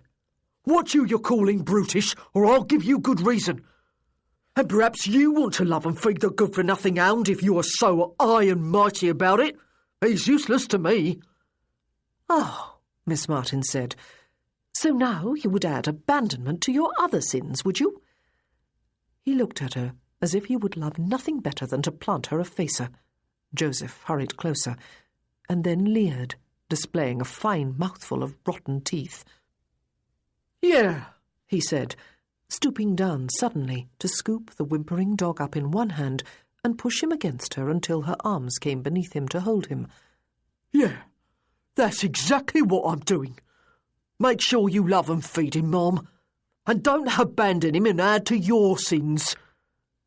He grinned in appreciation of his own wit, and he went striding off across the park to the mingled cheers of a few young blades and the murmured disapproval of other, more genteel bystanders.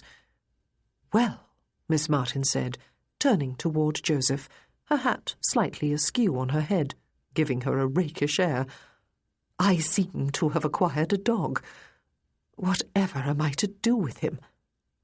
"Take him home and bathe and feed him?" Joseph grinned. "He is a border collie, but a very poor specimen of his breed, poor thing." He also smelled. "But I have no home to take him to," she said, while the dog looked up at her and whined. "And even if I were in Bath, I could not have a dog at the school. Oh, dear me, is he not adorable?" Joseph laughed aloud. The dog was anything but. "I will house him in my stables, if you wish," he said, "and look around for a permanent home for him." "In a stable?" she said. "Oh, but he has been dreadfully mistreated. One only has to look into his eyes to know that, even if one had not witnessed that shocking display of brutality. He needs company, and he needs love. I will have to take him to Susanna's, and hope that Peter will not toss both him and me out." She laughed. "Oh, yes," he thought. She was capable of passion right enough, even if only passion for justice toward the downtrodden. They walked side by side back along the path to his curricle, and he felt suddenly cheerful again. She was not the sort of woman who would abandon even a dog in need, or delegate the giving of tender care to someone else. Surely she would help Lizzie too, though she was under no obligation to do so, of course. He took the dog from her arms and placed him in the hands of his astonished tiger, while he helped her up onto the seat of his curricle again. Then he placed the dog in her lap, and she cradled him safely with her skirt and her arms. "Part of your dream has come true, I believe, Ma'am," he said. She looked at him with uncomprehending eyes for a moment, and then laughed. "Now all I need is the rustic cottage and the hollyhocks," she said. He liked her laughter. It made him feel cheerful and hopeful. "He was not a weakling, that brute," she said, as Joseph took his place beside her and gathered the ribbons in his hands. "I will probably bear the welt of that stick across my palm for a good day or two. I would have screamed if I had been willing to give him the satisfaction." "The devil!" Joseph exclaimed. "Did he hurt you? I ought to have blackened both his eyes." "Oh, no," she said. "Violence is no answer to violence. It just breeds more." "Miss Martin," he said, turning his head to grin at her yet again, "you are remarkable." And really quite good-looking, he thought, with her cheeks flushed, her hat off-centre, and her eyes glowing. She laughed again. "And sometimes," she said, "an impulsive fool. Though, goodness, I have not been that for years and years. Doggy, what is your name? I suppose I will have to give you a new one." Joseph continued to grin at his horses' heads. He was really quite charmed by her.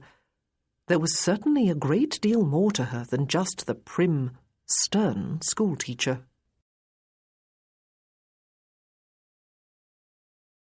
Chapter 9. Claudia had scarcely a moment for reflection from the minute of her return from the visit to Lizzie Pickford until the time came to go on a picnic the following afternoon. She was busy for an hour or two, bathing and grooming and feeding the collie, which was little more than a pup, reassuring him when he seemed frightened, and taking him out into the garden a few times to relieve himself. She left him with Edna and Flora, while she and Susanna and Peter went to dine and spend the evening at Marshall House with Francis and Lucius. But he slept the night in her room, actually on her bed much of the time, and got her up early to go outside again. At least, she had discovered with some relief, he was house-trained. Susanna and Peter had been remarkably tolerant about the sudden invasion of their home by a scruffy dog, but they might have been less so of puddles on their carpets. And this was the very morning Edna and Flora were to leave the house on Grosvenor Square to take up their new appointments. Bidding them farewell and waving them on their way in Peter's carriage, Edna tearful, Flora unusually quiet, was as emotionally wrenching as such occasions always were. This was Claudia's least favourite part of her job. Then, just as she and Susanna were consoling themselves with a cup of tea, there was an unexpected visit from Francis, who came to tell them that she and Lucius had decided to leave for Berkeley Court, their home in Somersetshire, the following morning, so that she could get the rest she needed for the remainder of her confinement. "But you must come to visit us afterward," she said. "Both of you must come for Easter, and Peter too, of course. We will entertain the three of you together." "Why only three?" Susanna asked, her eyes dancing with mischief. "Why not 4? Claudia is going out for a drive with Joseph, Marquis of Attingsborough, this afternoon, Francis, for the 2nd day in a row, and they are both to be at Vauxhall Gardens this evening with Lauren and Kit's party. And did you know that the reason we could not find her at the garden party the day before yesterday was that she was out on the river with him?" "Oh, famous!" Francis said, clapping her hands. "I have always thought the Marquis a handsome and charming gentleman. I must confess I find it hard to understand his interest in Miss Hunt. A personal bias, I dare say. But, Claudia, you simply must supplant her in his affections." "But she cannot, Francis," Susanna said, her eyes wide. "It is out of the question. He will be a duke one day, and you know how Claudia feels about dukes." Both of them laughed merrily, while Claudia raised her eyebrows and stroked her hand over the back of the dog, who was curled up beside her, his head in her lap. "I see you are having a great deal of enjoyment at my expense," she said, desperately hoping she could keep herself from blushing. "I hate to ruin your pleasure, but there is absolutely no romantic motive whatsoever behind Lord Attingsborough's taking me driving and boating. He is simply interested in the school and in education for girls." The explanation sounded ridiculously lame, but how could she tell the truth, even to her closest friends? She would thereby divulge a secret that was not hers to tell. They looked at her with identical sober expressions before looking at each other. "In the school, Susanna," Francis said. "In education, Francis," Susanna said. For girls. It makes all the sense in the world. Why did we not guess for ourselves? They went off into peals of merry laughter. But let us not forget about the Duke of Macleith, Susanna said. Another duke. He insists that he and Claudia were like brother and sister when they were growing up, but they are adults now. He is very personable, did you not think, Francis? And a widower, Francis added, and he was very eager to see Claudia again when Lucius and I were still at the garden party. If I were the two of you, Claudia said, I would not buy new gowns for my wedding just yet. Your cheeks are pink, Francis said, getting to her feet. We have embarrassed you, Claudia, but really, I do wish— Oh, well, never mind. I dare say you have no love to spare from that little dog at the moment. He is dreadfully thin, is he not? She bent to tickle him beneath his chin. You should have seen him yesterday, Susanna said.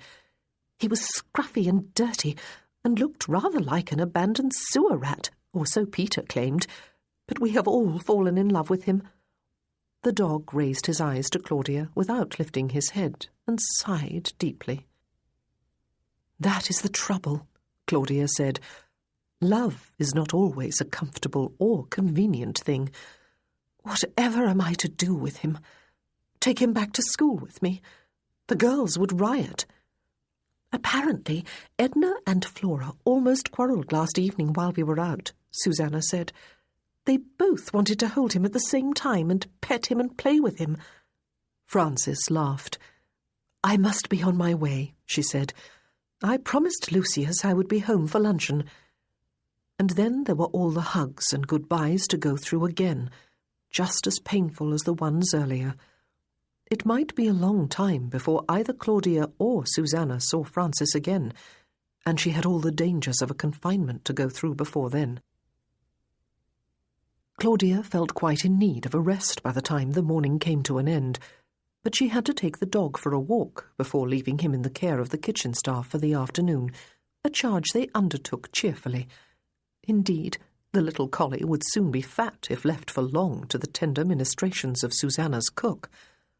But despite a certain weariness, most of it emotional, Claudia was looking forward to the picnic in Richmond Park, or Kew Gardens, with the Marquis of Attingsborough and his daughter. She knew she must keep reminding herself that in a sense it was just work, looking over a prospective pupil, and it was not an easy task she had been set. She liked Lizzie Pickford. She also felt desperately sorry for her, but that was an emotion to be quelled. Nothing could be gained from pity alone. The real question was, could she do anything for the child? Could her school offer anything of value to a blind girl? She was looking forward to the afternoon nevertheless, and not entirely because of Lizzie. Despite all the distractions of last evening and this morning, she had been unable to keep her mind entirely off that conversation she had had with the Marquis of Attingsborough in Hyde Park. He had made some startling revelations. So had she. He had actually told her in so many words that he had been celibate for more than 2 years, and she had told him— well, it was better not even to think about that. Maybe, if she was very fortunate indeed, he had forgotten. They went to Richmond Park. They drove there in a closed carriage, Lizzie sitting close to Joseph's side, while Miss Martin sat facing them. Lizzie said nothing, but she clung to his hand and sometimes patted it or his knee with her free hand.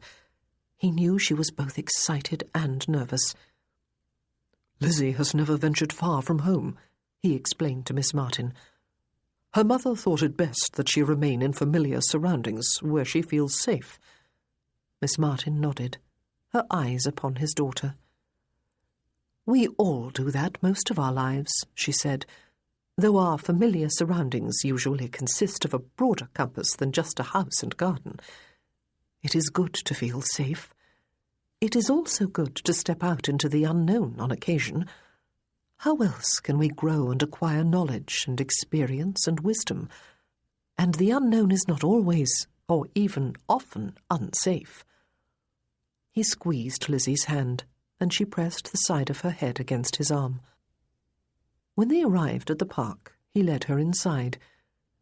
The footman who had accompanied the carriage spread a large blanket on the grass in the shade of an ancient oak tree, and then fetched the picnic basket before returning to the carriage. "Shall we sit?" Joseph suggested. "Is anyone ready for tea yet? Or shall we wait until later?" Lizzie let go of his hand in order to drop to her knees and feel the blanket around her. She was still very quiet, and yet he knew that she would talk about this afternoon for days to come. He had never taken her for a picnic before. He had allowed Sonia to set the rules and had unconsciously concurred with them. His beloved blind child was to be protected at all costs. But why had he never given her a treat like this before? "Oh, let us wait until later," Miss Martin said. "Should we not go for a walk first and get some exercise? It is such a lovely day, and such a lovely park." Joseph frowned at her. Lizzie turned a panicked face up to him and clutched the blanket with both hands. "But I do not know where we are," she said. "I do not know where to go. Papa?" She lifted one hand and searched the air with it. "I am here," he said, stooping down and taking her hand in his, while Miss Martin stood there, very straight and very still, her hands clasped at her waist. For an irrational moment he resented her. "A walk is probably a good idea. We might as well have had a picnic in the garden if we are not to make the most of all this space. We will go just a little way, sweetheart. I'll draw your hand snugly through my arm like this, and you will be as safe as you can possibly be." He raised her to her feet as he spoke. She was so small and thin, he thought. Surely she was small for her age. They moved slowly and haltingly forward, Lizzie's arm tense within his. He could almost read Miss Martin's thoughts as she moved beside them. How could this child possibly be ready for school? And indeed, how could she? He was wasting Miss Martin's time. But then she spoke up, her voice firm but not ungentle. "Lizzie," she said, "we are walking along a straight and lengthy avenue of smooth green grass with great old trees on either side. There are no obstacles to cause you harm. You can step forward with absolute confidence that you will not collide with anything or step into any holes, especially as your father has hold of your arm. If you were to take mine too, I dare say we could stride along at a spanking pace and maybe even break into a run. Shall we try it?" Joseph looked over his daughter's head at her. He found himself smiling. She was very obviously a woman accustomed to managing girls. But Lizzie looked up, pale and frightened. "Mother said I was never to leave the house and garden, and that I must never walk fast," she said. "And Miss Edwards said—" But she paused in the middle of the sentence, and before Joseph could speak, she grinned, an expression he saw far too rarely on her face. It made her look downright mischievous. "But Miss Edwards is gone. Papa sent her away this morning and gave her money for 6 months. "Your mother was a wise lady," Miss Martin told her. "You should indeed remain at home, unless you are accompanied by someone you trust, and you should always walk with caution when you are alone. But today you are with your papa, whom you trust more than anyone else you have known, I dare say, and you are certainly not alone. If you hold your papa's arm, and take mine too, we will be cautious for you, and see that you come to no harm. I believe your papa trusts me." "Certainly I do," he said, still smiling at her over Lizzie's head. "Shall we try it?" she asked. Lizzie reached out her hand, and Miss Martin drew it through her arm. And they walked sedately onward in a tight line, until Joseph realized Miss Martin was increasing the pace. He grinned and increased it even more. "Lizzie, clinging tight, chuckled suddenly, and then shrieked with laughter. "We really are walking!" she cried. He felt the ache of unshed tears in his throat. "And so we are," he said. "Perhaps we should run." They did so for a very short distance before slowing to a walk again, and then stopping altogether. They were all laughing by then, and Lizzie was panting too. He met Miss Martin's eyes over the top of Lizzie's head again. She was flushed and bright-eyed. Her slightly faded cotton dress was creased, and the brim of her straw hat, the same one she had worn to the garden party, had blown out of shape. One errant lock of her hair hung loose about her shoulders. Her face was glistening with moisture. Suddenly, she looked very pretty indeed. "Oh, listen," Lizzie said suddenly, her head bent forward, her body very still. "Listen to the birds." They all listened intently, and indeed there must have been a vast choir of them hidden among the leaves and branches of the trees, all singing their hearts out. It was a lovely summer sound, so easily missed when there was so much else to occupy the eyes or the mind. Miss Martin was the first to move. She released Lizzie's arm and stepped in front of her. "Lizzie," she said, "lift your face to the sun. Here, let me fold back this wide brim on your bonnet so that you can feel the lovely heat on your cheeks and eyelids. Breathe it in as you listen to the birds." "But Mother said—" Lizzie began. "And she was very wise," Miss Martin told her, folding back the soft brim to expose his daughter's pale, thin face and her blind eyes. "No lady exposes her complexion to the sun long enough to bronze or burn her skin, but it is actually good to do so for a few minutes at a time. The warmth of the sun on the face is very good for the spirits." Ah, why had he never thought of that for himself? Thus permitted, Lizzie tipped back her head, so that the light and heat were full on her face. Her lips parted after a few moments, and she slid her hand free of Joseph's arm and held up her hands to the sun, palms out. "Oh," she said on a long sigh, while Joseph felt that ache in his throat again. She stood like that for some time, until with sudden fright she pawed at the air with one hand. "Papa!" "I am right here, sweetheart," he said, but he did not reach for her as he would normally have done. "I am not going to leave you. Neither is Miss Martin." "The sun does feel good," she said, and, still holding up her hands, she turned to her right, and then kept turning very slowly until she was facing almost in the direction from which she had started. The sun's warm rays must have been her guide. She laughed with the sheer, carefree happiness of any child. "Perhaps now," Miss Martin said, "we should return to the blanket and have some tea. It is never good to overdo any exercise, and I am hungry." They turned and linked arms again, and set off in the direction from which they had come. But Lizzie was not the only one bubbling with exuberance. "Walking and running," Joseph said, "they are tame stuff. I propose that we skip the rest of the way to the blanket." "Skip?" Lizzie asked as Miss Martin raised her eyebrows. "You hop first on one foot and then on the other, all the while moving forward," he said. "Like this." And he skipped along like an overgrown schoolboy, drawing the others with him, until Miss Martin laughed aloud and skipped too. After a few awkward moments, Lizzie joined them, and they skipped along the avenue, the three of them, laughing and whooping and altogether making an undignified spectacle of themselves.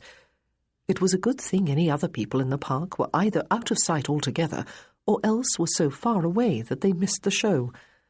Some of his friends might be interested to see him now, Joseph thought, skipping along a park avenue with his blind daughter and a school headmistress. Doubtless Miss Martin's pupils and teachers would be interested too. But Lizzie's carefree delight was worth any loss of dignity. Miss Martin helped Lizzie off with her spencer when they reached the blanket and the shade, and suggested too that she take off her bonnet. She removed her own hat, as he did his, and set it on the grass. She smoothed her hands over her disordered hair, but it was a hopeless task. It would take a brush and a mirror to repair the damage. She looked utterly charming to him nevertheless. They ate their tea with healthy appetites, devouring freshly baked buns with cheese and currant cakes and a rosy apple each. They washed it all down with lemonade, that was sadly warm, but was at least wet and thirst-quenching. All the while they chattered on about nothing in particular, until Lizzie fell silent, and remained silent. She was curled up against Joseph's side, and looking down, he could see that she was fast asleep. He lowered her head to his lap, and smoothed a hand over her slightly damp hair. "I think," he said softly, "you have just given her one of the happiest days of her life, Miss Martin. Probably the happiest." "I?" She touched her bosom. "What have I done?" "You have given her permission to be a child," he said, "to run and skip and lift her face to the sun and shout and laugh." She stared back at him, but said nothing. "I have loved her," he said, "from the moment I first set eyes on her 10 minutes after her birth. I believe I have loved her even more than I would otherwise have done, just because she is blind. I have always wanted to breathe and eat and sleep for her, and would gladly have died for her if it could have made a difference. I have tried to hold her safe in my arms and my love. I have never—" Foolishly, he could not finish. He drew a deep breath instead, and looked down at his child, who was so very nearly not a child any longer. That was the whole trouble. "I believe that being a parent is not always a comfortable thing," Miss Martin said. "Love can be so terribly painful. I have experienced a little of what it must be like through a few of my charity girls. They have been so very disadvantaged, and I desperately want the rest of their lives to be perfect for them. But there is only so much I can do. Lizzie will always be blind, Lord Attingsborough, but she can find joy in life if she wishes, and if those who love her will allow it." "Will you take her?" he asked, swallowing against what felt like a lump in his throat. "I do not know what else to do. Is school the right thing for her, though?" She did not reply immediately. She was obviously thinking carefully. "I do not know," she said. "Give me a little more time." "Thank you," he said. "Thank you for not saying no out of hand. And thank you for not saying yes before you have considered the matter with care. I would rather her not go at all than for it to be the wrong thing. I will care for her somehow, no matter what." He looked back down at his daughter and continued to smooth his hand over her hair. It was ridiculously sentimental to think again that he would willingly die for her. The thing was, he could not. Neither could he live for her. It was a terrifying realization. And yet, somehow, he was comforted by Miss Martin's presence, even though she was not sure she could offer Lizzie a place at her school. She had shown his daughter, and him, that she could have fun and even twirl about in the heat of the sun without holding on to anyone. "I have often wondered," he said without looking up, "what would have happened if Lizzie had not been blind. Sonia would have moved on to other admirers, and it is altogether possible that I would have carried on with my own life much as before, while supporting the child I had sired, but rarely saw. Yet I would have believed I was doing my duty by her. I would perhaps have married Barbara, and deprived myself of the pull of love to my firstborn. But how impoverished my life would have been. Lizzie's blindness is perhaps a curse to her, but it has been an abundant blessing to me. How strange. I had never realized that until today. Blindness need not be a curse to Lizzie either, she said. We all have our crosses to bear, Lord Attingsborough. It is how we bear those crosses that proves our mettle, or lack of it. You have borne yours and become a better person, and it has enriched your life. Lizzie must be allowed to carry her own burden and triumph over it. Or not. Ah, he sighed, but it is that possibility of or not that breaks my heart. She smiled at him as he looked up at her, and it struck him that in fact she was more than just pretty. In fact, she was probably not pretty at all. That was far too girlish and frivolous a term. I do believe, Miss Martin, he said without stopping to consider his words, you must be the loveliest woman it has ever been my privilege to meet. Foolish and quite untrue words, and yet the truest he had ever spoken. She stared back at him, her smile suddenly gone, until he lowered his gaze to Lizzie again. He hoped he had not hurt her, made her believe that he had merely been playing the gallant, but he could not think of a way of retrieving his words without hurting her more. The point was, he did not even know quite what he had meant by them himself. She was not lovely in any obvious sense, not at all, and yet... Good Lord! He was not becoming infatuated with Miss Claudia Martin, was he? There could be nothing more disastrous. But of course he was not. She had been kind to Lizzie, that was all, and it was impossible not to love her a little as a result. He loved the Smarts for the same reason. "What happened to the dog?" he asked. A home happened, temporarily at least, she said, and loving care from all quarters, and your mention of him has given me an idea.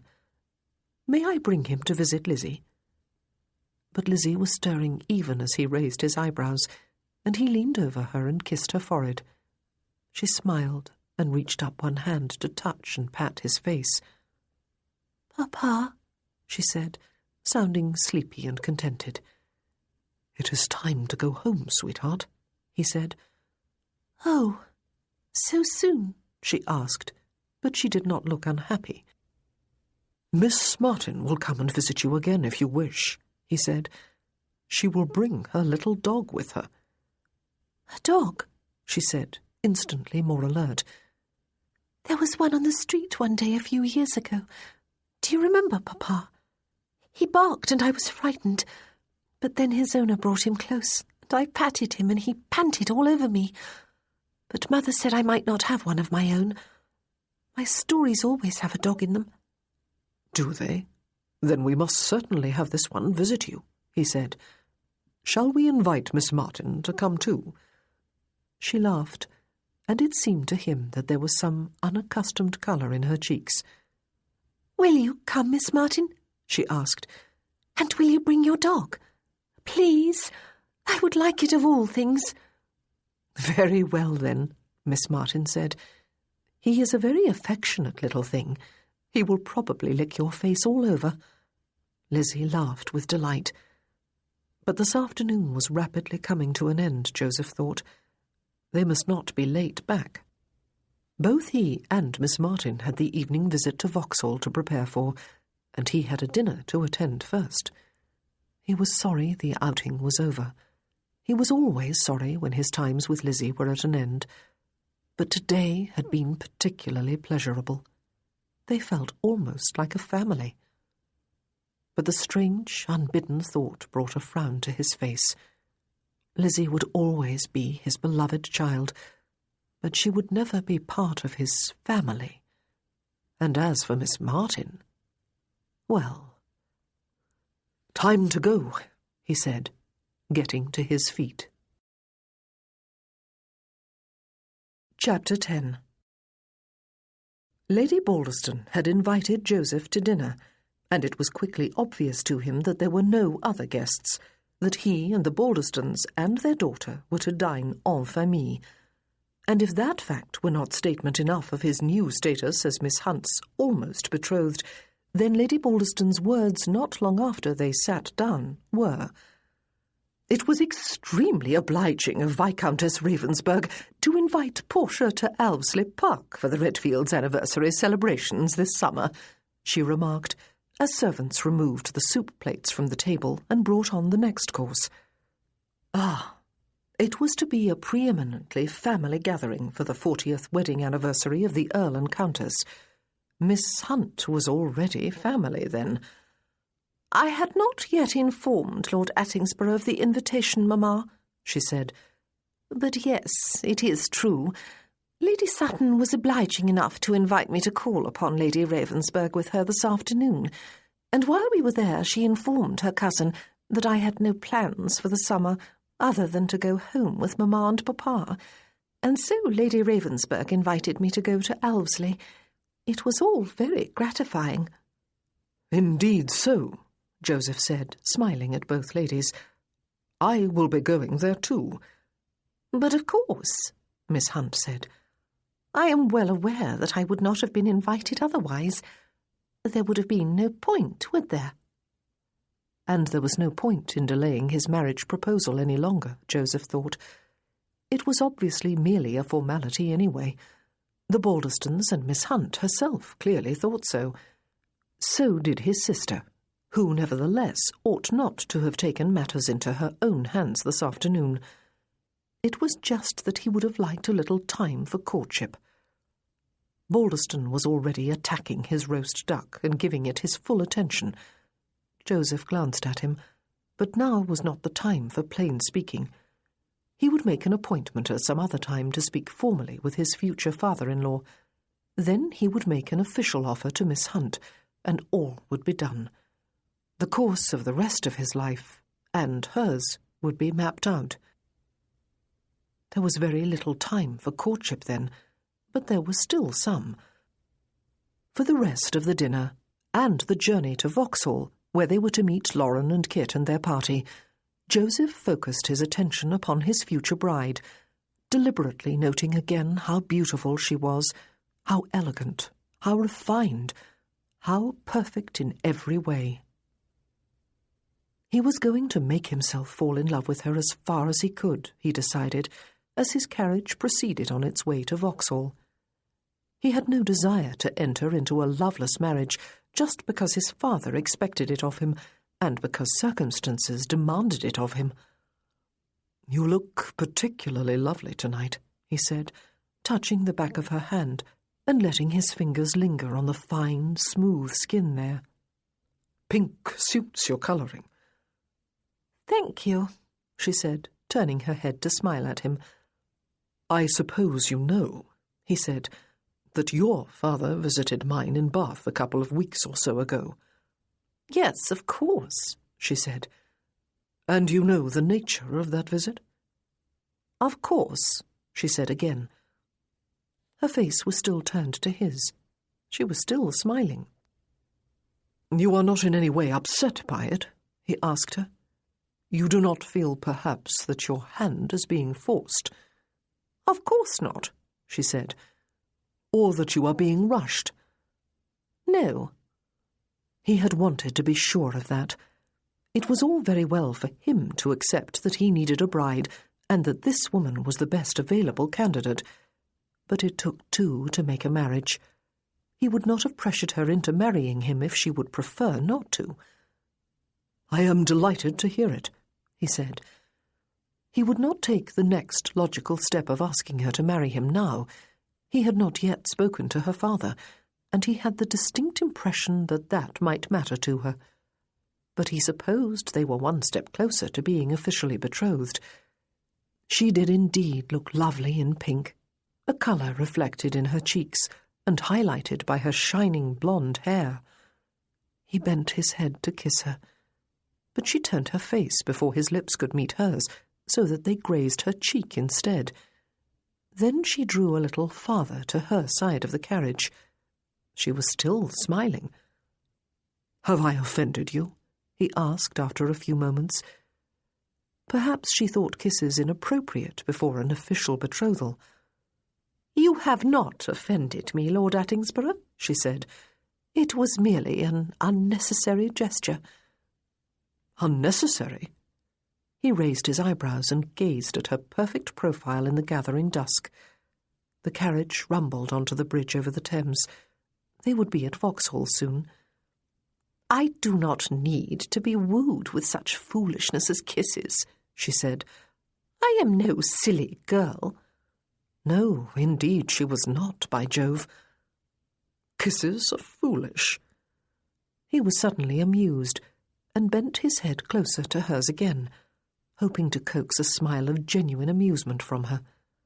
Perhaps he had merely flustered her by attempting to kiss her.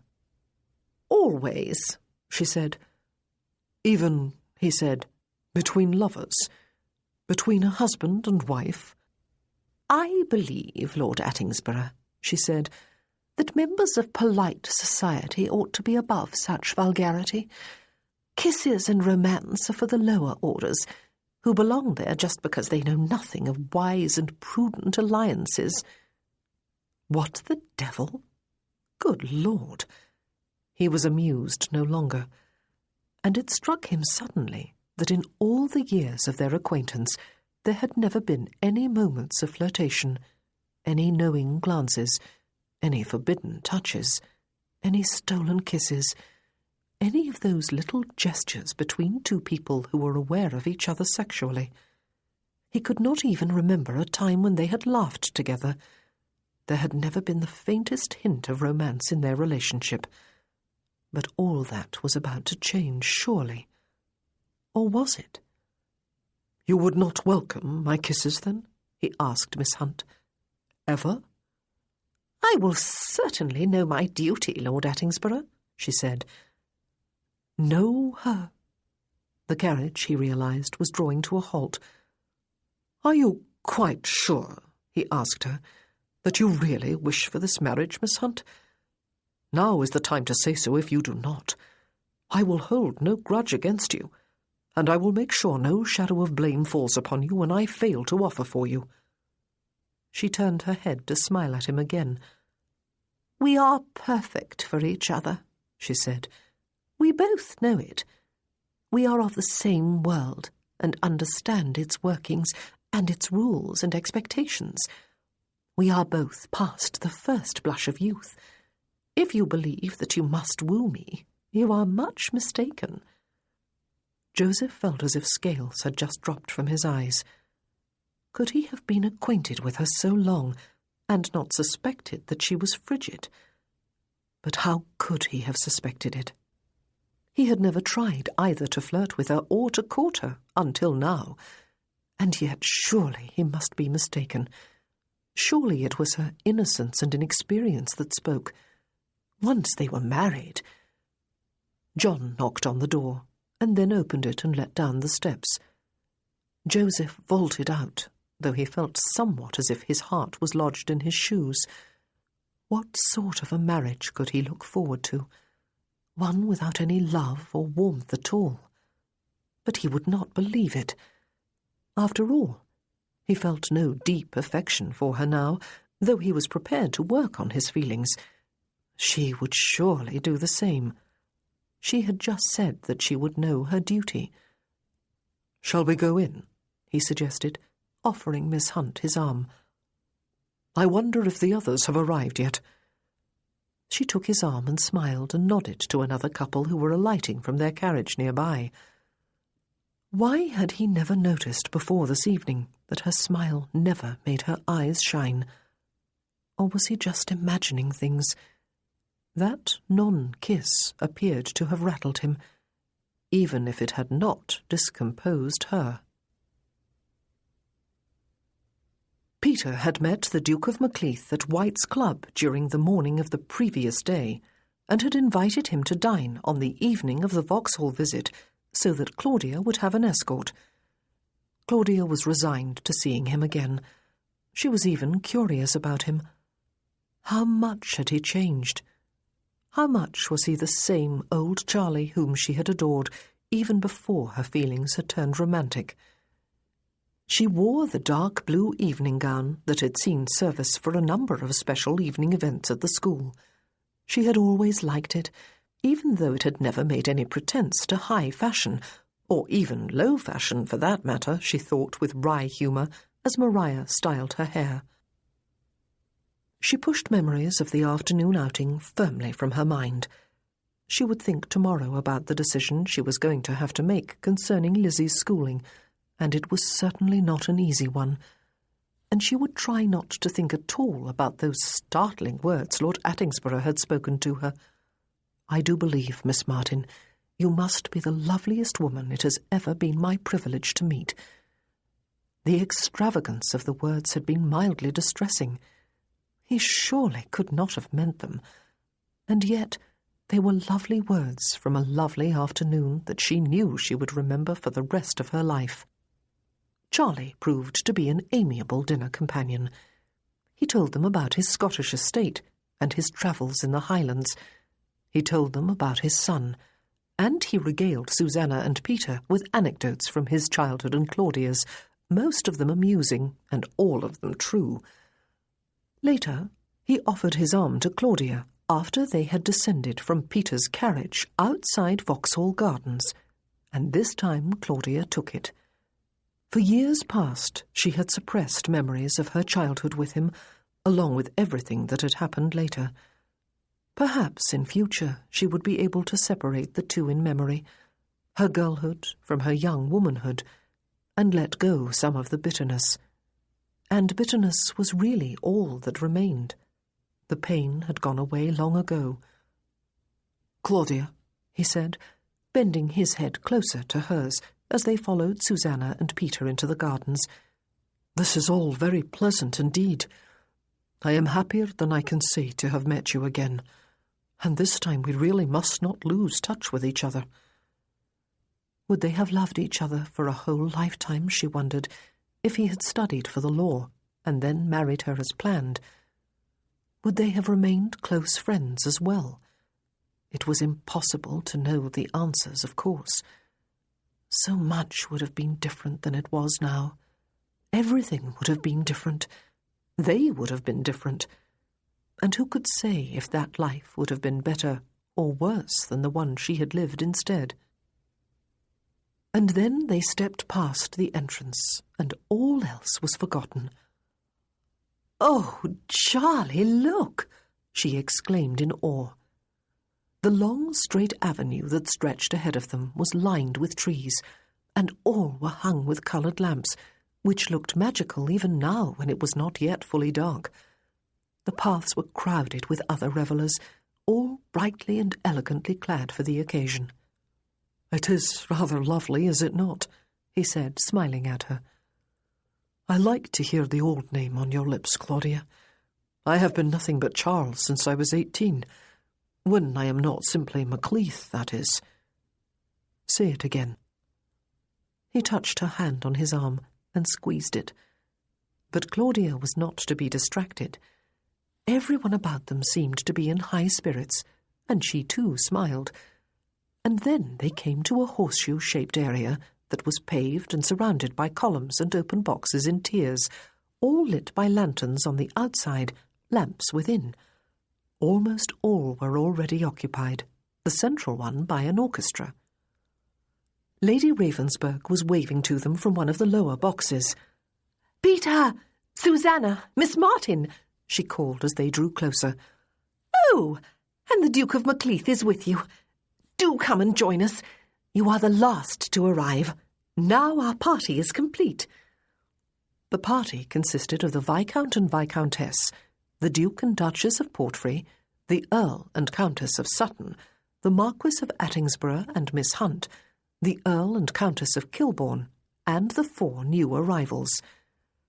Claudia felt amusement again at finding herself in such illustrious company, but she was determined to enjoy the evening to the full.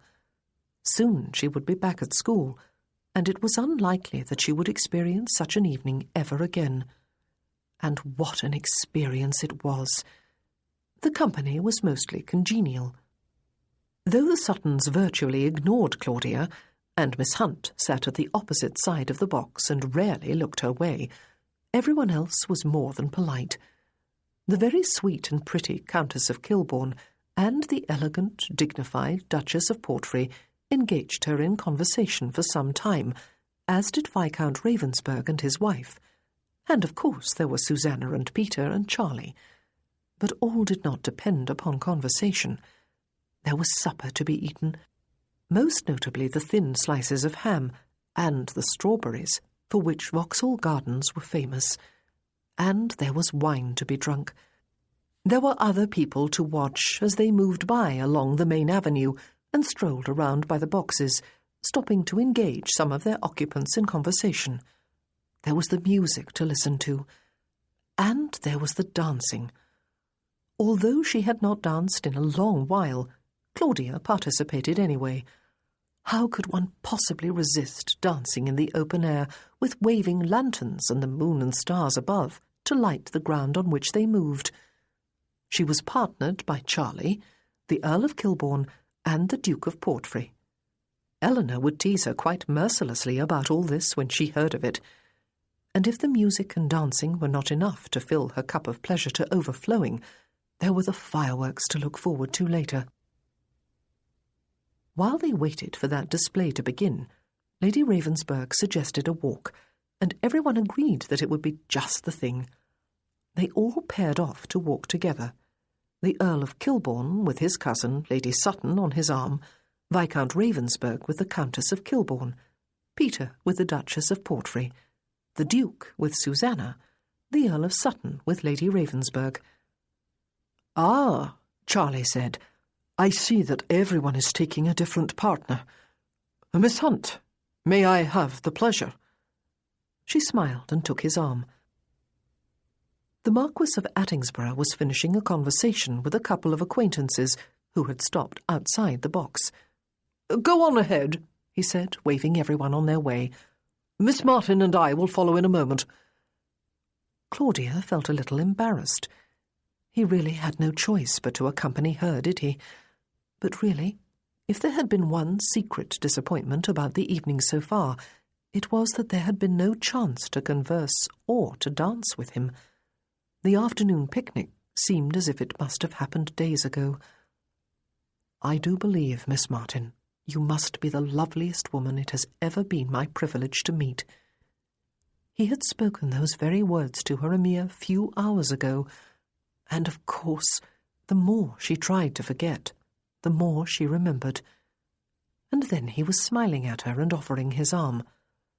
"I do apologize for the delay," he said. "Shall we chase after the others, or shall we stroll in more leisurely fashion, while you tell me truthfully what you think of Vauxhall?" They made their way across the main avenue and down a shorter one until they reached another long, wide path parallel to the first that was breathtaking in its loveliness. Not only were there lamps hanging among the trees, but the series of stone arches across the path ahead was hung with them too. "Perhaps," she said, "you expect me to look about with great good sense, Lord Attingsborough, and pronounce my disdain for such frivolous artificiality." "But you are not going to do it." He looked down at her with laughing eyes. "You cannot know how delighted I would be to know that you are not always ruled by good sense. This evening I have been chilled by good sense." "Sometimes," she said, "I prefer to forget I even have such encumbrances as critical faculties. Sometimes I prefer just to enjoy." "And you are enjoying yourself this evening?" he asked her, guiding her around a largish group of merry revellers who were not looking where they were going. Their own group was some distance ahead, Claudia could see. "I am," she said. "Oh, I really am. I only hope I can remember all this just as it is, so that I can draw out the memories when I am alone in my quiet sitting-room in Bath some winter evening." He chuckled. "But first you must enjoy it to the last moment," he said, "and then remember it." "Oh, I will," she assured him. "All is well with Macleith?" he asked her. "He came to dinner and made himself very agreeable," she told him. "He recounted exploits and episodes of mischief in which we were embroiled as children, and I was reminded of how very much I liked him then." "You were lovers later?" he asked quietly. She felt the heat in her cheeks as she remembered almost admitting as much to him in Hyde Park. How could she possibly have said what she had aloud to him, or to anyone? Very briefly, she said, before he left home never to return. We were inconsolable at the knowledge that he had to go to Scotland, that it would be some time before we would see each other again and could be together for the rest of our lives. And so, such things happen, he said, and all in all, I believe passion, even misguided passion, is preferable to cold indifference. I believe you yourself said something similar to me once. Yes, she said, just before he drew her firmly to one side of the path to avoid a collision with another careless and noisy group. This is undoubtedly a picturesque avenue, he said, and of course we must remain on it if we are to catch up with the others. But do you wish to catch up, Miss Martin? Or shall we take one of the quieter paths? They are not as well lit, of course, but it is not a dark night. One of the quieter paths, please, she said, and they turned onto one almost immediately, and were soon swallowed up by darkness and the illusion of quiet. Ah, this is better, he said. Yes. They strolled onward, quiet themselves now that they had moved away from the crowds. Claudia breathed in the smell of greenery, and even above the distant strains of music and the muted sounds of voices and laughter, she could hear. Oh, listen, she said, drawing her hand free of his arm and grasping his sleeve. A nightingale. He listened too for several moments as they stood quite still. And so it is, he said. It is not just my daughter who hears the birds, then. It is the darkness, she said. It makes one more aware of sound and smell and touch. Touch. He laughed softly. If you loved Miss Martin, as you once did, or if at least you intended to marry a certain man, would you object to his touch? To his kiss? Would you call them unnecessary or foolish? Claudia was very glad of the darkness then. Her cheeks, she was sure, were aflame. Unnecessary, she said. Foolish? Surely neither. I would both want and expect touches and kisses, especially if I loved. He looked about him, and Claudia, realizing that her hand was still on his sleeve, drew it free. This very evening, he said, on the way here, I tried to kiss Miss Hunt, the only time I have ever taken such a liberty. She told me not to be foolish. Perhaps, she said, smiling despite herself, she felt embarrassed or frightened. She explained herself at greater length when I questioned her, he told her. She said that kisses are unnecessary and foolish between two people who are perfect for each other. A slight breeze was causing the branches overhead to sway and admit faint bars of moonlight to play over his face. Claudia stared at him. Whatever had Miss Hunt meant? How could they be perfect for each other when she did not want his kisses? Why are you going to marry her? She asked. His eyes moved to hers and stayed there, but he did not answer. Do you love her? She asked. He smiled. I think I had better say no more, he said. I have already said too much when the lady ought to be able to expect some discretion from me. What is it about you that invites confidences? It was her turn not to answer. His eyes were still on hers. Even when the moonlight was not filtering through the trees, the darkness was really not very dark at all. Would you be embarrassed or afraid, he asked her, if I tried to kiss you? She would be both. She was quite sure she would. But it was a hypothetical question. No, she said so softly that she was not even sure sound came from her lips. She cleared her throat. No. It was a hypothetical question. But as he lifted one hand and touched his fingertips to her cheek, while his palm came beneath her chin, sighing as he did so, Claudia realized that perhaps it was not. She closed her eyes, and his lips touched hers. It was a terrible shock. His lips were warm and slightly parted. She could taste the wine he had drunk and smell his cologne. She could feel the warmth of his hand and of his breath. She could hear the nightingale singing, and someone far away shriek with laughter. And all her insides reacted in such a way that afterward she marvelled that she had remained on her feet. Her hands clenched into tight fists at her sides. It lasted for maybe 20 seconds, maybe not even as long, but her world was rocked to its very foundations.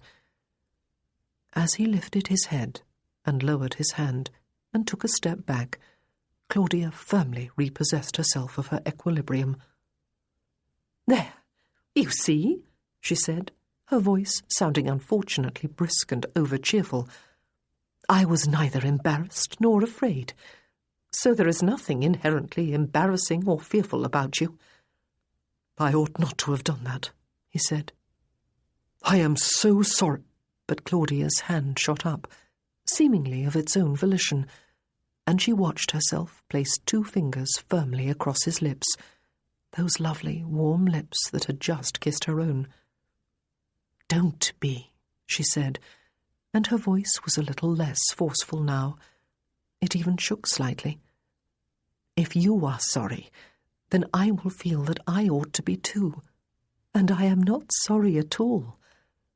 It is the first time I have been kissed in 18 years, and will probably be the last time for the rest of my life.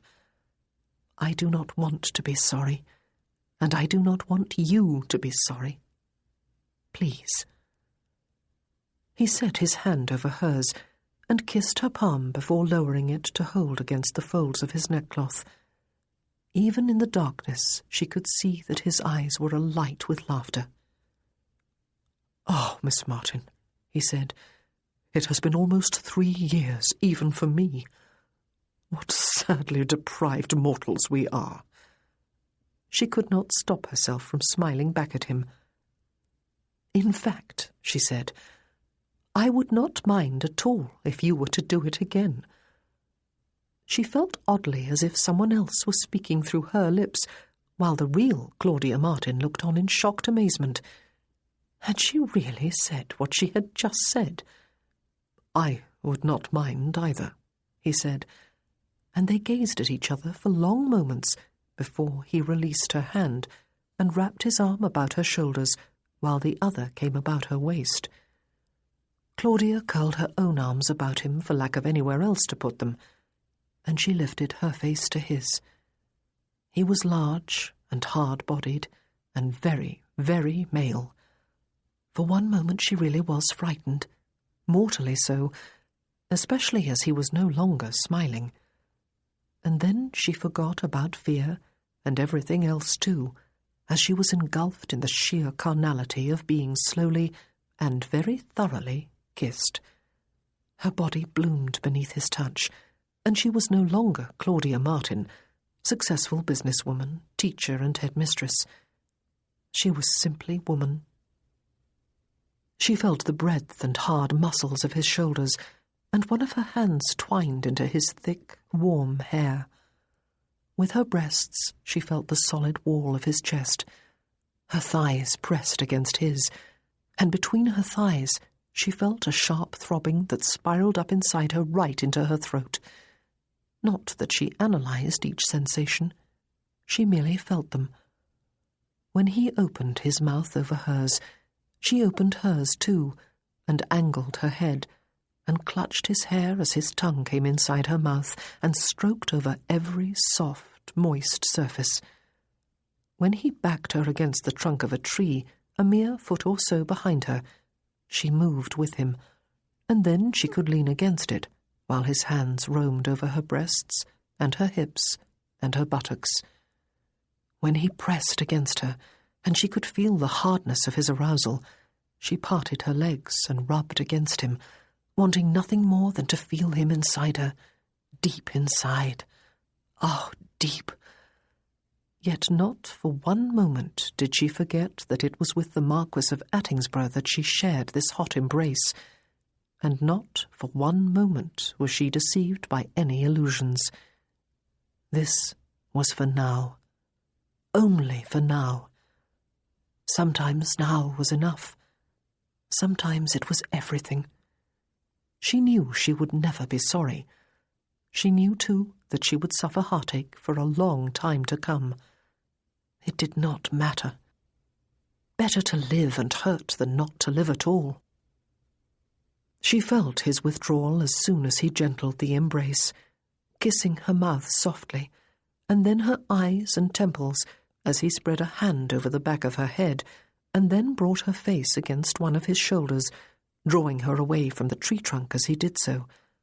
And she felt both sorrow and relief. It was time for them to stop this. They were in an almost public place. She felt the tension of sexual incompletion gradually drain from her body as she wrapped her arms loosely about his waist. "We will agree, will we?" he said after a minute or so of silence, his mouth close to her ear. "Not to be sorry for this, and not to allow it to cause discomfort between us when we meet again." She did not answer immediately. Then she lifted her head, released her hold on him, and took a step back. As she did so, she very consciously donned the persona of Miss Martin, schoolteacher, again, almost as if it were a garment stiffened from disuse. "Yes, to the first," she said. "I am not at all sure about the second. I have the feeling that in the cold light of day I am going to be very embarrassed indeed to come face to face with you after tonight." Good heavens! Now that she could see him in the semi-darkness, it already seemed both incredible and very embarrassing indeed, or would seem. "Miss Martin," he said, "I hope I have not... I cannot..." She clucked her tongue. She could not let him finish. How humiliated she would be if he said the words aloud. "Of course you cannot," she said. "Neither can I. I have a life and a career, and people dependent upon me. I do not expect you to turn up on Viscount Whitleaf's doorstep tomorrow morning with a special licence in your hand, and if you did, I would send you on your way faster than you had come there." "With a flea in my ear," he said, smiling at her. "With at least that." And she smiled ruefully back at him. How very foolish love was, blossoming at an impossible time and with an impossible person. For she was, of course, in love. And it was, of course, quite impossible. "I think, Lord Attingsborough," she said, "that if I had known what I know now when I stepped inside the visitors' parlour at school to see you standing there, I might have sent you away then with a flea in your ear. Though perhaps not. I have enjoyed the past 2 weeks more than I can say, and I have grown to like you." It was true, too. She really did like him. She held out a hand to him. He took it and shook it firmly. The barriers were being set up between them again, as they absolutely must. And then she jumped, her hand convulsing about his, as a loud crack broke the near silence. "Ah," he said, looking up. "How appropriate. The fireworks." "Oh," she exclaimed, as they both watched a streak of red arch above the trees and sink down out of sight again, roaring as it went. "I have so looked forward to them." "Come," he said, releasing her hand and offering her his arm. "Let's go back into the open and watch them." "Oh, yes," she said. "Let's." And despite everything, despite the fact that something that had hardly started had also ended here tonight. She felt a deep welling of happiness. She had spoken correctly a minute or two ago. She would not have missed this short stay in London for all the enticements in the world, and she would not have missed knowing the Marquis of Attingsborough either.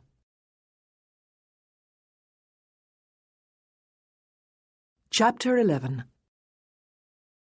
Claudia was seated at the escritoire in the morning-room, writing a reply to a letter from Eleanor Thompson, when the butler came to announce the arrival of visitors.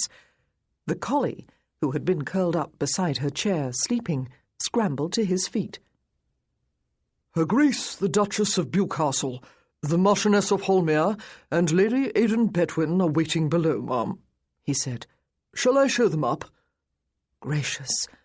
Claudia raised her eyebrows. Lord and Lady Whitleaf are upstairs in the nursery, she said. Should this message not be delivered to them? Her Grace said it was you she has come particularly to see, ma'am, the butler said. Then show them up, Claudia said, hastily cleaning her pen and pushing her papers into a neat pile. At least she would be able to tell the Duchess that her sister was well. But why would they call upon her? Yet again she had not slept well, but this time it had been entirely her own fault. She had not really wanted to sleep. She had wanted to relive the evening at Vauxhall. She was still not sorry. The dog greeted the Duchess of Bewcastle and her sisters-in-law with fierce barks and a rush of attack. "Oh dear," Claudia said. "Will he bite my leg off?" the Duchess asked, laughing and bending over to pat his head. "A border collie," Lady Aidan said, bending also. "He is just greeting us, Christine. Look at his tail wagging. And good morning to you too, you sweet little thing." "He was a mistreated dog I was forced to adopt a couple of days ago," Claudia explained. "I believe all he needs is love, and plenty of food." "And you are providing both, Miss Martin?" Lady Holmere looked somewhat surprised. "Do you collect strays as Eve does? But you do collect stray pupils, do you not?" She held up one hand when Claudia would have made a cutting remark. "I have one of them as governess to my children," she said. "Miss Wood seems to have captured their interest. It remains to be seen if she can continue to do so." The ladies took the seats Claudia indicated. "I do thank you for bringing Miss Baines to town in person, Miss Martin," Lady Aidan said. "She seems a very pleasant, cheerful young lady. Hannah, my youngest, is already very attached to her, even after just one day. Becky is being more cautious. She has lost 2 governesses to marriage, and she adored them both. She is inclined to be resentful of someone new. However, Miss Baines told the girls about her first day at your school in Bath, when she hated everybody and everything, and was quite determined never to settle there, even though she had agreed to go. And very soon she had them both laughing and begging for more stories about school." "Yes," Claudia said, "that sounds like Flora. She likes to talk. She studied conscientiously, though, and will be a good teacher, I believe." She patted the dog, who had come back to sit beside her chair. "I am sure she will," Lady Aidan said. "My husband and I did talk about sending Becky away to school this year, but I really cannot bear the thought of parting with her. It is bad enough that Davy has to go to school. Bad for me, that is. He is having a grand time there, as Aidan said he would." Claudia, inclined to dislike the woman merely because she was a Bedouin by marriage, found that she could not do so after all. She even thought that she could detect the slight lilt of a Welsh accent in Lady Aidan's voice. "I am so glad," the Duchess of Bewcastle said, "that James is still far too young for school. He will go when the time comes, of course, even though Wulfric did not when he was a boy. It is an experience he has always regretted missing, and he is determined that none of his sons will remain at home. I just hope that my next child will be a girl. Though as a dutiful wife, I suppose I should hope for another boy first, the spare to go with the heir or some such nonsense. The next, by the way, should make his or her appearance within 7 months or so. She beamed happily at Claudia, who could not help but like the Duchess also, and pity her for being married to the Duke, though she did not appear to be a woman whose spirit had been broken. "You and Francis both," Claudia said. "The Countess of Edgecombe, that is." "Really?" The Duchess smiled warmly. "How delightful for her and the Earl. I suppose she will stop travelling and singing for a while. The world will go into mourning. She has a beautiful, beautiful voice." The door opened at that moment, and Susanna came into the room. All 3 visitors stood to greet her, and the dog rushed about her ankles. "I hope I have not taken you from your son," the Duchess said. "Not at all," Susanna assured her. "Peter is with him, and the 2 of them were looking so pleased with each other that I deemed my presence quite redundant. Do sit down again." "Miss Martin," the Duchess said as soon as she had seated herself once more, "I had a brilliant idea earlier this morning. I do occasionally have them, you know. Do not laugh, Eve. Eleanor has written to say that she will definitely bring 10 of the girls from the school to spend part of the summer at Lindsay Hall. I dare say you know that already. She wrote to you before writing to me, did she not? She almost changed her mind when she knew that Wulfric and I will not be away for the whole summer after all. Wulfric turns tyrant when I am increasing, and insists that I do as little travelling as possible, and he claims to have lost his appetite for travelling alone. Besides, the Earl and Countess of Redfield are celebrating an anniversary this summer, and have invited us to a grand ball at Alvesley Park, among other things. It would not be neighbourly to be from home on such a grand occasion. However, there is plenty of room and to spare at Lindsay Hall for 10 schoolgirls." Lady Aidan laughed. "And does Wulfric agree with you, Christine?" she asked. "Of course," the Duchess said. "Wulfric always agrees with me, even when he needs a little persuasion first. I reminded him that we had 12 girls stay with us last summer for the marriage of Lord and Lady Whitleaf, and he was not at all inconvenienced. And I was very happy to have them at my wedding," Susanna said. "My brilliant idea," the Duchess said, returning her attention to Claudia, "was that you come too, Miss Martin. I dare say you intend to return to Bath soon, and if the prospect of spending the summer in a school without any children in it is your idea of bliss, as it very well may be, then so be it. But I would love to have you come to Lindsay Hall with Eleanor and the girls, and enjoy the pleasures of the countryside for a few weeks. And if any further inducement is necessary, I would remind you that both Lady Whitleaf and Mrs. Butler will be at Alvesley Park. I know they are both particular friends of yours, as well as former teachers at your school." Claudia's first reaction was one of stunned incredulity. Stay at Lindsay Hall, setting of one of her worst waking nightmares, with the Duke of Bewcastle in residence. Susanna's eyes were brimming with merriment. It was obvious that she was having the same thought. "We will be going to Lindsay Hall too for a short while," Lady Aidan said, "as will Freya and Joshua. You will be able to see how Miss Baines and Miss Wood are settling to their new positions, Miss Martin, though they will not begin work in earnest until after we have returned home to Oxfordshire, and Freya and Joshua to Cornwall, of course." So it would not be just Lindsay Hall and the Duke of Bewcastle. It would be the former Lady Freya Bedwin too. The idea that she should go was so appalling to Claudia that she almost laughed aloud. And it was surely not her imagination that Lady Holmere was looking at her with a slightly mocking gleam in her eye. "Please say you will come," the Duchess said. "It will please me enormously." "Oh, do go, Claudia," Susanna urged. But Claudia had had a sudden idea, and it was only because of it that she did not say an instant and very emphatic no. "I wonder," she said, "would you balk at the idea of 11 girls instead of 10, Your Grace?" Lady Holmere raised her eyebrows. 10, 11, 20, the Duchess said cheerfully. "Let them all come, and bring the dog too. There will be plenty of space for him to run about, and I dare say the children will spoil him quite shamelessly." "There is another girl," Claudia said. "Mr. Hatchard, my man of business in town here, has mentioned her. He sometimes recommends charity cases to me, if he believes I can do something to help the girl." "I was once one of them," Susanna said. "Have you met this girl, Claudia?" "Yes." Claudia frowned, hating the lie, but finding it necessary.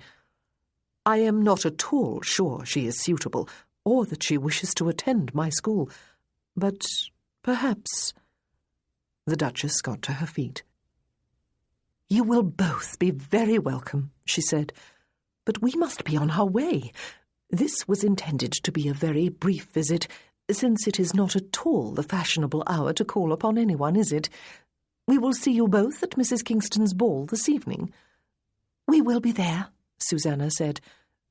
"Thank you," Claudia said. "I will come to Lindsay Hall, Your Grace, and help Eleanor care for the girls. I know she hopes to spend some time with her mother while she is there, and now that you intend to remain at home too, she will wish to spend time with you as well." "Oh, splendid," the Duchess said, looking genuinely pleased. "This is going to be a delightful summer." A delightful summer indeed, Claudia thought wryly. What on earth had she just agreed to? Was this her summer for going back in time to confront past horrors and perhaps exorcise them from her memories? Peter had just stepped into the room to greet the visitors. He and Susanna went downstairs with them to see them on their way. Lady Holmere remained behind for a few moments, held perhaps by a very direct look from Claudia. "Perhaps Edna Wood told you," Claudia said, "or perhaps she did not, that I did not approve of her taking employment with you. It was her own choice to attend an interview and to accept the position, and I must respect her right to do so. But I do not like it, and I do not mind telling you so." Lady Freya Bedwin had been a peculiar-looking girl, with her fair, unruly hair, darker eyebrows, dark-toned skin, and rather prominent nose. She still had those features, but somehow they all added up to a striking handsomeness, which Claudia resented. It would have been more just if the girl had grown into an ugly woman. Lady Holmere smiled. "You bear a long grudge, Miss Martin," she said. "I have rarely admired anyone as much as I did you, as you marched down the driveway of Lindsay Hall on foot, carrying your baggage. I have admired you ever since. Good morning." And she was gone in pursuit of her sisters-in-law. Well, Claudia sat at the escritoire and scratched the dog's ears. If the woman had intended to take the wind right out of her sails and tie her tongue in knots and mix her metaphors, she had been entirely successful. But she soon turned her mind back to the Duchess of Bewcastle's invitation and her own bright idea. Did this mean she had made some sort of decision about Lizzie Pickford? She would have to discuss it with the Marquis of Attingsborough, of course. Oh, goodness, she really was going to find it embarrassing to come face to face with him again. But it must be done. This was business. Was he planning to attend the Kingston ball? She was going. Susanna and Peter had told her so at breakfast, and somehow she felt caught up in this madness that was the spring season and swept along on its current. A very large part of her longed to be back at home in Bath, back in her own familiar world, and a very small part of her remembered that kiss last night and perversely longed to linger here just a little longer. She sighed and tried to return her attention to the letter she was writing to Eleanor. The dog curled up at her feet and went back to sleep. When Joseph arrived at the Kingston ball later that evening, the first set was already in progress. He had been delayed by Lizzie's request for one more story, and then just one more before she went to sleep. Her need for him was greater now that Miss Edwards was gone. He stood in the ballroom doorway, looking about him for familiar faces, after greeting his hostess. He could see Elizabeth, the Duchess of Portray, off to one side, not dancing. He would have joined her, but she was in conversation with Miss Martin. In a craven moment, quite unlike him, he pretended not to see them, even though Elizabeth had smiled and half raised a hand. He strolled in the opposite direction instead to join Neville, who was watching Lily dance with Portray, her father. "You are scowling, Joe," Neville said, raising his quizzing glass to his eye. "Am I?" Joseph offered him an exaggerated smile. "You are still scowling," Neville said. "I know you, remember? You were not supposed to dance the opening set with Miss Hunt by any chance, were you?" "Good Lord, no," Joseph said. "I would not have been late if I were. I have been with Lizzie. I looked in at Wilma's this afternoon, almost at the end of her weekly tea. All the other guests were leaving, and so I was fair game for one of her lectures." "I suppose," Neville said, "she thinks you ought to have secured the opening set with Miss Hunt. I have always been glad, Joe, that Wilma is your sister and Gwen mine, and not the other way around." "Thank you," Joseph said dryly. "It was not just that, though. It was my behaviour last evening." "Last evening? At Vauxhall?" Neville raised his eyebrows. "It seems I neglected Miss Hunt in order to show a misguided kindness to the dowdy schoolteacher," Joseph said. "Dowdy? Miss Martin?" Neville turned to look toward her. "Oh, I would not say so, Joe. She has a certain understated elegance, even if she is not in the first stare of fashion or the first blush of youth. And she is dashed intelligent and well-informed. Lily likes her. So does Elizabeth. And so do I. Miss Hunt said much the same as Wilma last evening, though, in Lily's hearing. A trifle insulting to Lauren, who had invited Miss Martin to join the party, Lily thought, and so did I. But I ought not to be saying so to you, I suppose." Joseph frowned. He had just spotted Miss Hunt. She was dancing with Fitzharris. She was wearing gold net over white silk, and the underdress draped her perfect form to give the look of a Greek goddess. The gown was cut low at the bosom to show off her main assets. Her blonde curls were threaded with gold. "She is going to be at Elvsley," he said. "Wilma wangled an invitation from Lauren in Miss Hunt's hearing, and Lauren, I suppose, had no choice at all. You know how Wilma goes about getting her own way." "At Elvsley?" Neville said. "I suppose Lauren would have invited her anyway after your betrothal, though. That is imminent, I suppose?" "I dare say," Joseph agreed. Neville looked at him sharply. "The funny thing was," Joseph said, "that Wilma's lecture included the detail that while I was entertaining Miss Martin, Macleith was charming Miss Hunt. Wilma was warning me that I might lose her if I am not careful. Apparently they looked very pleased with each other." "Ha!" Neville said. "About to be jilted, are you, Joe? Do you want me to see if I can hasten the process?" Joseph raised his eyebrows. "Why ever would you think I might want any such thing?" he asked. Neville shrugged. "Perhaps I just know you too well, Joe," he said. "Lady Balderston is waving this way, and I do not suppose it is at me." "The dance is ending," Joseph said. "I had better go and join her and ask Miss Hunt for the next set. And what the devil do you mean by saying you know me too well?" "Let me just say," Neville said, "that I don't think Uncle Webster does. Or Wilma. They both think you ought to marry Miss Hunt. Lily thinks just the opposite. I usually trust Lily's instincts. Ah, the dance has ended. Off you go, then." Nev might have kept his, and Lily's, opinion to himself, Joseph thought irritably as he crossed the floor. It was too late not to offer for Miss Hunt, even if he so desired. He proceeded to dance with her, trying not to be distracted by Miss Martin, who stood in the line of ladies just 2 places down the set, smiling across at Macleith, her partner. He had the feeling, though, that she was trying just as hard not to look at him. And yet again, as he had been doing at frequent intervals throughout the day, he looked back upon last evening with some incredulity, and wondered if it could possibly have happened. Not only had he kissed the woman, but he had wanted her with a lust that had almost overpowered all caution and common sense. It was a good thing they had been in an almost public place, or there was no knowing where their embrace might have led. He danced with Miss Holland next, as he often did at balls this spring, because she was so frequently a wallflower, and her mother was too indolent to ensure that she had partners.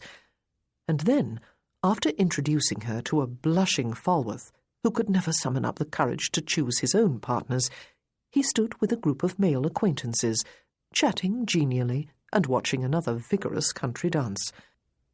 As the music drew to a close, he agreed to step into the card-room to play a hand or two with a few of his companions, but it struck him that he could not see Miss Martin dancing. She had not danced the first set either.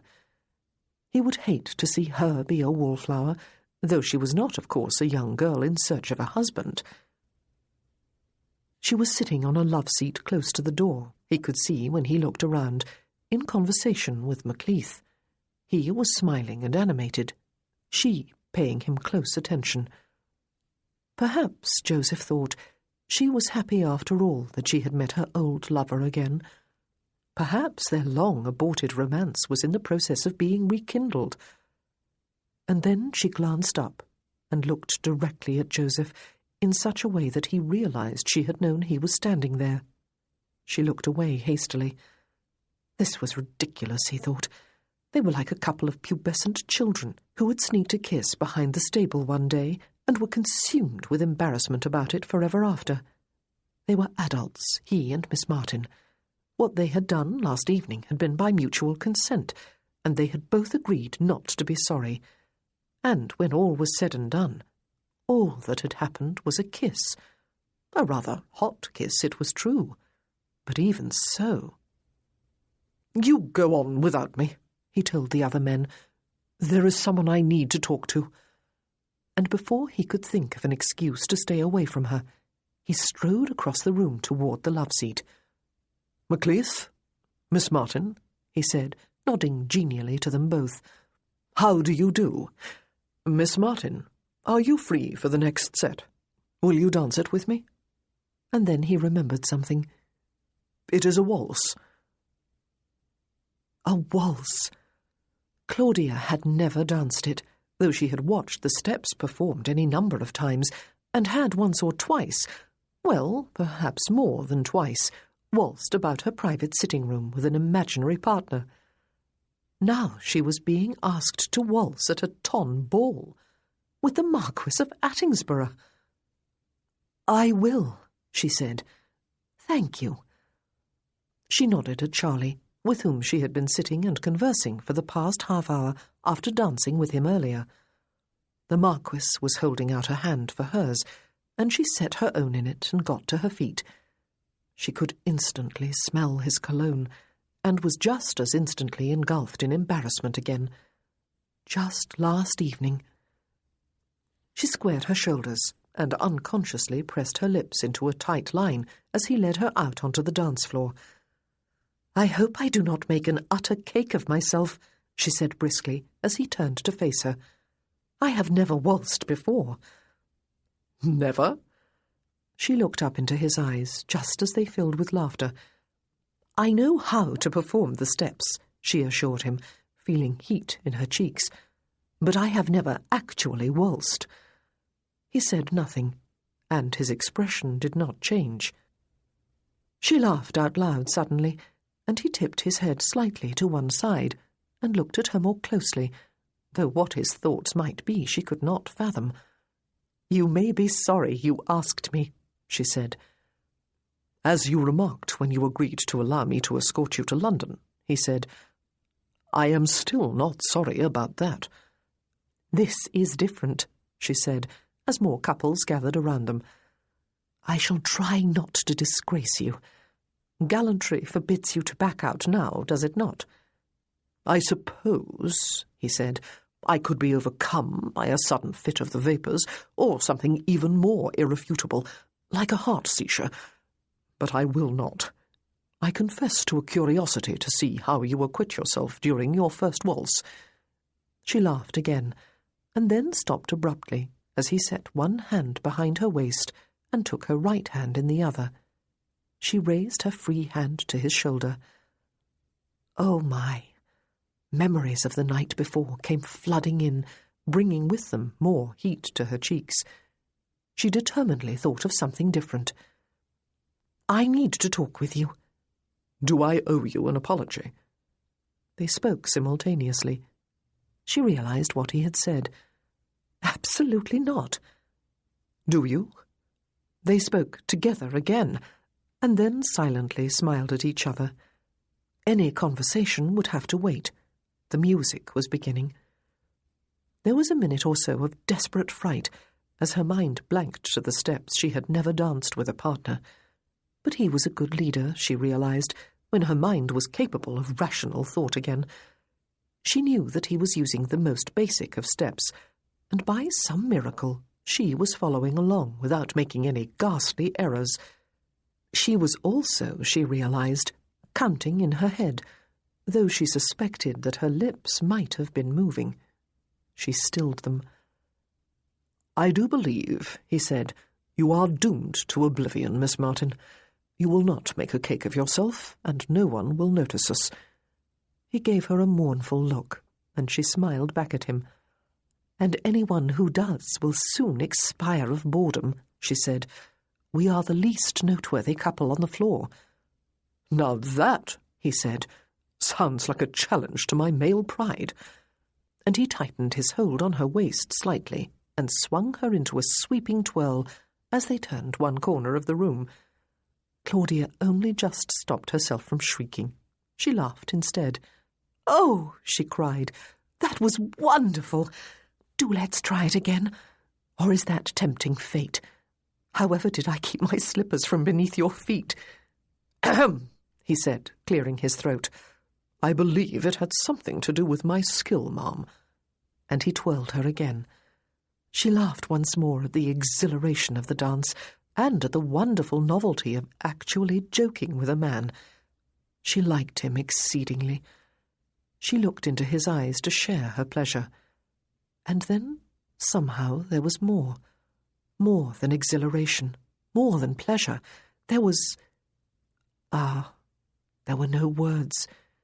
It was a moment upon which she would live and dream for the rest of her life. She was quite sure of that. The music played on. The dancers twirled, she and the Marquis of Attingsborough among them, and the world was a wonderful place to be. Oh, she said when the music finally slowed, a sure sign that it was about to stop altogether. Is it over already? Her first waltz, and doubtless her last. Your first waltz is about to become history, alas, he said, echoing her thoughts. And then she remembered that she needed to speak to him, that apart from a little light banter at the beginning of the waltz, they had danced in silence. Oh, she said, I need to talk with you, Lord Attingsborough. Perhaps sometime tomorrow. Even before the waltz began, he said, I was eyeing those open French windows with some wistfulness. Now it has become a downright longing. There is a balcony beyond them, and, more important, there is cool air. Shall we stroll out there if you have not promised the next set? I have not, she said, looking toward the open doors and the lamplit darkness beyond. Perhaps after last evening it would not be wise. But he was offering his arm, and she took it. He steered her through the crowds until they stepped out onto the balcony. Tonight would be different. Tonight they had business to discuss.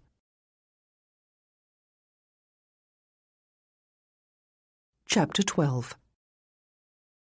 It was indeed cool outside, deliciously so, in fact, but they were not the only ones who had taken advantage of the open doors in order to escape from the heat of the ballroom for a while. There were several people out on the balcony. "There are lamps lit in the garden," Joseph said. "Shall we go down there and stroll?" "Very well," she said, using her schoolmistress voice. He wondered if she realised she had two quite distinct voices. "Lord Attingsborough."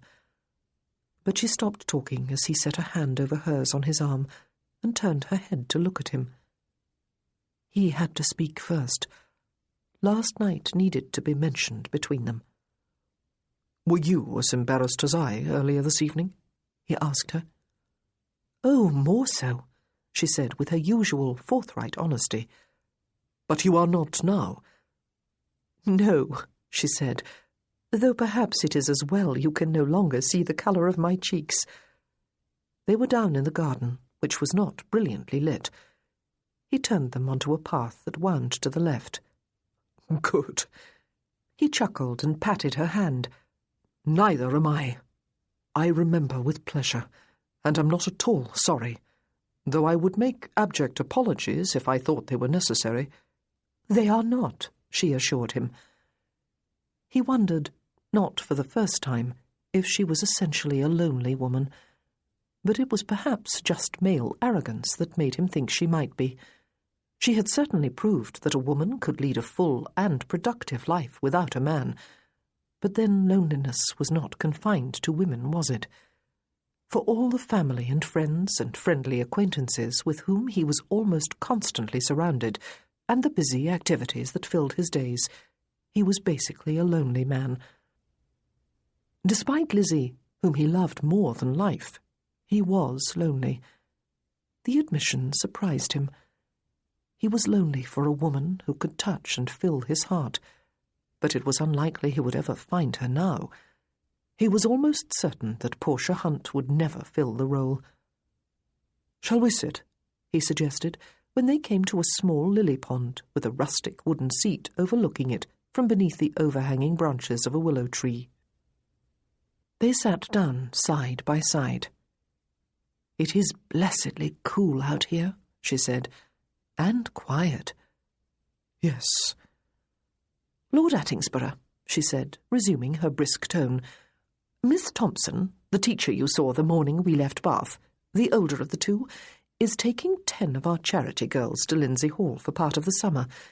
She is the Duchess of Bewcastle's sister, you know." "Ah," he said, the image of Bewcastle entertaining 10 schoolgirls at his table dancing across his mind. "The Duchess has invited me to join them," she said.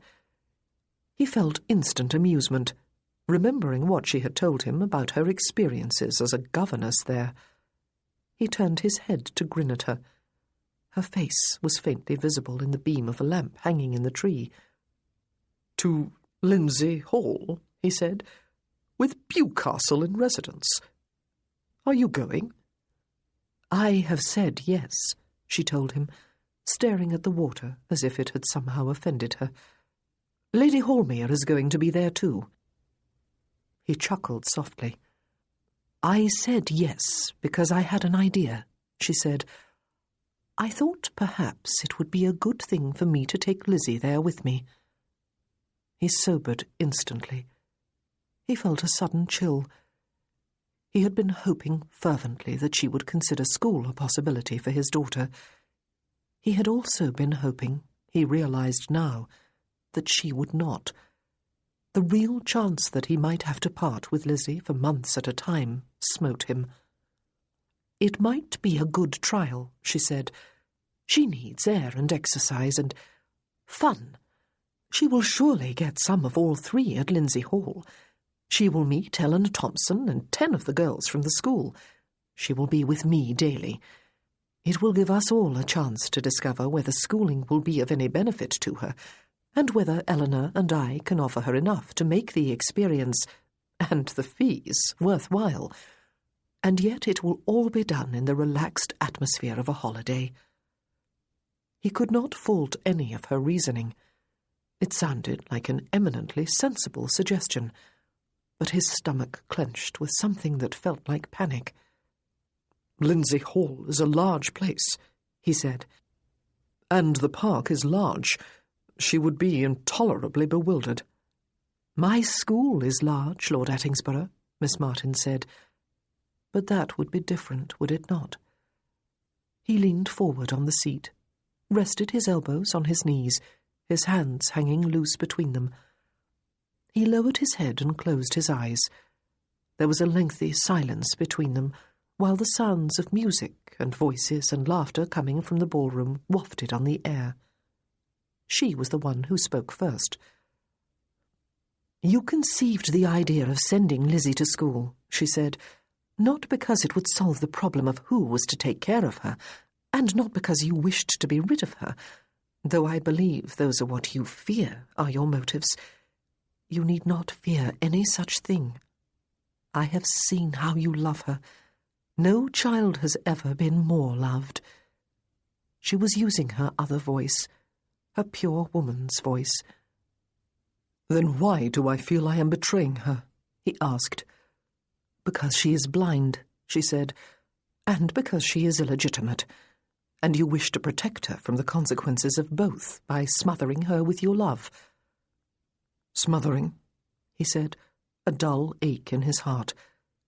"Is that what I do to her? Is that what I have always done?" He knew she was right. "She has as much right to live as anyone else," she said. "She has as much right to make her own decisions, to explore her world, to dream of her future, and to work to bring those dreams true. I am not at all sure school is the right thing for her, Lord Attingsborough, but it may very well be the best thing under the circumstances." The circumstances being that Sonia was dead, and he was about to marry Portia Hunt, and there would be very little place for his daughter in his life. "What if she does not want to go?" he asked. "Then her wishes must be respected, and some other option found," she said. "This is my condition, you see. If, that is, you approve my plan, Lizzie must agree to it too. And if at the end of the summer I decide to offer her a place at my school, then Lizzie must be the one to accept or reject it. That is always my condition. I have told you that before." He rubbed his hands over his face and sat up. "You must think me a very sorry creature, Miss Martin," he said. "No," she said, "merely a concerned and loving father." "I do not always feel like one," he said. "I have seriously considered taking her to America with me and setting up a new life there. I could be with her all the time. We would both be happy." She did not reply, and he felt foolish. He had thought of taking Lizzie to America, it was true, but he had always known that he would not actually do it, that he could not. He would be Duke of Anbury one day, and many lives would be dependent upon him, and many duties incumbent on him. The notion of freedom of choice was often an illusion. And then a thought struck him, and he was surprised it had not occurred to him sooner. "But I will be close by," he said, lifting his head and turning to look at her. "I am going to be at Alvesley Park for the Earl and Countess of Redfield's anniversary. Alvesley is only a few miles from Lindsay Hall. Did you know that?" "Yes, I did," she said. "I also knew of the party because Susanna and Peter are going there. I had not realized you were to be there too, though." "I will be able to see Lizzie," he said. "I will be able to spend time with her." "Yes, if you wish," she said, looking steadily back at him. "If I wish?" "Your family and friends may wonder at your interest in a mere charity girl from my school," she said. "A charity girl?" He frowned. "I will pay double your fee, Miss Martin, if Lizzie is willing to go to your school and is likely to be happy there." "I told the Duchess that the girl I may take with me is a charity case recommended by Mr. Hatchard," she said. "I take it you do not wish the truth to be known." He stared at her in some anger before turning his head away and closing his eyes. His mother and father, Wilma, Kit's family, Bewcastle's family, all would be offended if they discovered that his daughter was at Lindsay Hall while he was at nearby Alvesley, not to mention Portia Hunt. Gentlemen just did not expose their illegitimate offspring to their very legitimate families and acquaintances. "And so I must behave as if I am ashamed of the most precious person in my life?" he asked. It was, of course, a rhetorical question. She did not answer it. "I will see her there and spend time with her regardless," he added. "Yes, it is agreed then, Miss Martin. Lizzie will go to Lindsay Hall, if she will say yes, of course, and you and she and Miss Thompson will decide among you whether she will then go on to school in Bath." "You are not, you know," she said, "agreeing to her execution, Lord Attingsborough." He turned his head to look at her again, and laughed softly, but without humour. "You must understand," he said, "that my heart is breaking." Too late he heard the sentimental hyperbole of his words, and wondered if they could possibly be true. "I do," she said. "Now, I must meet Lizzie again.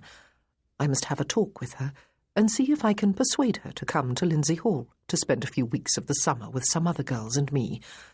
I do not know for certain how she will answer, but I believe there is more to your daughter than you have been willing to recognise, Lord Attingsborough. You have been blinded by love." "A nice irony, that," he said. "Tomorrow, then? In the afternoon? At the same time as usual?" "Very well," she said. "And I will, if I may, bring the dog with me. He is a friendly little thing, and she may like him." She was still sitting as before. With her face half in light, half in shadow, she looked very appealing. It was hard to remember his first impression of her, when she had stepped inside the visitors' parlour at her school, looking stern and humourless. "Thank you," he said. He reached out and covered her hands with one of his own. "You are very generous." "And perhaps very foolish," she said. "How on earth can I offer any sort of an education to someone who cannot see? I have never thought of myself as a wonder-worker." He had no answer for her, but he curled his fingers about one of her hands and raised it to his lips. "Even for what you have done and are prepared to do, I thank you," he said. "You have looked upon my daughter not just as an illegitimate child who has the additional disadvantage of being blind, but as a person worthy of a meaningful life. You have persuaded her to run and laugh and shout with glee, just like any other child. Now you are prepared to give her a summer of fun that has surely always been beyond her wildest dreams, or mine." "I believe," she said, "that if I were a papist, I would be eligible for sainthood, Lord Attingsborough." He loved her dry humour and chuckled softly. "I believe the music has stopped," he said, pausing for a moment to listen. "And it was the supper dance. May I escort you to the supper-room and fill a plate for you?" She took her time about answering. Her hand was still in his, on his lap, he realised. "We waltzed together," she said, "and then left the ballroom together. Perhaps we would create the wrong impression if we sat at supper together too. Perhaps you ought to go and sit with Miss Hunt, Lord Attingsborough. I will remain here for a while. I am not hungry." "To the devil with Miss Hunt," he almost said aloud, but he stopped himself in time.